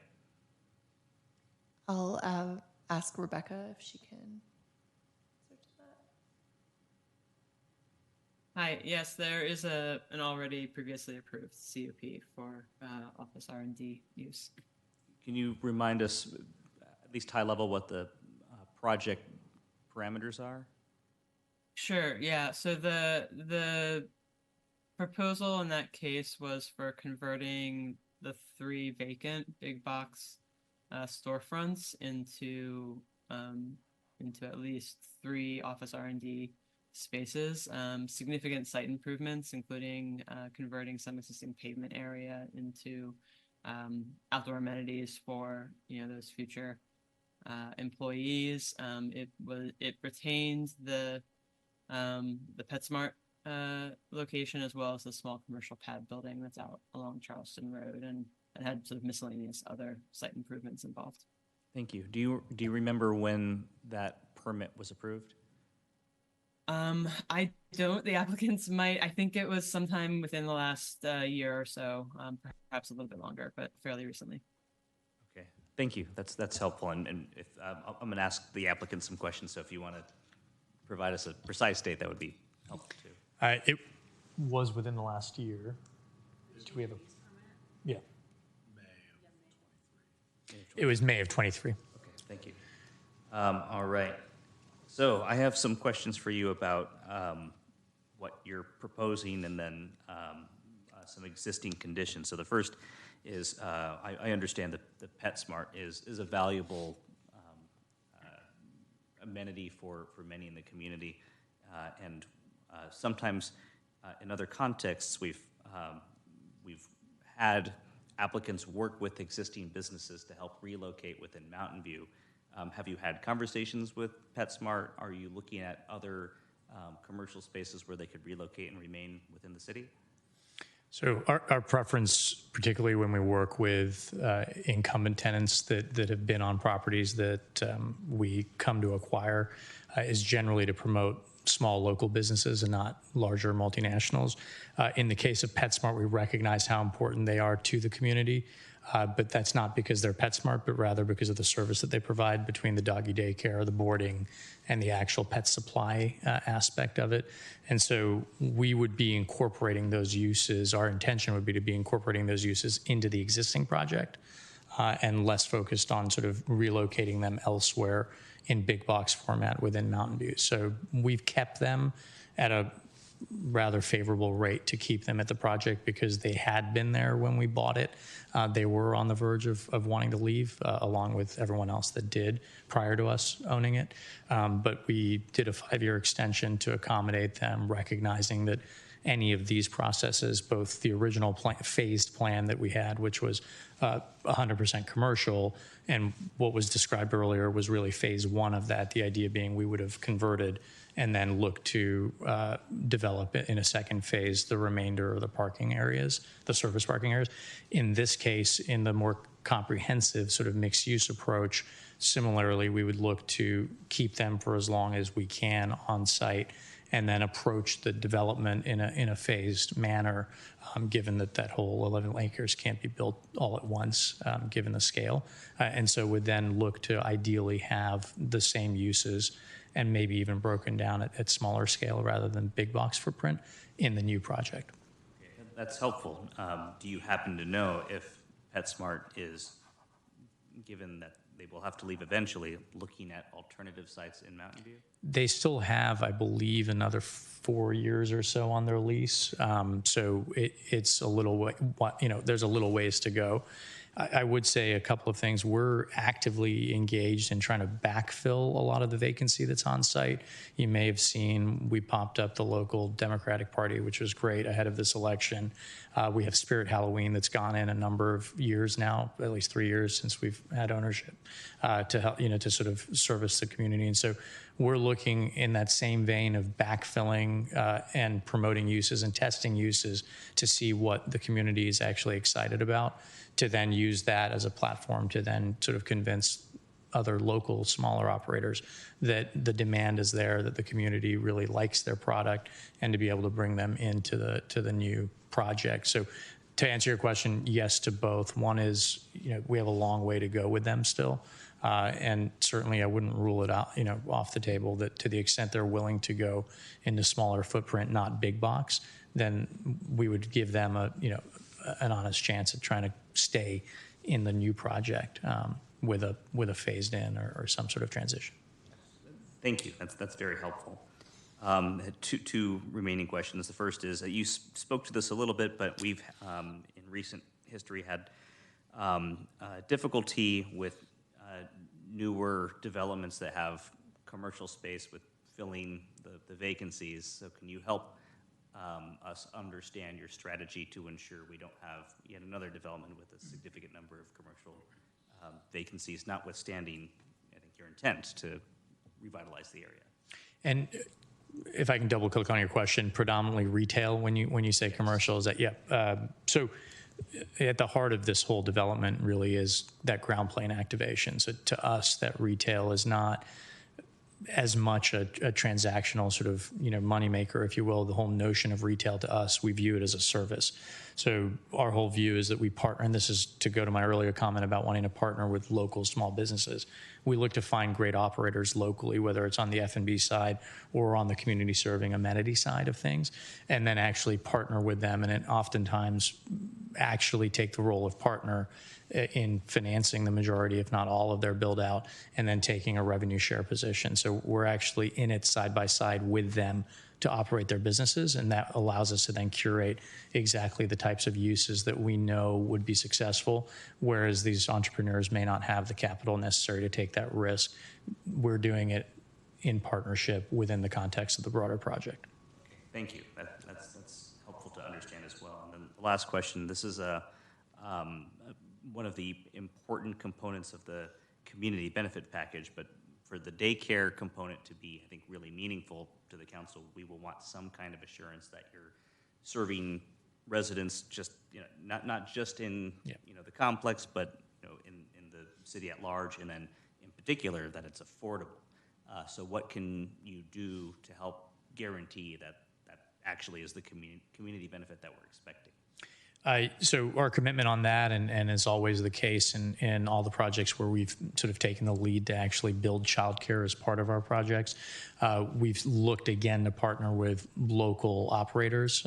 So in the case of St. Carlos, we were able to, or where we've got a similarly sized project, we were able to partner with city council and staff, identify some great local operators, in that case a nonprofit, able to set them the standard or the criteria to which they're going to actually target enrollment and fill the gap that was the need within San Carlos, as an example. San Francisco, same thing.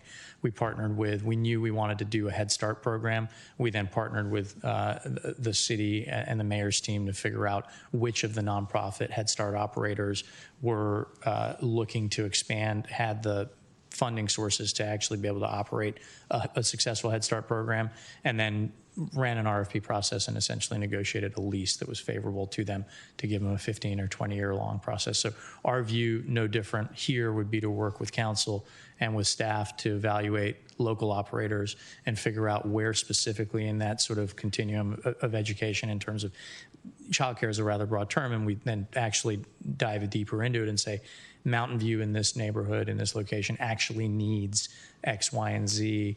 and then we would look to find the right operator to be able to do that. The nice thing about having that space immediately adjacent to that significant open space, both the plaza and the park area, is that we can satisfy the sort of dedicated playground space, which is generally what the hindrance is in childcare capacity. And then not just provide that on a private basis to just the childcare, but have them leverage the outdoor privately owned open space as well. And that's where we've been able to find, again, a lot more success in doing a larger format, a larger matriculation rates in those uses on the square footage that we're proposing. Thank you. I appreciate it. I have a few questions for the U-Haul applicant, and then I'll be done. Don't worry. So first, I know originally you had proposed some improvements to the Caltrans property, which I know are proved not to be viable, but your pavement coverage is very high, 52%. Is there anything that you can do to help achieve some of the council sustainability goals and allow for green space or tree canopy or something like that to improve the project proposal? Yeah, you know, our site plan it's super early in our site plan, and it's definitely something that we can explore with recommendations from the city. We're open to exploring any options that they throw at us. Yeah. Okay. Let's come back to that later. Okay. I think I'll actually stop there. I should have done this earlier, but I'll disclose that I also had a chance to speak with both of the applicants, and it doesn't sound like it because I had so many questions, but I did in fact speak with them. Thank you. Okay, now Councilmember Abe-Coca. Thank you, Mayor. It's been a while. But I remember my first question. It was about the 3 gatekeeper exempt projects. Could you name them? I was looking for them, but couldn't find what they are. Yeah, so they're in attachment 2, and they are at 922 San Leandro, which is a 38-unit row house development. 2144 Wyandotte, which is a 36-unit row house development, and 918 to 940 San Rafael, which is a 37-unit row house development. Great, thank you. The other question I had, so with the Charleston site, one of the attractive aspects of this is the ownership component, housing component. As we recently experienced a gatekeeper project, that came in and then went through the process, and then the very end took out a community benefit that was proposed that really was, I think, the clincher for a lot of us. How do we prevent that from happening again? So for this, in this situation, it would be that, like, if the ownership piece were to switch to rental, which we've seen actually on other projects, how do we prevent that from happening? Or can we require that the project come back to the council should the community benefits change or no longer exist?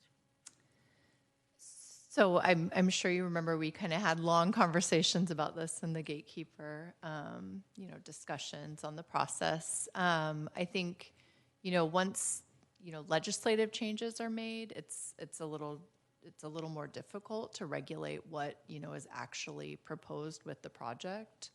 So ways that you can try to protect the city and get those ownership units, conditions, obviously. That I don't know if there will be a development agreement, but that's another way.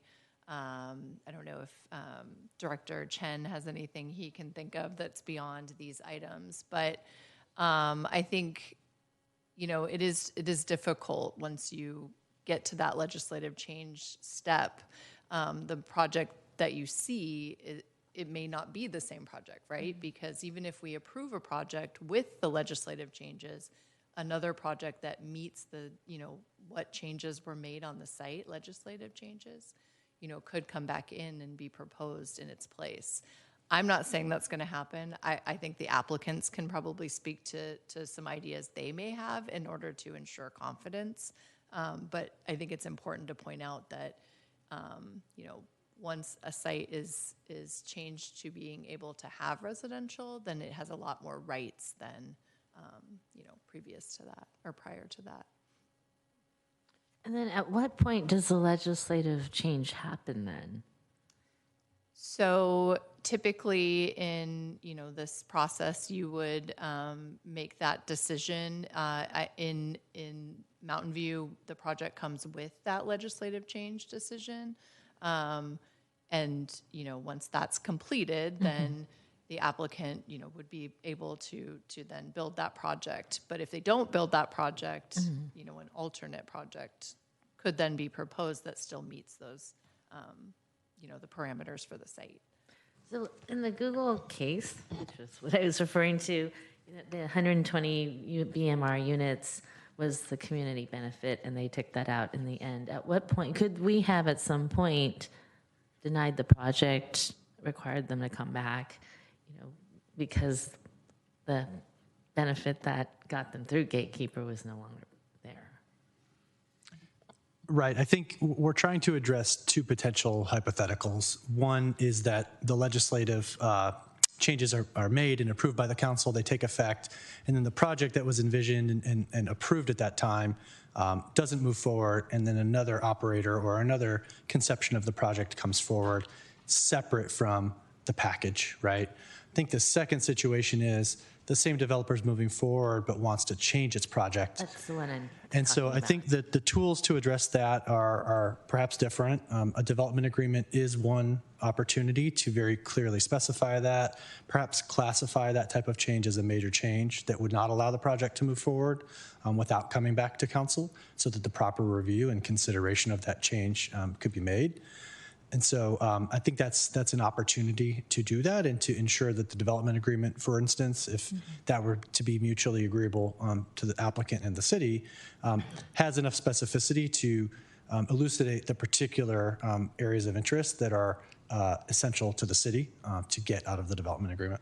But with the development agreement, don't we have, you mentioned mutually agreeable, and I guess in this situation, I'm really trying to get at, this whole Gatekeeper process is based on community benefits. So I think we have some authority there if those benefits go away, for us to be able to say, sorry, project's not moving forward. And I just want to solidify that because there's no, permit streamlining. There's nothing, right? This is just our prerogative to allow these projects to come through or not. And so how do we just codify that?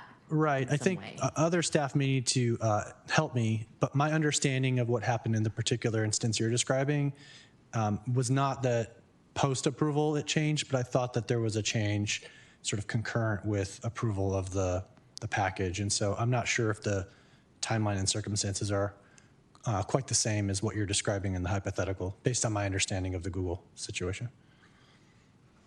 I think Rebecca may want to add something as well. Yeah, I can chime in there. I think in the case of the Google project also, it was not quite a traditional gatekeeper in that it was part of the bonus FAR and master planning provisions of the North Bay Shore Precise Plan. However, our codes and regulations that apply to gatekeeper authorizations for zoning map amendments, et cetera, do include provisions for cases in which a project would need to return to the city council for reauthorization. And that includes changes in a project, including to the community benefits. Oh, so we do require that it come back. Correct. At the as determined by the community development director due to a substantial change in the project. Okay. Great. Thank you. Councilmember Kamei. Great, thank you, Mayor. I have some questions for our applicants. So I'll start with the U-Haul applicant first. So council received your revision to the community benefit. After hearing our discussion, I just wanted to ask a little bit further. As you may have heard, staff time is a rare resource that we have in our city. Would there be a willingness or an openness to perhaps do an additional monetary contribution for the additional staff time, which would go to your project? I don't know if that's been discussed or if there would be an openness to that. At this time, it's definitely something that we can discuss if we do move forward with the project. At this time, what we've put down is kind of what we have that I can commit to. But I know, if we move forward, it's something that we can definitely discuss if the city allows us to kind of move forward with the project. Okay. All right. I think that I had another question, but your answer answered that other question. So it sounds like what you are authorized to, or what you are empowered with tonight is what's proposed. But if council seeks anything additional, it would be an ongoing conversation. Absolutely. There's a willingness for an ongoing conversation, and that could be a monetary contribution as council sees fit. All right. Yep. Thank you. Yes, go ahead. Yeah, can I just add to that? So both of these projects would be, done through cost recovery for the city. So the applicants are paying for the work that we're doing, that staff is doing, in order to bring their projects, to fruition. So I do want to make that point clear that they would be covering the cost of staff time. Well, then I'll have to ask for an additional monetary contribution for something else. Thank you. Okay. And then I have a question. Oh, do you have more? I'm sorry. Yeah, just kind of touch on the sustainability that was asked earlier. Storage is definitely acquired or used, and there'll be fewer truck rentals. The new building will be more efficient, and we've also agreed to a concession to include bioswale elements on the site. So just want to kind of throw that out there. I feel like, Councilmember Ramirez kind of asked about the sustainability, and that's something that we would definitely be interested in doing to help with the sustainability of our project. Great. Thank you. Good. Thank you. All right, I have questions for our second applicant. And some of the, I want to disclose I met with both applicants or have had some discussion. So some of these questions I emailed directly to the applicant, and I just wanted to kind of highlight some of those who may have not had access to those discussions. And but one question is related to the unit mix. So one of the items noted is that 50% of the units will be designed to accommodate families. Would that be something that could be an ongoing conversation? Mountain View's been really interested in creating more units for our families. I think you heard a lot of that feedback from our earlier discussion on Measure G, and just wanted to ask. We're committed to building workforce housing that's predominantly family-oriented and affordable by design. I think definitions are sort of a little subjective, but the fact is we're looking to accommodate families in almost all of our units. It's just then a combination of whether it's 2s, 3s, sort of 1+ dens and so on. And yes, we anticipate that through this process, as we look at more detailed design layouts for each of the buildings, that the actual unit mix will get further refined. Okay. Well, I asked the question because in your note to us, you say approximately 50% will be designed to accommodate families. So therefore, I felt compelled to ask the clarifying question if the percentage could be increased. So I understand that the workforce is generally those who do have families, but since it's called out, I wanted to highlight that. Thank you. So for the second question I had, appreciate that it'll be ownership and rental. For the rental rate and the pricing of the BMR units, can you share with the public what the proposed AMI levels are? I'm actually going to have to look at my colleague for that, if you don't mind. No problem. But we'll be driven off of the city's sort of actual AMI levels. But 1 second, John can answer that. Sorry. Thank you for the question, council member. Yes, so what we're... Your name? John Maney with Presidio Bay. Thank you. What we're currently proposing is affordability that's in line with the city's requirements for both rental and ownership. So on the ownership side, it's an average of 100% AMI, and that ranges, I believe, from 65 to 120% AMI. I can clarify that, and it's in the notes that I provided to you. On the I just rental, want the public who may have not had. yes, no, certainly. I just want to make sure that I'm right off the top of my head. On the rental side, it's 65%, an average of 65% AMI, and that should be ranging from 50 to 120%. Can I ask you if that aligns with the notes that I provided to you? Yes. Okay, perfect. Okay, Thank you. perfect. Thank you. And then I had a question about the commercial space. So I think a couple of my colleagues have asked. We have had instances where we have seen developments say that they have a robust strategy to make sure that they're occupied and they sit vacant. Can you maybe share with us and the public a little bit about maybe how your approach is different? I know that some of it was in the design and what you offer, but I think if you could provide a little bit more color. Sure. And thank you for that question. So as a firm, I think we're a little bit uniquely positioned in the sense that we develop both residential and commercial, but not only on the development side, we actually operate our own assets as well on both those property types. So looking at this more holistically, we view this purely as an operational sort of goal, and the retail, as I said, is just one of the many service offerings that we would have or amenities that we view as driving demand for the project. So without the retail being occupied and vibrant, we view the housing and the commercial, meaning non-retail, as being doomed for failure. So our view, similar to yours, is that is absolutely a crucial part of breathing life into any project.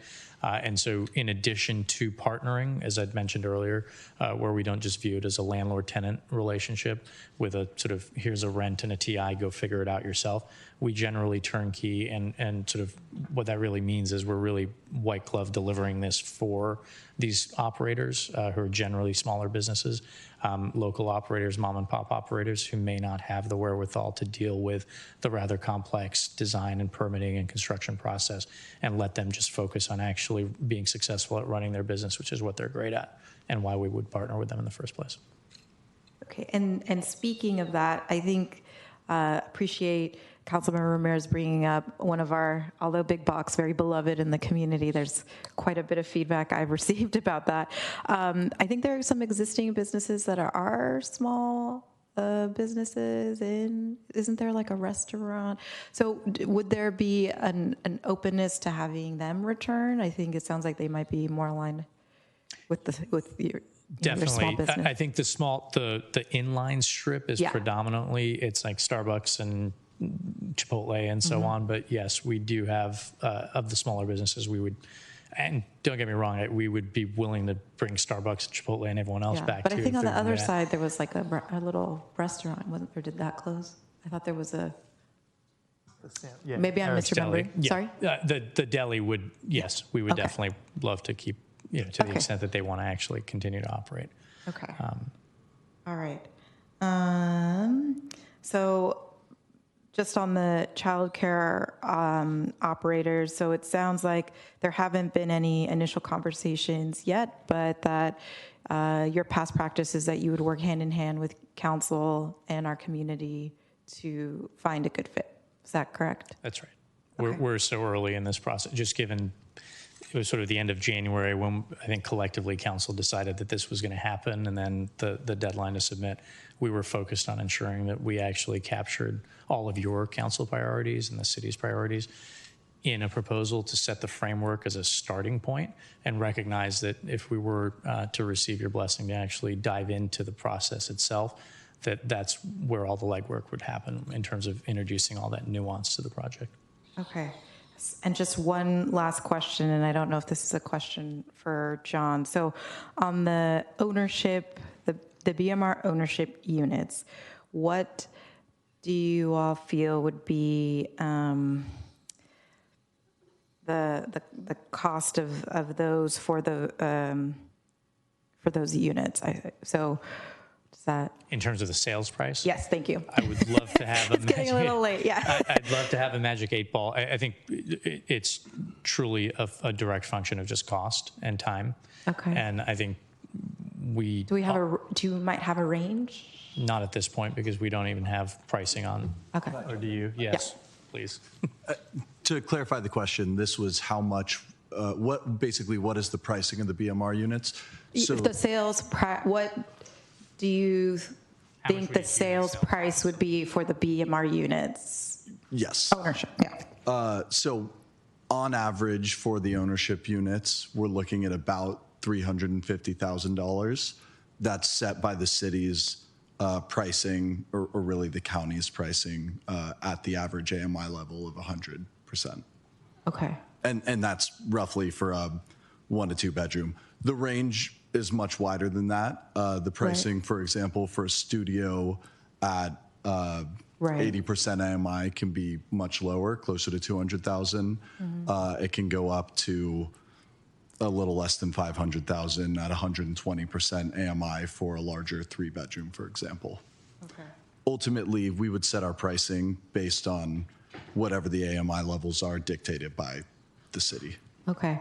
It's just, sorry, this will be my last question. So for those past projects that you have you had past projects with these ownership units? Have people been able to utilize the first-time homebuyer assistance program, or is it usually they have to put down the 20%? Candidly, and I apologize because I didn't realize your question was about just those BMR units. So thank you, John, for that.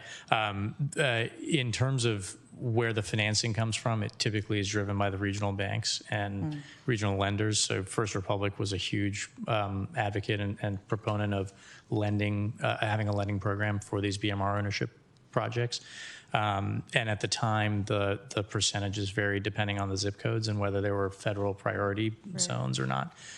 So yes is the answer to your question. I just don't know the nuances at the time when we go to sell as to where each of the banks are, what their allocations are, and whether the zip code here would be a priority zip code or not. Thank you. Thanks, Mayor. All right, I understand that Councilmember Hicks has one more question. So I do have one more question. It's for the gentleman from the El Camino Real project, and I'll just use this since I have the floor to say that I have not met with the gentleman from the El Camino Real project, but I have met with folks from the Charleston project. That said, did I hear you correctly to say when you said that you would be reducing your rental, the amount of rental you would be doing, and then increasing? Well, you don't have any public storage right now, so certainly you would be increasing that. Did I hear that properly? Yes, that's correct. It'd be slightly decreased from the amount of truck rentals that we currently do. A slight. Can you say so slight? Like, is there a percentage? Don't have an exact percentage at this time. We the fleet of trucks that we currently have at that location is roughly about 50 trucks. We'd probably decrease it probably about down to like 30, 35 trucks. Okay, so not a 50% decrease, but. Yeah, there'd be some decrease. Okay, that gives me a better picture of what you're doing, of what you're proposing. Gotcha. I just want to say something brief tonight. This is his first time speaking in front of a city council. He has never spoken in front of a city council today, and you guys have been really good. Dante, we're very proud of him. We wanted him to speak tonight, and he started off as a janitor with U-Haul. How old were you? 16 years old, and he's worked for the company for 22 years. And tonight, your questions are really good. We're very proud of him that he spoke tonight.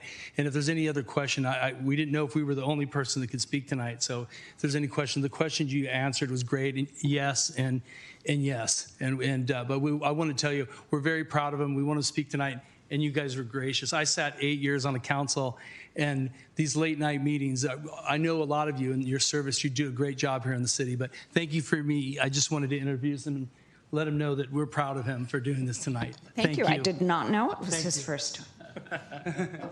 That's it for me. All right. Well, now we come to the exciting public comment part.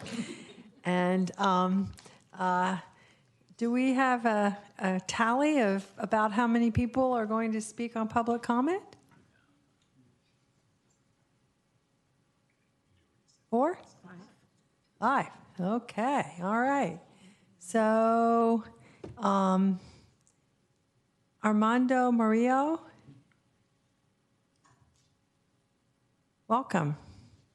You have 2 minutes, sir. Thank you. Good evening, Honorable Mayor Showalter and fellow council members. Again, my name is Armando Murillo, and I stand here today as a proud representative of Northern California Carpenters Union, Local 405. I'm here to voice our strong support for the Presidio Bay Development Project located on East Charleston, excuse me. This project is exactly what our community needs. Not only does it promise much needed housing and commercial space, but it also checks all the boxes that matter most to our union and the people in this city. First and foremost, this development supports local hire, and this means jobs for men and women who already live here. Strengthening our community by ensuring residents are the ones who benefit. In addition, Presidio Bay has committed to providing a responsible general contractor that pays a livable wage for its workers in a time when the cost of living continues to skyrocket. This ensures that families can not only make ends meet, but thrive. And perhaps most importantly, this project incorporates healthcare and apprenticeships, an incredible opportunity to equip workers with essential skills for one of the most critical sectors. It's an investment in our workforce and in the well-being of our community. In every way, Presidio Bay has shown a commitment to creating opportunities that lift up local families and help them build a better future. For these reasons, we urge you to support this project. Thank you so much. Thank you, sir. And the next speaker is Eli Robles. Welcome. And thanks for your patience. I know it's getting late. No problem. Let me see. Good evening, Mayor Showalter and members of the Mountain View City Council. Thank you for allowing me to speak tonight. The Charleston Road project proposed by the Presidio Bay represents a significant opportunity for our community, not only in terms of economic development, but also in providing life-changing opportunities for men, women, and minorities who are seeking a path into the construction industry. Presidio Bay has shown a strong commitment to using a responsible contractor for this project, which means you can rest assured that workers will be treated fairly and no one will be exploited. Apprentices on this project will gain essential job skills, which will improve their lives by providing a livable wage and much needed health care for them and their families. The project stands to benefit not just those who work on it, but the community as a whole. So let's get the wheels put in motion and put the shovels on the ground. Thank you for your time, and I urge you to approve this important project. Thank you. Thank you. Next is Manuel Salazar, and then after that, Peter Kotz.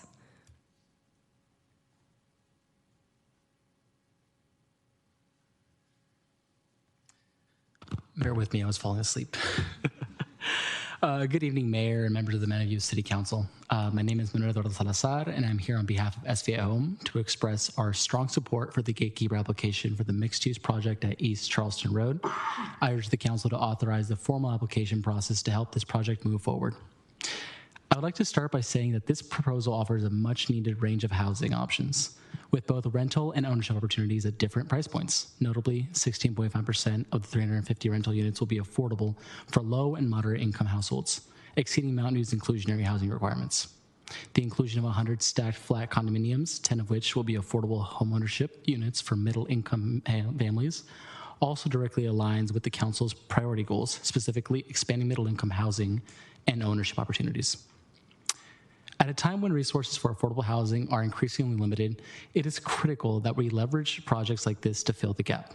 The development not only surpasses inclusionary requirements, but also generates BMR in lieu fees, which will support the other affordable housing projects in the city's pipeline. Additionally, the commercial space will, the The commercial space will generate linkage fees, providing crucial funding at a time when office developments and their associated fees have slowed. It's important to remember that the policies adopted through the housing element were designed to enable housing projects like this to move forward swiftly. Whether or not the site was originally part of the city's site inventory, it presents a real and timely opportunity to help Mountain View meet its RHNA obligation. We also want to acknowledge that the economic challenges developers are currently facing, including rising construction costs and unpredictable development climate. Any delays will only compound these issues, increasing both costs and risks. By allowing this project to proceed without delays, the council can help ensure its financial viability and avoid further setbacks. This project has the potential to address our housing crisis today.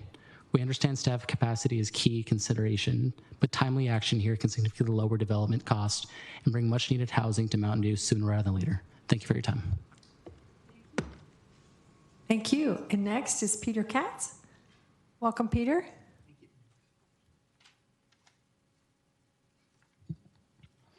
Thank you, Mayor and members of the City Council.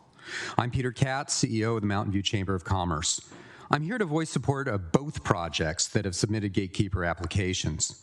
You know, we often speak of making Mountain View the best place to live, work, and play. To do this, we need to adapt to a rapidly changing social and economic environment. We need to provide housing for current and future residents and businesses to support them. We need to ensure our existing businesses thrive and attract new businesses as well. U-Haul has been supporting our local community for 50 years, but they too need to change to survive. Their expansion plans provide new and related services to an area sorely in need of improvement. Their project makes sense for community and keeps a trusted resource local. We are grateful that the city staff has been in discussions with the applicant on ways to balance gatekeepers' public benefit requirements and with the size and scope of the project, and we urge council to support it. For Charleston Plaza, we have a unique opportunity to reimagine, revitalize a sizable parcel that has been dormant since, well, the exodus of the big box stores. And by the way, they aren't coming back. This bold project transforms barren parking lot and empty storefronts into a state-of-the-art community with more housing, parks, and retail. In addition, it welcomes new research and development in areas such as AI, robotics, life sciences, infusing our local economy with diversity and new investment, attracting new employees, and reinforcing Mountain View's reputation as the center of innovation. All of this is directly in line with the city's vision of the future, its economic vitality strategy, and its commitments to the housing element. We urge council to support it. We are grateful that the gatekeeper has been restated after 7 years, and that we continue to look for creative solutions to recognize our vision and to address our most critical issues.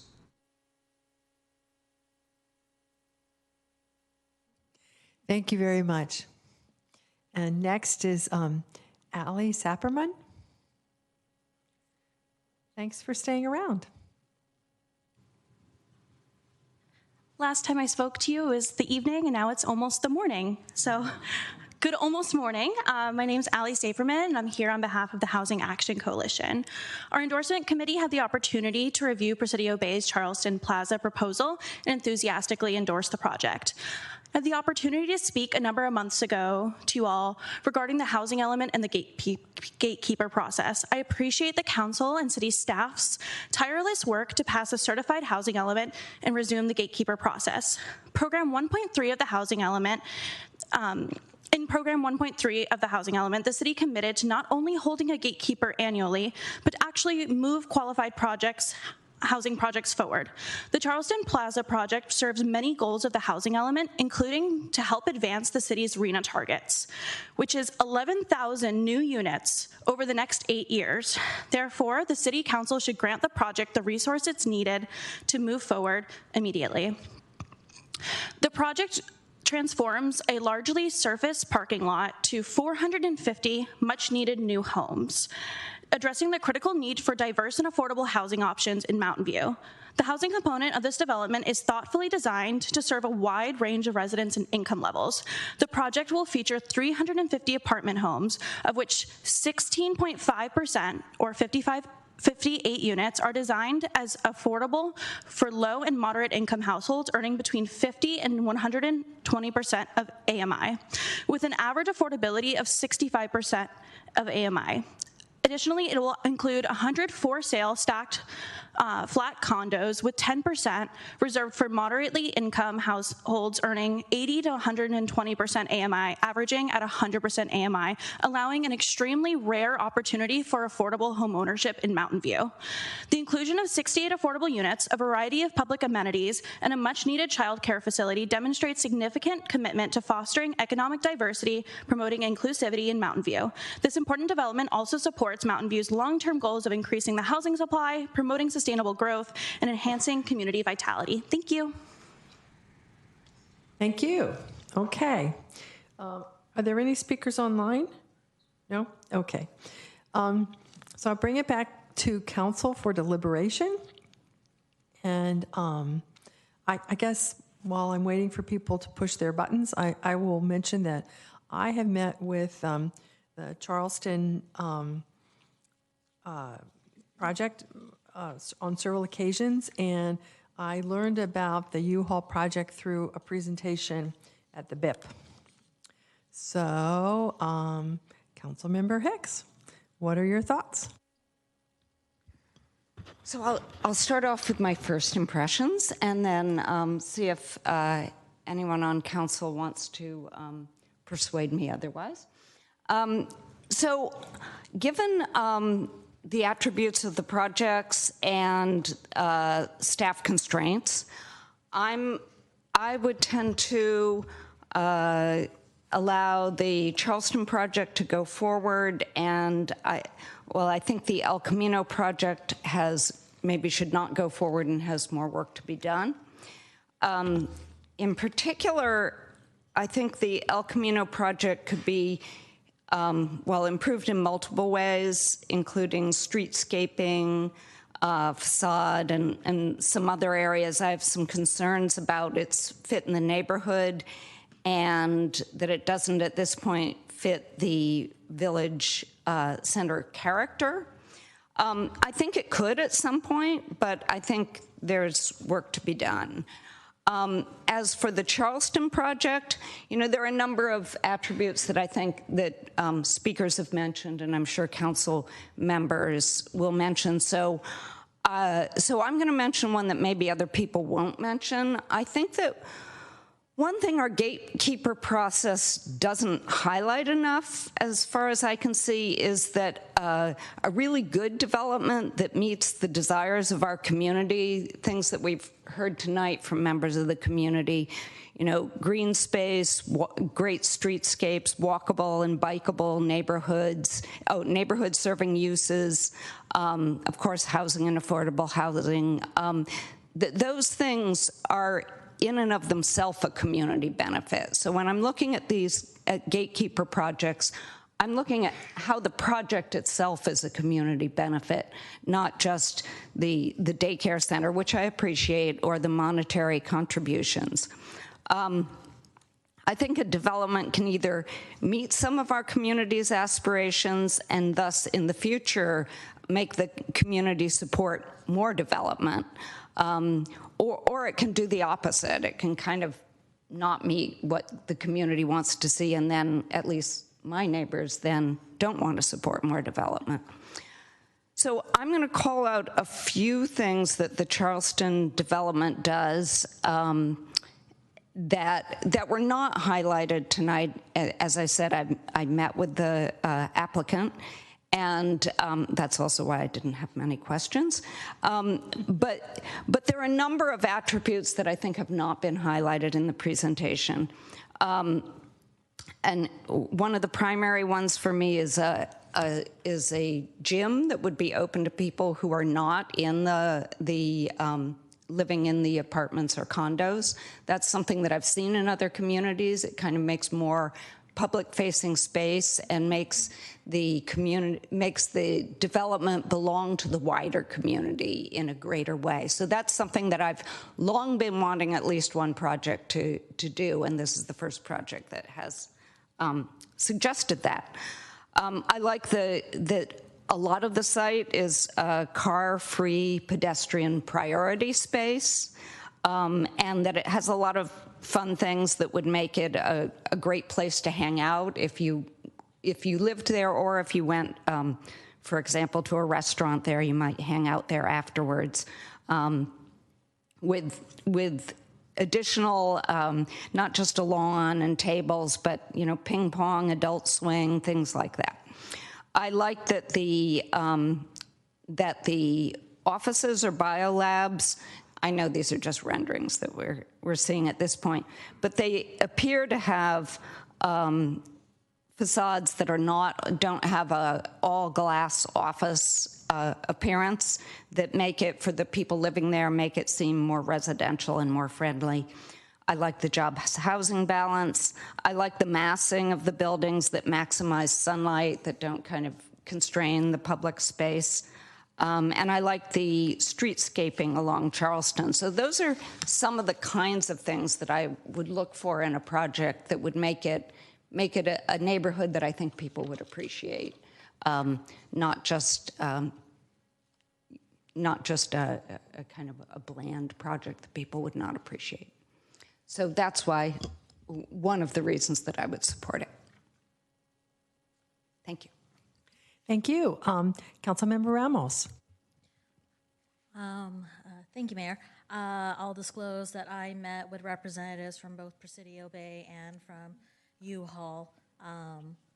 And I'll start with the Charleston Plaza one, the Presidio Bay project. I like it, and I mainly like it because the alternative is just all office space. So I'm happy to get housing there, and we need housing. So that made it a lot easier. For some reason, people have been asking me, like, why do I seem to care about the U-Haul site, or why do I have a sympathy for it? And I think it's because when you submit a gatekeeper, it's almost like you are submitting your dream and your vision for our city. And I think where the Charleston Plaza plan, like that's a big vision, that's a big dream that you had a lot to work with to get some buy-in from different council members from, I guess, whenever you met them and all that, so we could get our housing, so we could get our life sciences, and build essentially a complete neighborhood with retail. And it's a really nice dream for us to work forward to. And then we have the U-Haul, and it's a smaller dream. But there's something precious about that to me, and that's why I have some softness to it. I don't know if it has the votes to make it through this round. I think what you're going to be hearing from me and the rest of the colleagues, that dream of yours is still precious, but we want you to dream bigger. And we want you to dream bigger as our plans for the future. We know that there are, we have our, how we want those four corners to go. And I think as we move forward, that might be something for you to think about. I do like the steps that you're taking, more funding for the city and more sustainability options. I think that is a good direction. And that is generally my thoughts of the two gatekeepers and my feedback on that. Thank you. Thank you. Councilmember Abe-Koga. Thank you, Mayor, and thank you to staff for the presentation and your work on these gatekeeper projects. So I will disclose I've met with both applicants, and I plan to support both projects for different reasons. Well, number one, I was the one who had suggested we stop gatekeepers many years ago because of staff workload. but that's been many years now. And frankly, when we reopened Gatekeeper, I had thought maybe we'll get the 10, 15, 20 projects that we'd gotten in the past, but surprisingly, there's only 2. And so I feel that we should be, able to handle 2 projects. I know that there are other commitments, and the workload is still heavy. I guess I just have issues. I know the housing element is something we have to do, but I guess I really question planning versus, actual projects that bring in housing, and which should be more priority. But that's a bigger conversation and a bigger debate to be had. In terms of the Charleston project, I think the potential activation of a site that has been rather dormant for several years is appealing. I like the mix of commercial and housing. I toured the site that the applicant has in Menlo Park and was very impressed by that. And then in terms of the housing, I'm very much interested in the ownership piece. And I do hope that it can come to fruition. We have seen other projects, similar ownership projects, and they all end up, or most of them have not been built. And I'm not sure how many have actually been built. So there's a bit of concern about the viability, but I think it's worthy of giving it a try. And should the project change, I would expect it to come back to the council that I will not be on. But I think it should be brought back to council for reconsideration.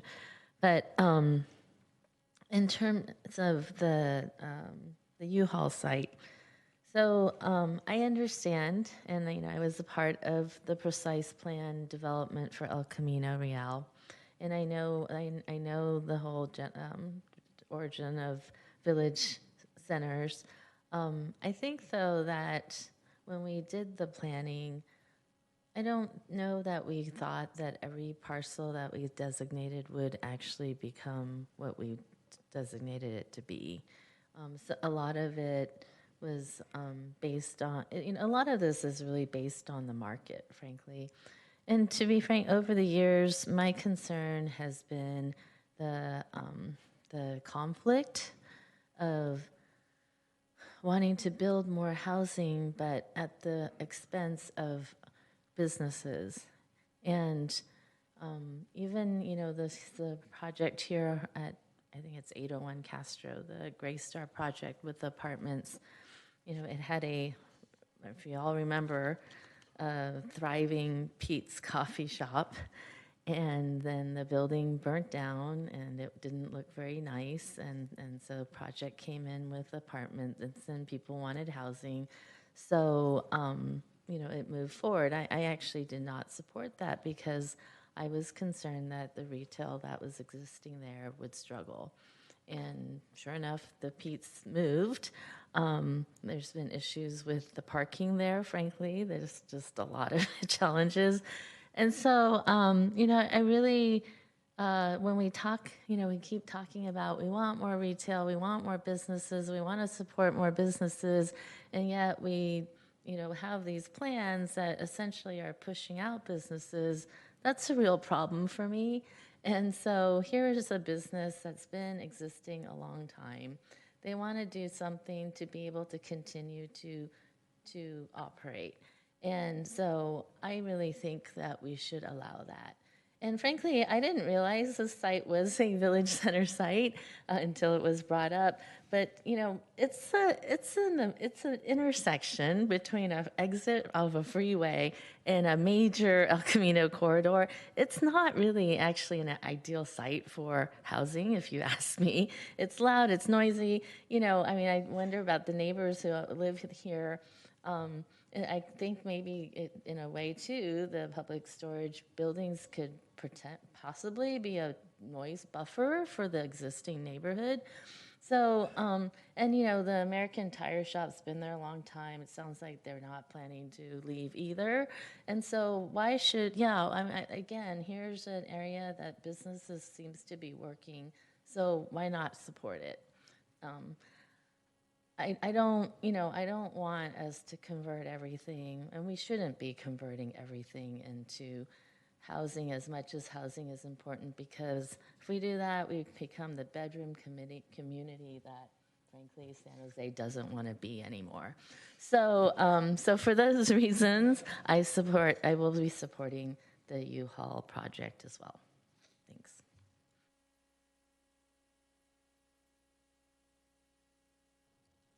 Thank you. And now we have Lucas Ramirez. Thank you, Mayor. I agree with much of what has been said. I'll share. It's hard not to have this role for a number of years and not become a little jaded and cynical. So I really appreciated Councilmember Kame's questions and many of the questions shared by my colleagues, because often we are promised very nice, shiny objects, and then a few years in, we learn that they're really not so shiny. So I think when there is an expectation that a gatekeeper has tremendous merit, and that's why we allocate staff resources at the expense of other work that's important to the council, because we're getting something for our community. And so it is frustrating when we authorize something and then we find out, well, turns out it's just like any other project that we can get. And so I think that's why there's a level of scrutiny that the applicants are subject to. And I'll speak for myself. I'm grateful to you for answering some tough questions up here, but very thoughtful and important questions. If they're, depending on how the vote breakdown may work, we might want two separate motions. And I'm happy to start with I think the easier of the two, maybe, we'll see.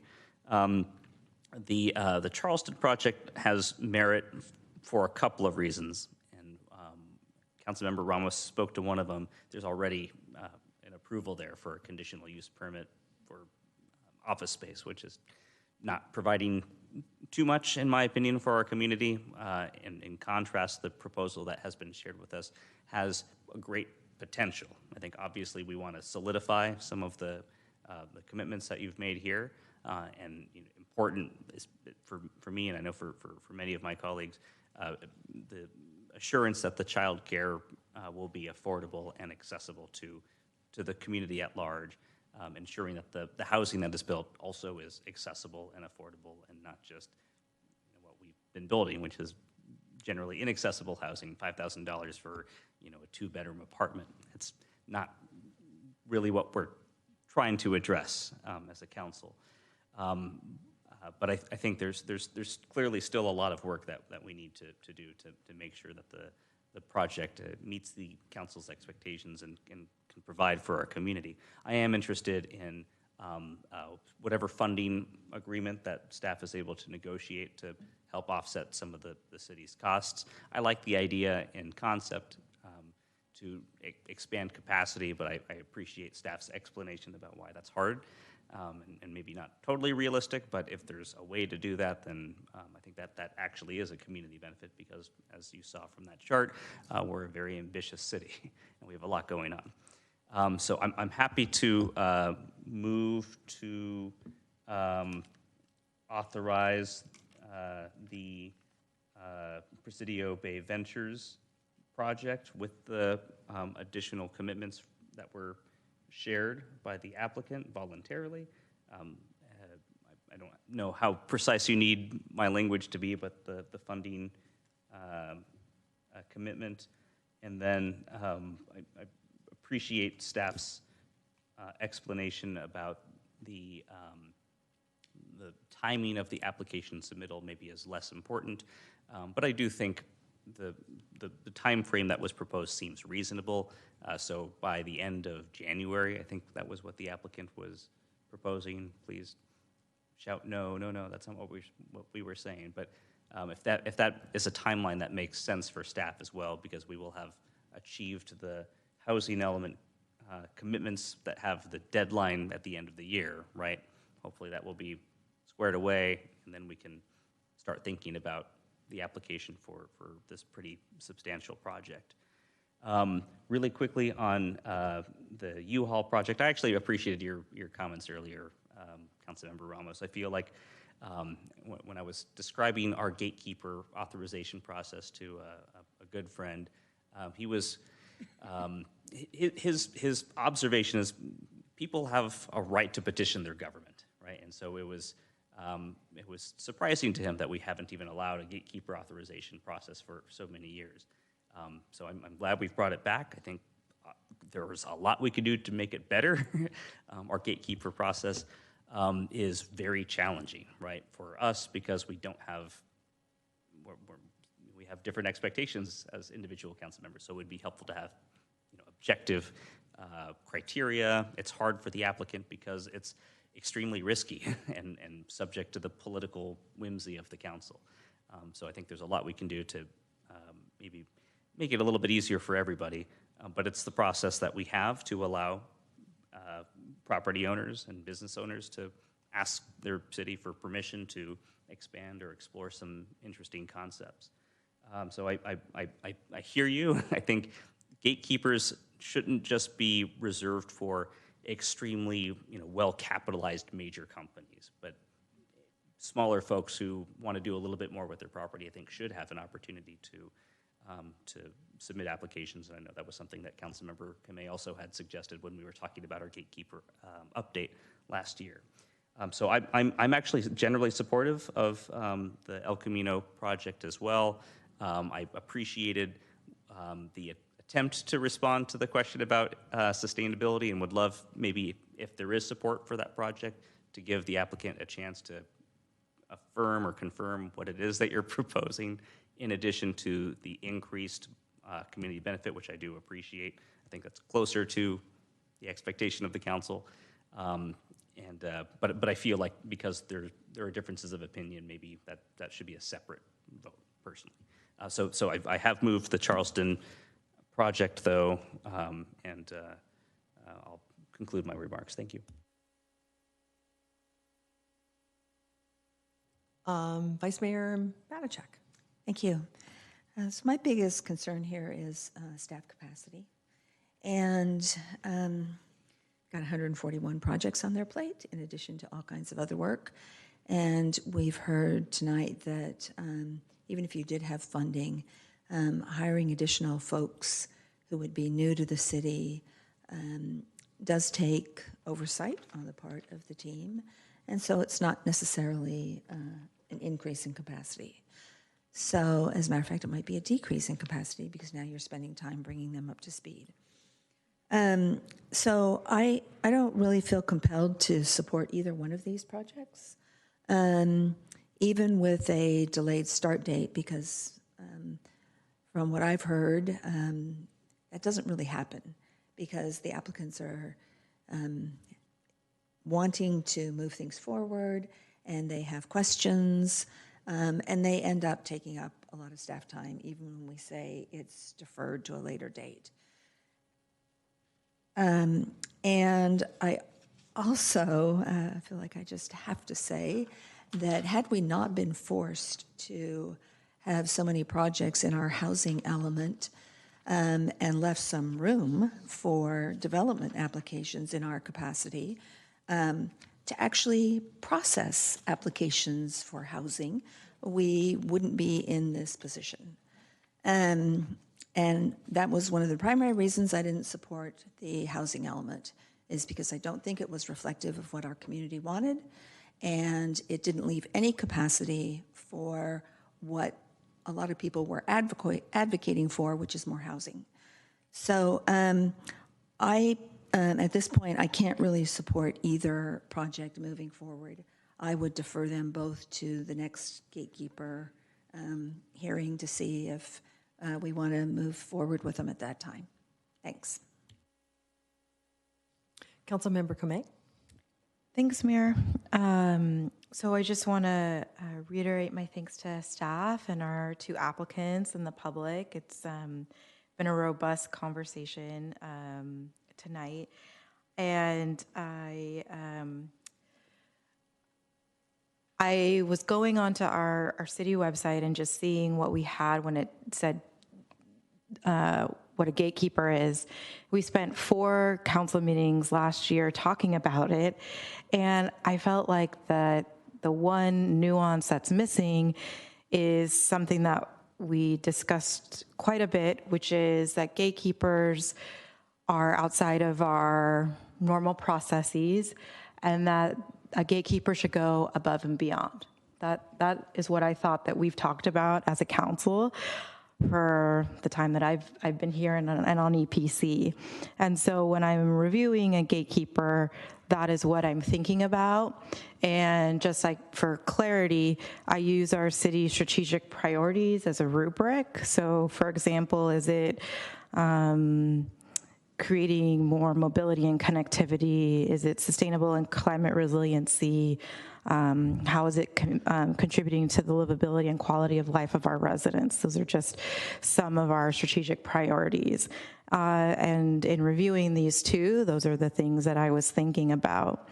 As well as we decided upon these 7 questions on what our criteria is. And appreciate that staff went through meticulously and put it all in a chart for us to review. And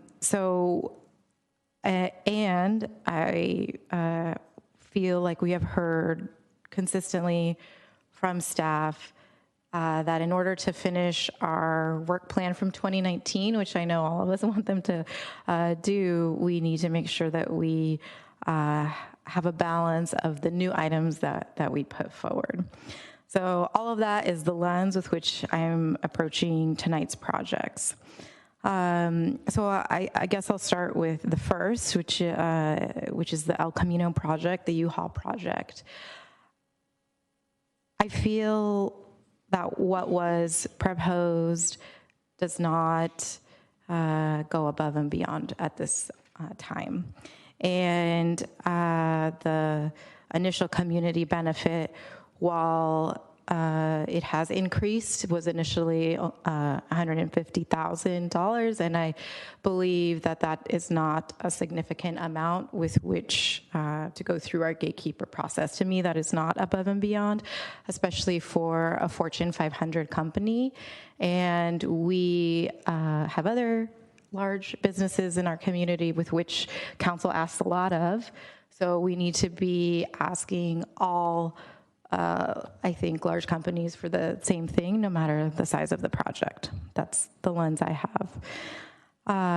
So I think it's a good first start and would encourage some more opportunity to take some of the feedback in the terms of the sustainability goals, or a larger community benefit, perhaps something specifically for the parkland dedication fee, which we so desperately need to acquire our public open spaces. That would be some suggestions for that project. For the Presidio Bay project, I feel like when thinking about the strategic priorities and thinking about above and beyond, it for me hits one of our most important, which is advancing a community for all. I do appreciate the mixes of both rental and ownership. I have been talking quite a bit on council about more ownership opportunities, particularly for our low to middle income. I appreciate the suggestions that some colleagues have brought forward on how do we ensure that. We have had instances where that was promised and then changed. So I think that maybe when the project comes forward, we can discuss some mechanisms to ensure that the ownership stays in, because to me, that is a bucket of above and beyond. The other I want to highlight is the childcare component. I acutely feel that right now in my personal life with 2 children in daycare. But I would say I really want to make sure that we're working with a local operator that will prioritize our Mountain View families. Appreciate that there could be a greater percentage called out for the multifamily units. We have so many families in Mountain View that are living in one unit, but multiple rooms, multiple families, and really want to make sure that we're addressing that issue. I know we'll have an opportunity for more feedback at a later time, but those are some initial things that I wanted to state, as well as prioritizing if possible. I understand that some of the businesses maybe are considered big box, but those services are essential for the residents. It's something that I have heard a lot of, particularly having somewhere to take your pet for those needs. And if it's gone, people were saying, I have to go to San Jose. I don't want to do that. I want to be able to do those things in Mountain View. So I feel like the community outreach is really going to be essential to make sure that whatever uses are there will be there. Thank you. Okay, well, we do have a motion on the floor, and we have a second. And does everybody understand the motion? I think so. So I'm going to, Councilmember Ramirez, you can help me. I'm going to restate the motion, which is basically to defer consideration of the Charleston Plaza gatekeeper application until January 31st, 2025. Is that, and, oh, I'm sorry. No, that's okay. I'm thinking, and that's why you see this expression. So I don't know that we should include the date in the motion. I don't want to be so prescriptive. I really think that staff is going to need time to figure out, first of all, the timing of when the applicant gets their stuff in. And then second of all, how that fits with the pipeline of everything else going on. And I have a window into what we are potentially bringing the first and second quarter of 25. And there is a lot of stuff for CDD. And that's separate and aside from what we're talking about this evening. So I just don't think the motion should have the time in it. I would rather council defer to staff to figure out what would work when the applicant turns it in. Yeah, so I guess I'm trying to understand what that means operationally. So I don't mind eliminating the date, but what I don't want that to mean in practice is you can't submit an application until a time we deem acceptable, because that doesn't provide the assurance I think the applicant is looking for. So I was thinking they had said January, and that provides a little bit of space and time, but if not January, then if they want to submit an application in January, would this mean that they could not with this direction? No, I think that it just means that it doesn't compel staff to have to drop everything in January to have to address this. They could submit an application, but I don't think we're under the impression that we're expecting staff to make this a priority, just that they could submit an application. And I think the community development director had described maybe you said plotting, but maybe what we mean is very intentional and deliberate. And, so that's the process that we would operate. But we're not denying the applicant the ability to submit an application. So with that would work then. Just to clarify that. Understood. Thank you. So I'm happy to eliminate the date. No, I as a seconder, I'm not happy to do that. I think that it's really important that we include a date. And it is the understanding that once that's put into the system, this is a gatekeeper. It is processed at the rate of a gatekeeper. But we're saying that you can put this in after a certain date, and then it starts the process of a gatekeeper, which has all of the qualifications that have been described to us. But I think that after 7 years of putting this off, it's time to put a date on the table. So I would really prefer that there was a date. I just think that it's much fairer and more transparent. It's more transparent to our staff. It's more transparent to the applicant. And it doesn't mean that the planning department drops everything and starts working on it the next day. That's not how gatekeepers work. We know that, but I still think that a date is important, and I think we owe that to them. Is there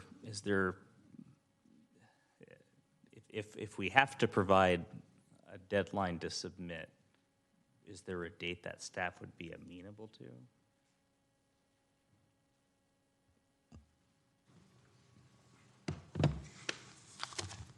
So I want to make sure I understand what the concern is related to the date. I had been understanding the conversation as a no earlier than January 31st date, not a deadline to receive the application. So can I get some clarification first, and then I'll offer my No, that's my thoughts. exactly what I meant, yeah.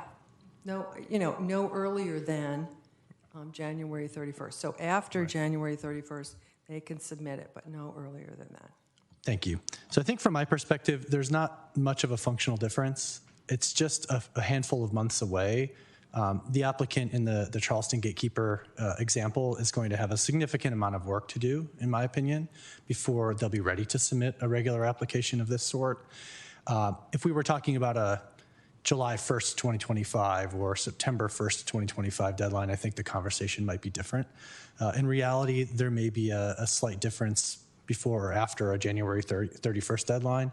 And I feel like the bigger concern and consideration from my perspective is hearing that the council understands that whenever it comes in, it is not a priority application that will divert staff resources away from other housing element or Permit Streamlining Act or other already identified higher priority council items.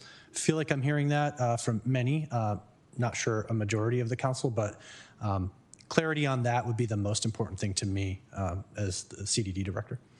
Is that okay?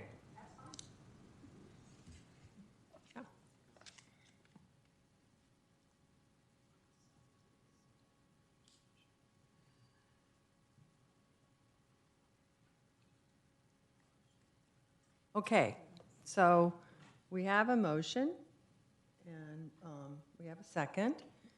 Do we have more discussion? Councilmember Kamei. Thanks, Mayor.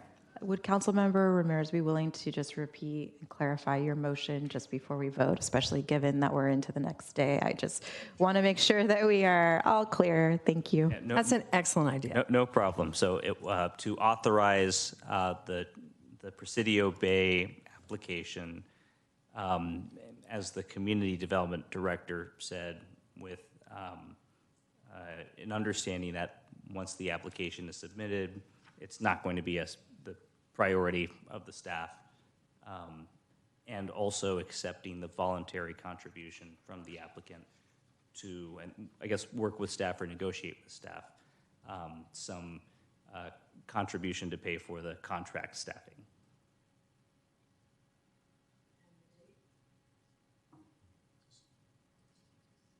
January 31st. Okay.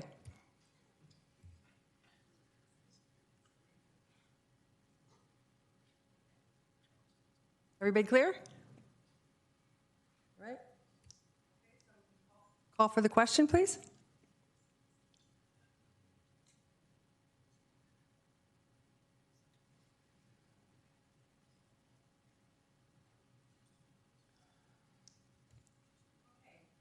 The motion passes 6-1.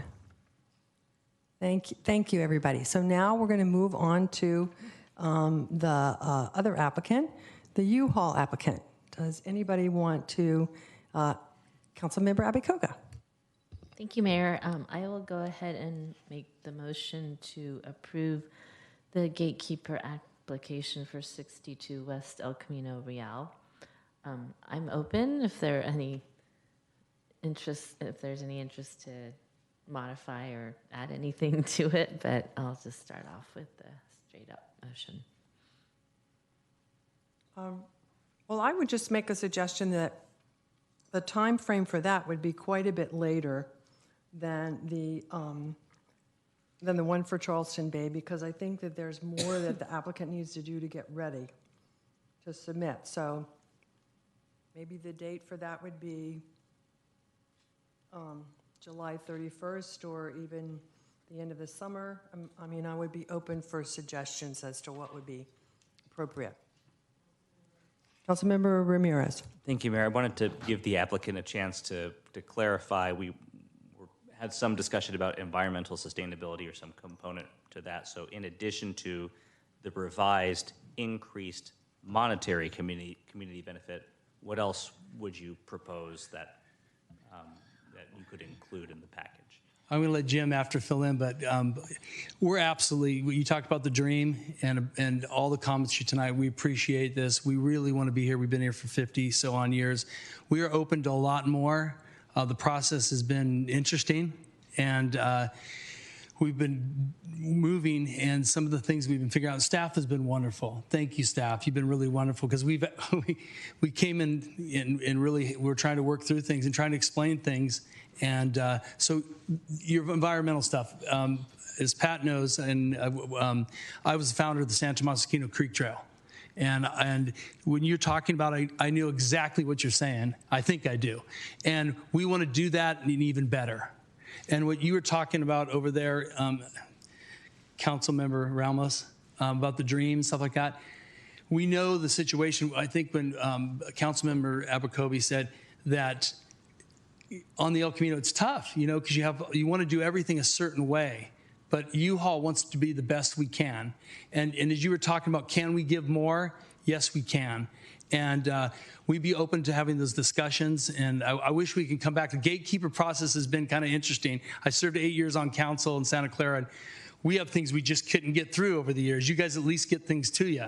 And but this process here, we want to do everything we can. We feel the staff. We can work with them to get some of the needs.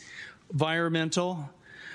You want to make it pretty so it fits in there. And then the other thing that I guess we didn't do well enough, and I'll take the blame for it, and I'll blame Jim. No, is the entrance and so it's stunning. We want to do all that. And so, was there any question I didn't answer? Yes.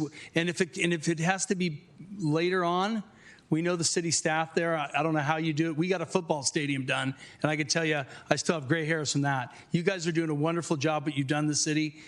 If we have to wait longer, we will wait longer. Pat, would you tell us when we wait, and we will wait. We just want to really be here for another 50 years. And I'm rambling a little bit, so I hope I've answered some questions.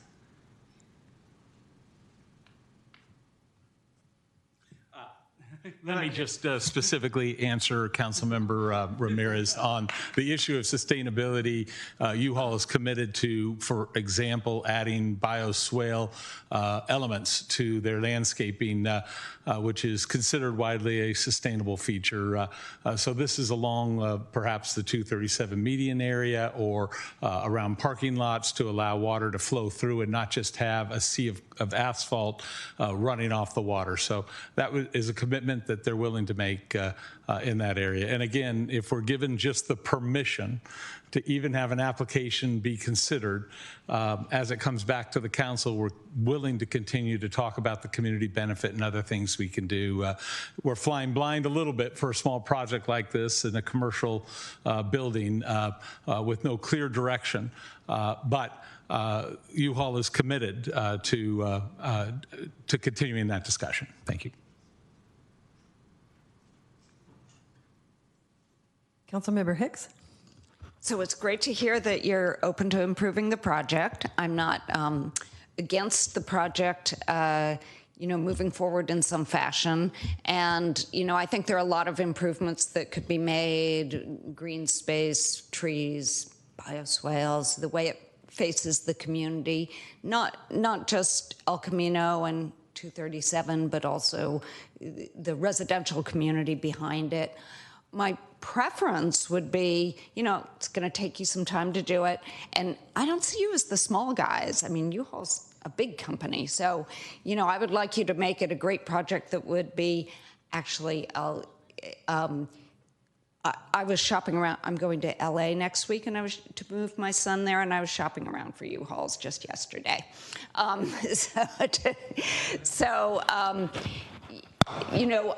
think you are a large company, and I would love it. I was shopping all over San Jose, Sunnyvale here. I would love the project to be an example for other U-Haul locations to be, kind of shine in their community as well. But I think in order to do that, you can just resubmit next year. So I don't think this is, there's work to be done to improve it. We're all, I guess, saying that.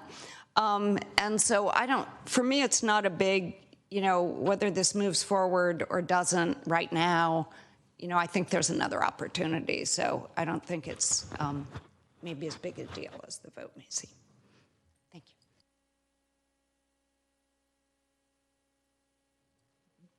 Councilmember Abekoga?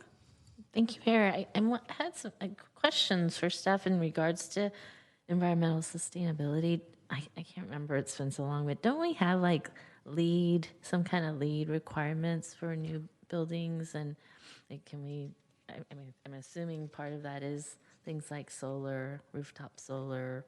I noticed on the site there's actually a grove of trees, and so, adding to that.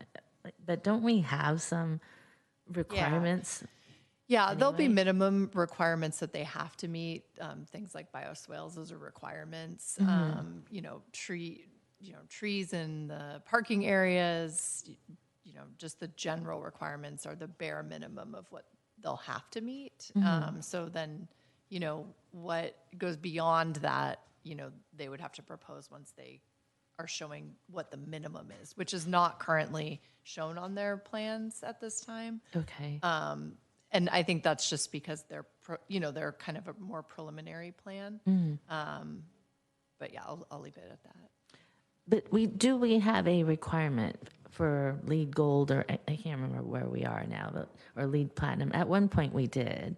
Yes, there will be a requirement for a minimum that they have to meet. Yes. Do you know what that is? I do not. Okay. I think the issue with this project is it doesn't fit into that existing sub area of the El Camino plan. So right now, I can't really answer that because I think the work that we have to do is to decide, are we creating a new sub area for this? And then what are all of the then requirements per the plan that still fit within that, sub area and that development? Okay. I guess I recall us having some kind of LEED level requirement for new buildings. We do, but it's not possible to assign it on this project at this point because it doesn't fit into, a project. It's not a project that can be built currently under the precise plan. Okay.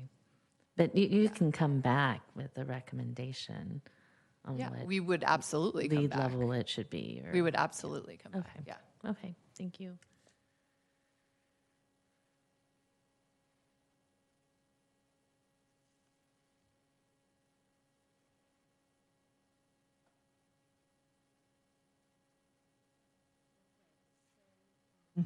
So we have a motion, but no second. Is anybody interested in seconding this? So if that's the case, then the motion dies for lack of a second. Okay. Thank you, Councilmember Ramirez. And all right, so any more discussion?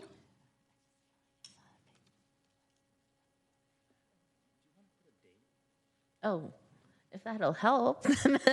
Sure. What was your, Mayor, what was your date recommendation? July of 2025? And we are open to the date there. One of the other things, we tried to buy the tire company in front of us. And we really want to make this the most beautiful, U-Haul on thing. It only helps us. So we're open to whatever date. What you said, Pat, sorry. What, did you have a July 2025? What was it? I'm happy to include that. Okay. All right. July of 2025. So no later or no sooner than. No sooner. July 1st. Yeah. Councilmember Kamei. Great. Thanks, Mayor. So I just wanted to say, as proposed, I'm not going to be able to support the motion. I think that what we see at this in this application is pretty preliminary, even to the point where we were receiving the revised monetary contribution just yesterday. So I feel like I would encourage the applicant, please work with us more, reapply. As Councilmember Hicks said, we want you in Mountain View. We want to work with you, and I just think this just requires a little bit more conversation with our staff. And as was mentioned, the gatekeeper process is a unique process, and you heard my rubric and how gatekeepers are, in my viewpoint, to be above and beyond. And weighing the two tonight, I feel like this just needs a bit more work at this time, so I cannot support. And I just wanted to make that clear before we take the vote. Thank you.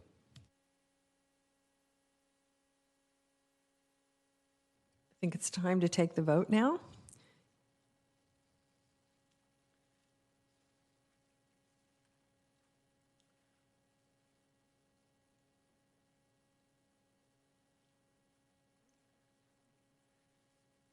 The motion passes 4-3. Okay. All right. So that brings us to the end of item 7.3. I want to thank everybody. It's already 12:30. I want to thank everybody for the hard work that it took to get here. I know that many people were involved, and there's a lot of hard work to be done in the future before these are finalized. Okay, so I'm looking for the project flow, the agenda flow.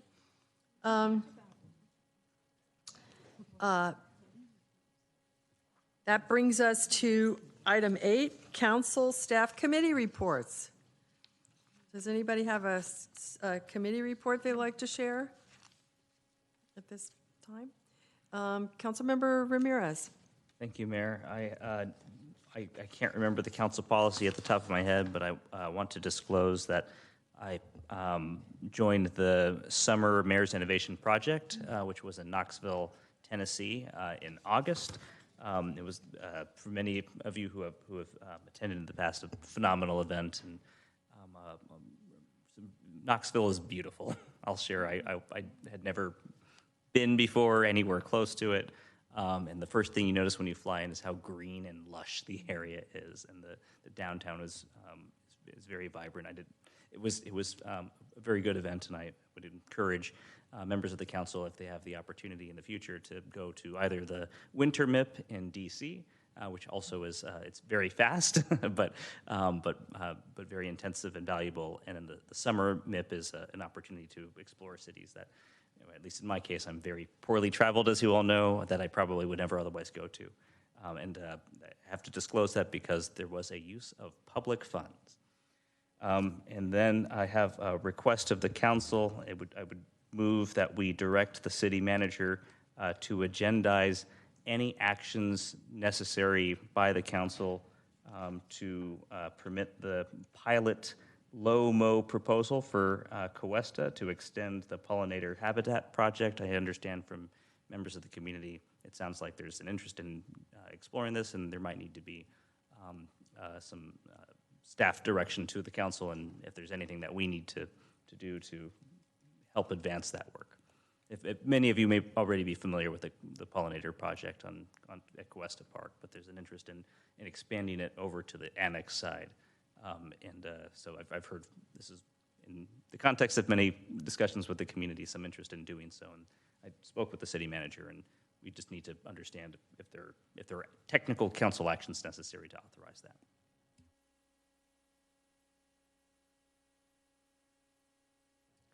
Wait a minute, I'm a little confused. So there are technical, or you need to understand if there are? Thank you, Mayor. Councilmember Ramirez. So I think first staff would just be seeking whether council is supportive of exploring the native habitats in Cuesta Annex.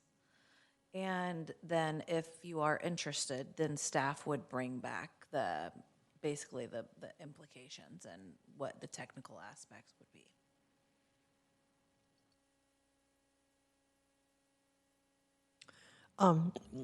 Vice Mayor Matichak?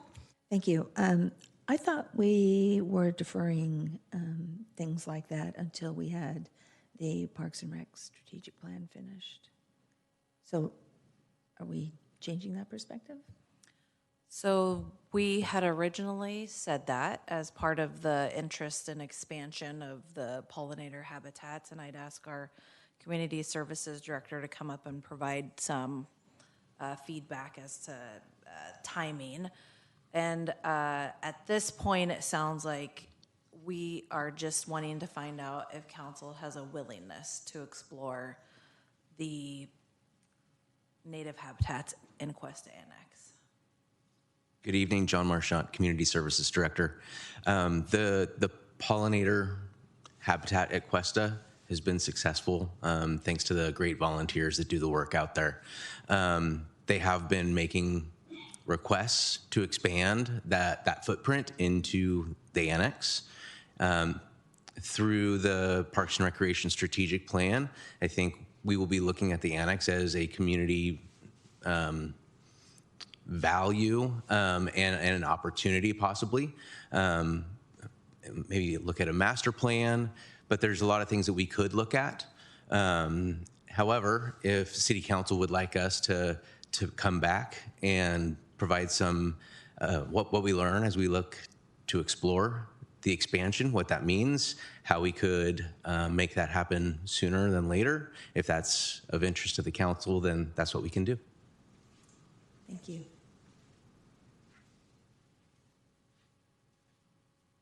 Back to Council Member Ramirez, or are you done? Okay. So wait a minute. With that, we haven't really finished this conversation. So are there people, should we take a motion? Would you like a straw poll? I think so. And what we would likely do is just provide an off-agenda memo, just to let you all know what the considerations would be and what we would need to do, what the next steps are. And just getting your feedback as to whether you're open to the expansion in the Cuesta Annex is really what staff's looking for. Councilmember Hicks? Yeah, so I'm going to support this. I have long known the people who did the plan for the Cuesta Park Annex. I know they're like the neighborhood people. They're very they're into expanding the area. And then the newer people with green spaces who started this initial smaller pollinator habitat area, you know, they also, who are from a wider community, not just from the neighborhood, are also into it. So given that the smaller and wider community both seem to be into it, I will be supporting the motion. Okay, so let's just see a show of hands. Everybody who is supportive, what? I'm sorry. Oh, that we do have a motion. I'm sorry, it's late. I'm getting a little tired. Okay, we have a motion and a second. And let's call for the question.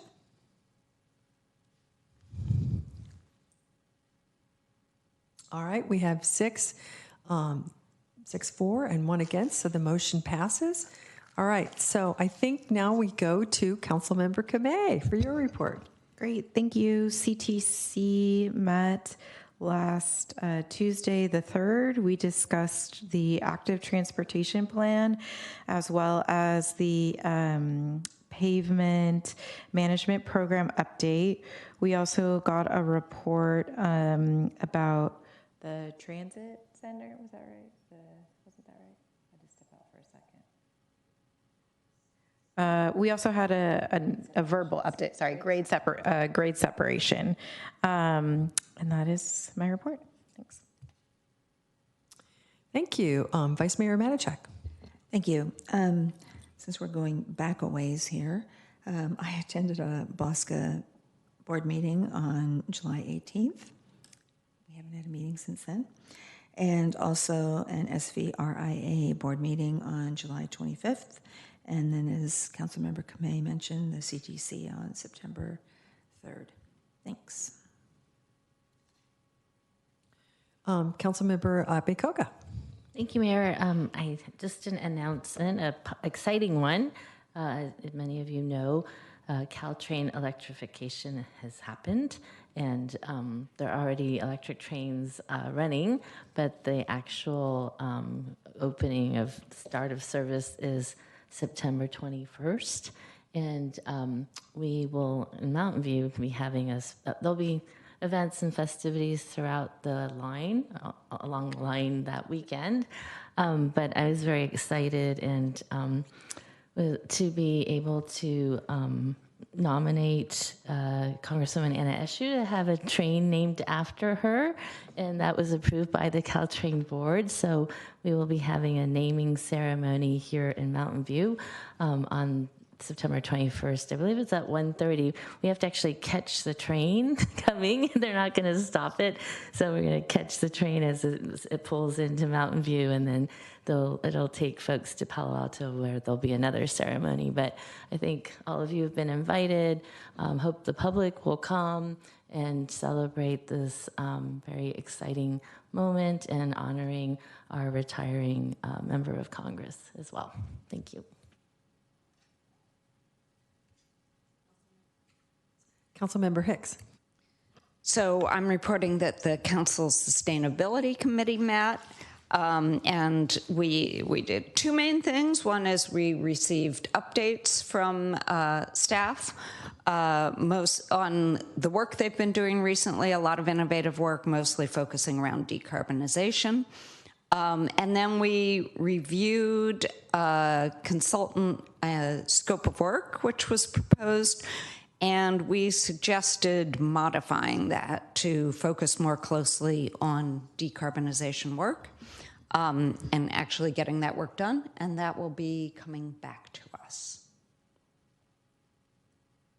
Thank you. And I also have been to a number of things. I think most relevant is Silicon Valley Clean Energy meeting in August. There was a regular meeting as well as a financial committee meeting, and they both dealt with the budget and working on the budget for the year. I also have attended several BCDC meetings, and we will be presenting at the Cities Association meeting on Thursday evening about the guidelines for sea level rise protection plans that each city is now required under state law to produce. I think the deadline is something like 2034. So clearly, we have had a sea level rise protection plan since 2012, and we've updated it numerous times. And when we get these guidelines, it should be relatively straightforward to present, to put our plan in. I'm sure we'll get it done way before 2034. In fact, we may get everything built before 2034. But so I think that's the main things for me. With that, I would just really like to thank everyone for having a tremendously productive meeting this evening and this morning.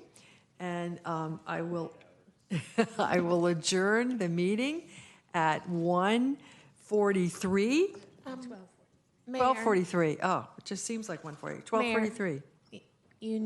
There's an item for a closed session report. Closed session report. Senior City Attorney Chen, do you have a closed session report? I do. No final action was taken in closed session this evening. Thank you. Thank you. All right. And with that, we come to adjournment. The city council meeting, the next city council meeting will be held on September 24th, 2024. This meeting is adjourned at 12:48. All right.